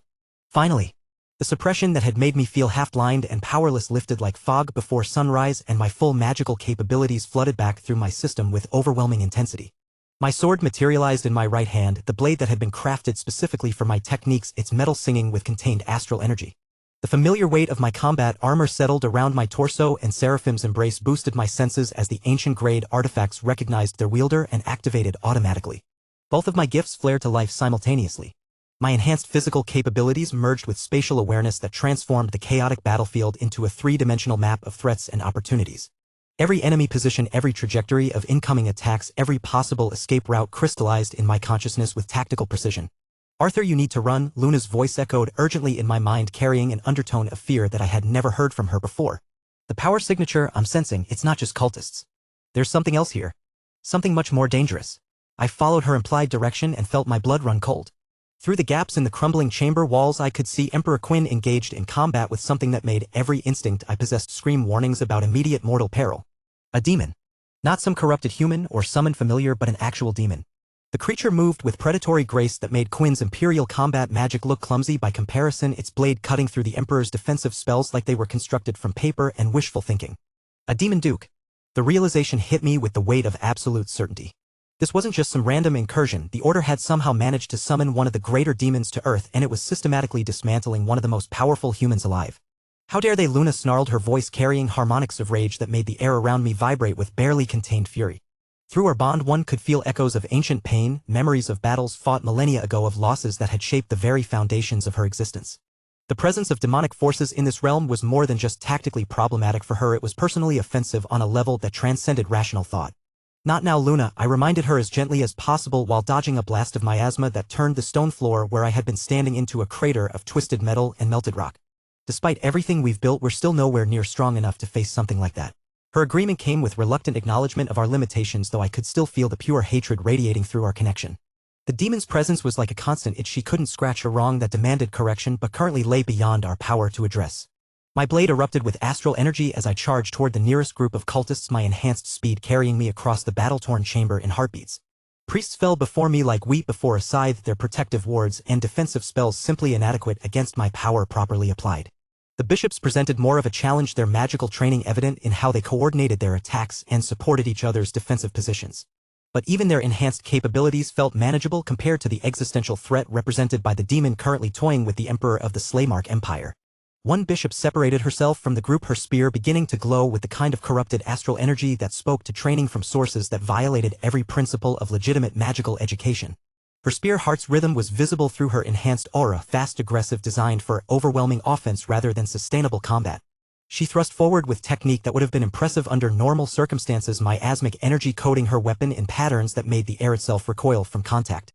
But she had made the critical error of facing someone whose capabilities operated on an entirely different level.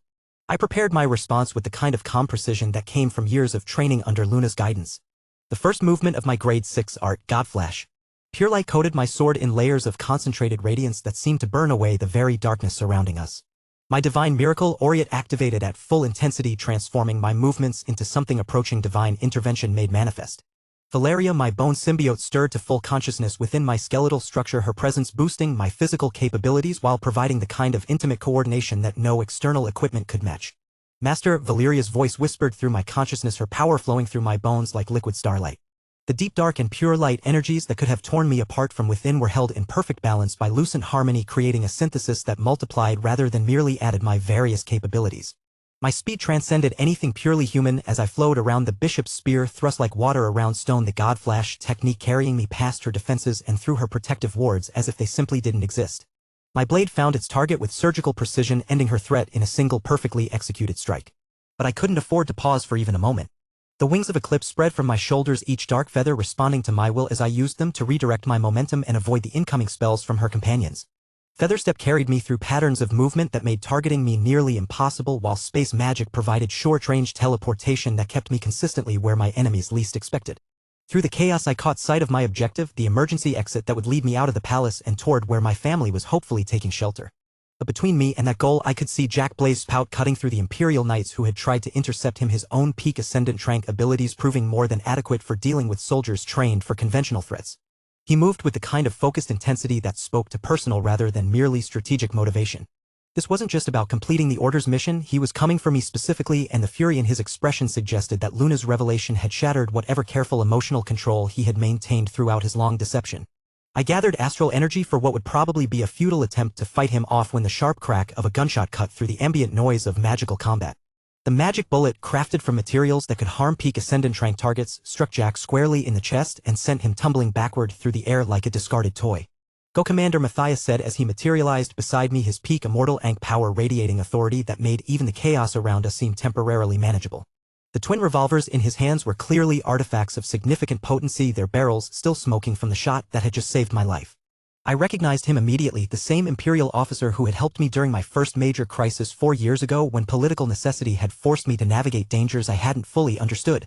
His presence here felt like divine intervention, though I suspected it was actually careful planning on the part of people who had been anticipating exactly this kind of emergency. His covering fire cleared a path through the remaining cultists between me and the exit, each shot precise enough to disable threats without unnecessary collateral damage to the palace structure or civilian nobles still trapped in the combat zone. I sprinted for the final warp gate, my enhanced speed carrying me across the remaining distance while Matthias held off pursuit with the kind of professional competence that reminded me why the Imperial military commanded respect throughout the known world. The spatial magic activated under my hands, reality bending to create a passage that would carry me away from this battlefield and toward whatever slim hope remained of protecting the people who mattered most to me. Chapter 790, Order of the Fallen Flame, 3. The warp gate deposited me onto a rooftop 3 kilometers from the Imperial Palace, and the first thing that hit me was the smell, acrid smoke mixed with the metallic tang of spilled blood and the ozone scent of massive magical discharge. The second thing was the scope of absolute devastation sprawling across Avalon City like a festering wound. From my elevated position I could see the Order of Fallen Flame's assault wasn't just targeting government buildings. Explosions bloomed like deadly flowers throughout the urban landscape, their orange and crimson light painting the afternoon sky in shades of apocalypse. Military hover vehicles streaked between skyscrapers in aerial dogfights that left contrails of various colored magical energy, while emergency sirens wailed from every direction with the desperate urgency of a civilization under siege. But it was the massive spatial distortion hanging like a wound in reality above the city center that made my blood run cold with recognition and dread. The domain battle was invisible to most observers, existing in a pocket dimension that overlay normal space without directly affecting it. But for someone with my enhanced magical senses, the presence of 2 low radiant trankers locked in mortal combat created pressure waves that rippled through multiple planes of existence simultaneously. Charlotte Alaric, the Empire's Archmage, was fighting her own sister in a domain where the laws of physics bent to accommodate powers that could reshape continents. I couldn't see the battle directly, but the magical resonance told me everything I needed to know about the scope of destruction occurring in that isolated pocket of reality. Evelyn Alaric, Rosa's mother, Pope of the Order of Fallen Flame, had challenged her sister to domain combat, ensuring that their confrontation wouldn't accidentally level half the capital city. It was a small mercy that spoke to tactical awareness rather than humanitarian concern, but it meant that the Order forces operating throughout Avalon weren't being disrupted by collateral damage from a radiant trank duel. The spatial distortion pulsed with each exchange of power, creating pressure waves that made the air itself vibrate with barely contained energy. My enhanced awareness could feel the domain's boundaries straining under the force of their conflict while reality flickered at the edges where the pocket dimension intersected with normal space. My communication device buzzed with an emergency signal and Elias's voice cut through the ambient chaos with professional efficiency that somehow made the crisis feel marginally more manageable. Sir, the family evacuation convoy is currently moving through Sector 7 toward the Northern Continent Embassy. He reported, his words clipped with the kind of controlled urgency that suggested he was coordinating multiple emergency operations simultaneously. Order forces are conducting intercept operations along the primary evacuation routes. Estimated arrival at your position in 12 minutes if current speed maintained. 12 minutes. I could see from my vantage point that Sector 7 was currently hosting its own localized war as Imperial forces attempted to maintain evacuation corridors while Order operatives targeted civilian convoys with systematic precision. Explosions sent pillars of smoke into the afternoon sky while the distinctive whine of military-grade magical weapons provided a constant underlying soundtrack to the urban battle. My enhanced spatial awareness, boosted by my recently reactivated gifts, painted a three-dimensional map of threats and opportunities across the cityscape below. Order forces were moving in coordinated groups, their black combat gear making them difficult to spot among the rubble and smoke, but their magical signatures blazed like beacons to anyone with the sensory capabilities to detect them. I activated Wings of Eclipse and launched myself from the rooftop, dark feathers spread wide as I glided between buildings while using Feather Step to adjust my trajectory around incoming magical projectiles. The city rushed past below me in a blur of damaged architecture and fleeing civilians, emergency vehicles weaving between abandoned cars as automated evacuation announcements echoed from public address systems throughout the urban landscape. All citizens proceed immediately to designated shelter points, the mechanical voice repeated with tireless efficiency. Military forces are responding to the current emergency. Remain calm and follow evacuation protocols. The irony of automated systems maintaining their programming while the world burned around them would have been amusing under different circumstances. Instead, it served as a reminder of how quickly civilization's facade could crumble when faced with forces that operated outside the comfortable boundaries of law and order. Above me, the domain battle's pressure waves created visible distortions in the atmosphere like heat waves rising from summer pavement. Each pulse reminded me that while Charlotte and Evelyn fought in isolation, their confrontation would determine the fate of everyone below. If Charlotte fell, the Order would have eliminated the Empire's most powerful defender. If Evelyn was defeated, the assault on Avalon would lose its most dangerous coordinator. I spotted the convoy before they spotted me, a cluster of armored vehicles moving through streets that had been cleared by advanced security teams, their route protected by Imperial Knights whose magical barriers deflected the worst of the Order's harassment attacks. The vehicles themselves were state-of-the-art. Adaptive armor that could withstand military-grade magical assault, communication systems that maintained contact even under heavy interference, and emergency medical facilities that could handle anything short of fatal injuries. But even with their advanced defensive capabilities, I could see that the convoy was under increasing pressure. Order operatives were using the urban environment to their advantage, launching attacks from concealed positions before melting back into the chaos of the burning city. Each assault forced the convoy to slow down, making them increasingly vulnerable to more concentrated attacks. A group of robed figures emerged from a damaged shopping complex ahead of the convoy's route, their magical signatures identifying them as bishops. They began weaving spells that would turn the street itself into a trap, corrupting the asphalt and concrete with miasma that would poison anyone who came into contact with it. I dove from my gliding trajectory, switching to direct combat as my sword materialized in my right hand. The ancient-grade artifacts responded to my will with perfect synchronization, while both gifts flared to maximum intensity as I prepared to clear the path for my family's escape. The first bishop died before he realized I was there, my blade cutting through his defensive wards like they were constructed from wishful thinking rather than properly anchored magical energy. The second managed to raise a barrier of corrupted earth that slowed my attack long enough for him to scream a warning to his companions.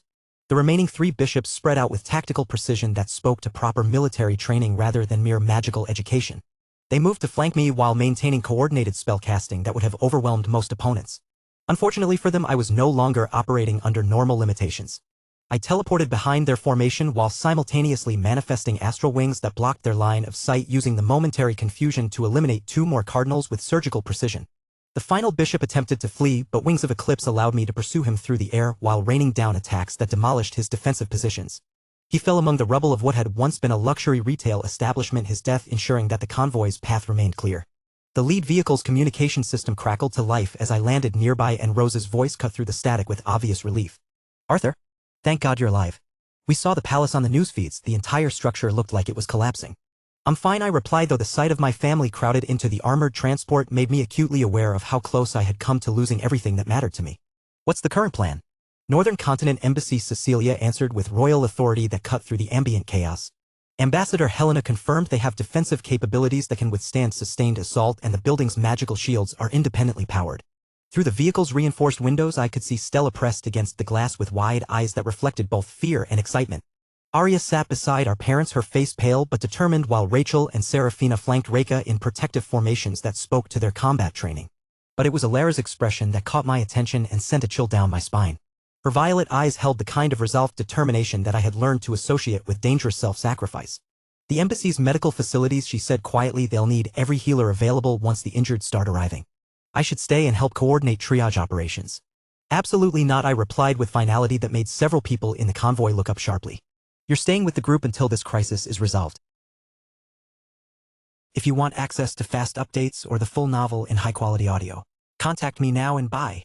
I offer over 300 complete audiobooks from Pocket FM, Webnovel, Audible, and more. No locked episodes, no subscriptions, just one-time payment via PayPal or Ko-fi. Message me directly on Telegram or WhatsApp, or check out the full list of available novels on Discord. Start listening to your next favorite audiobook today.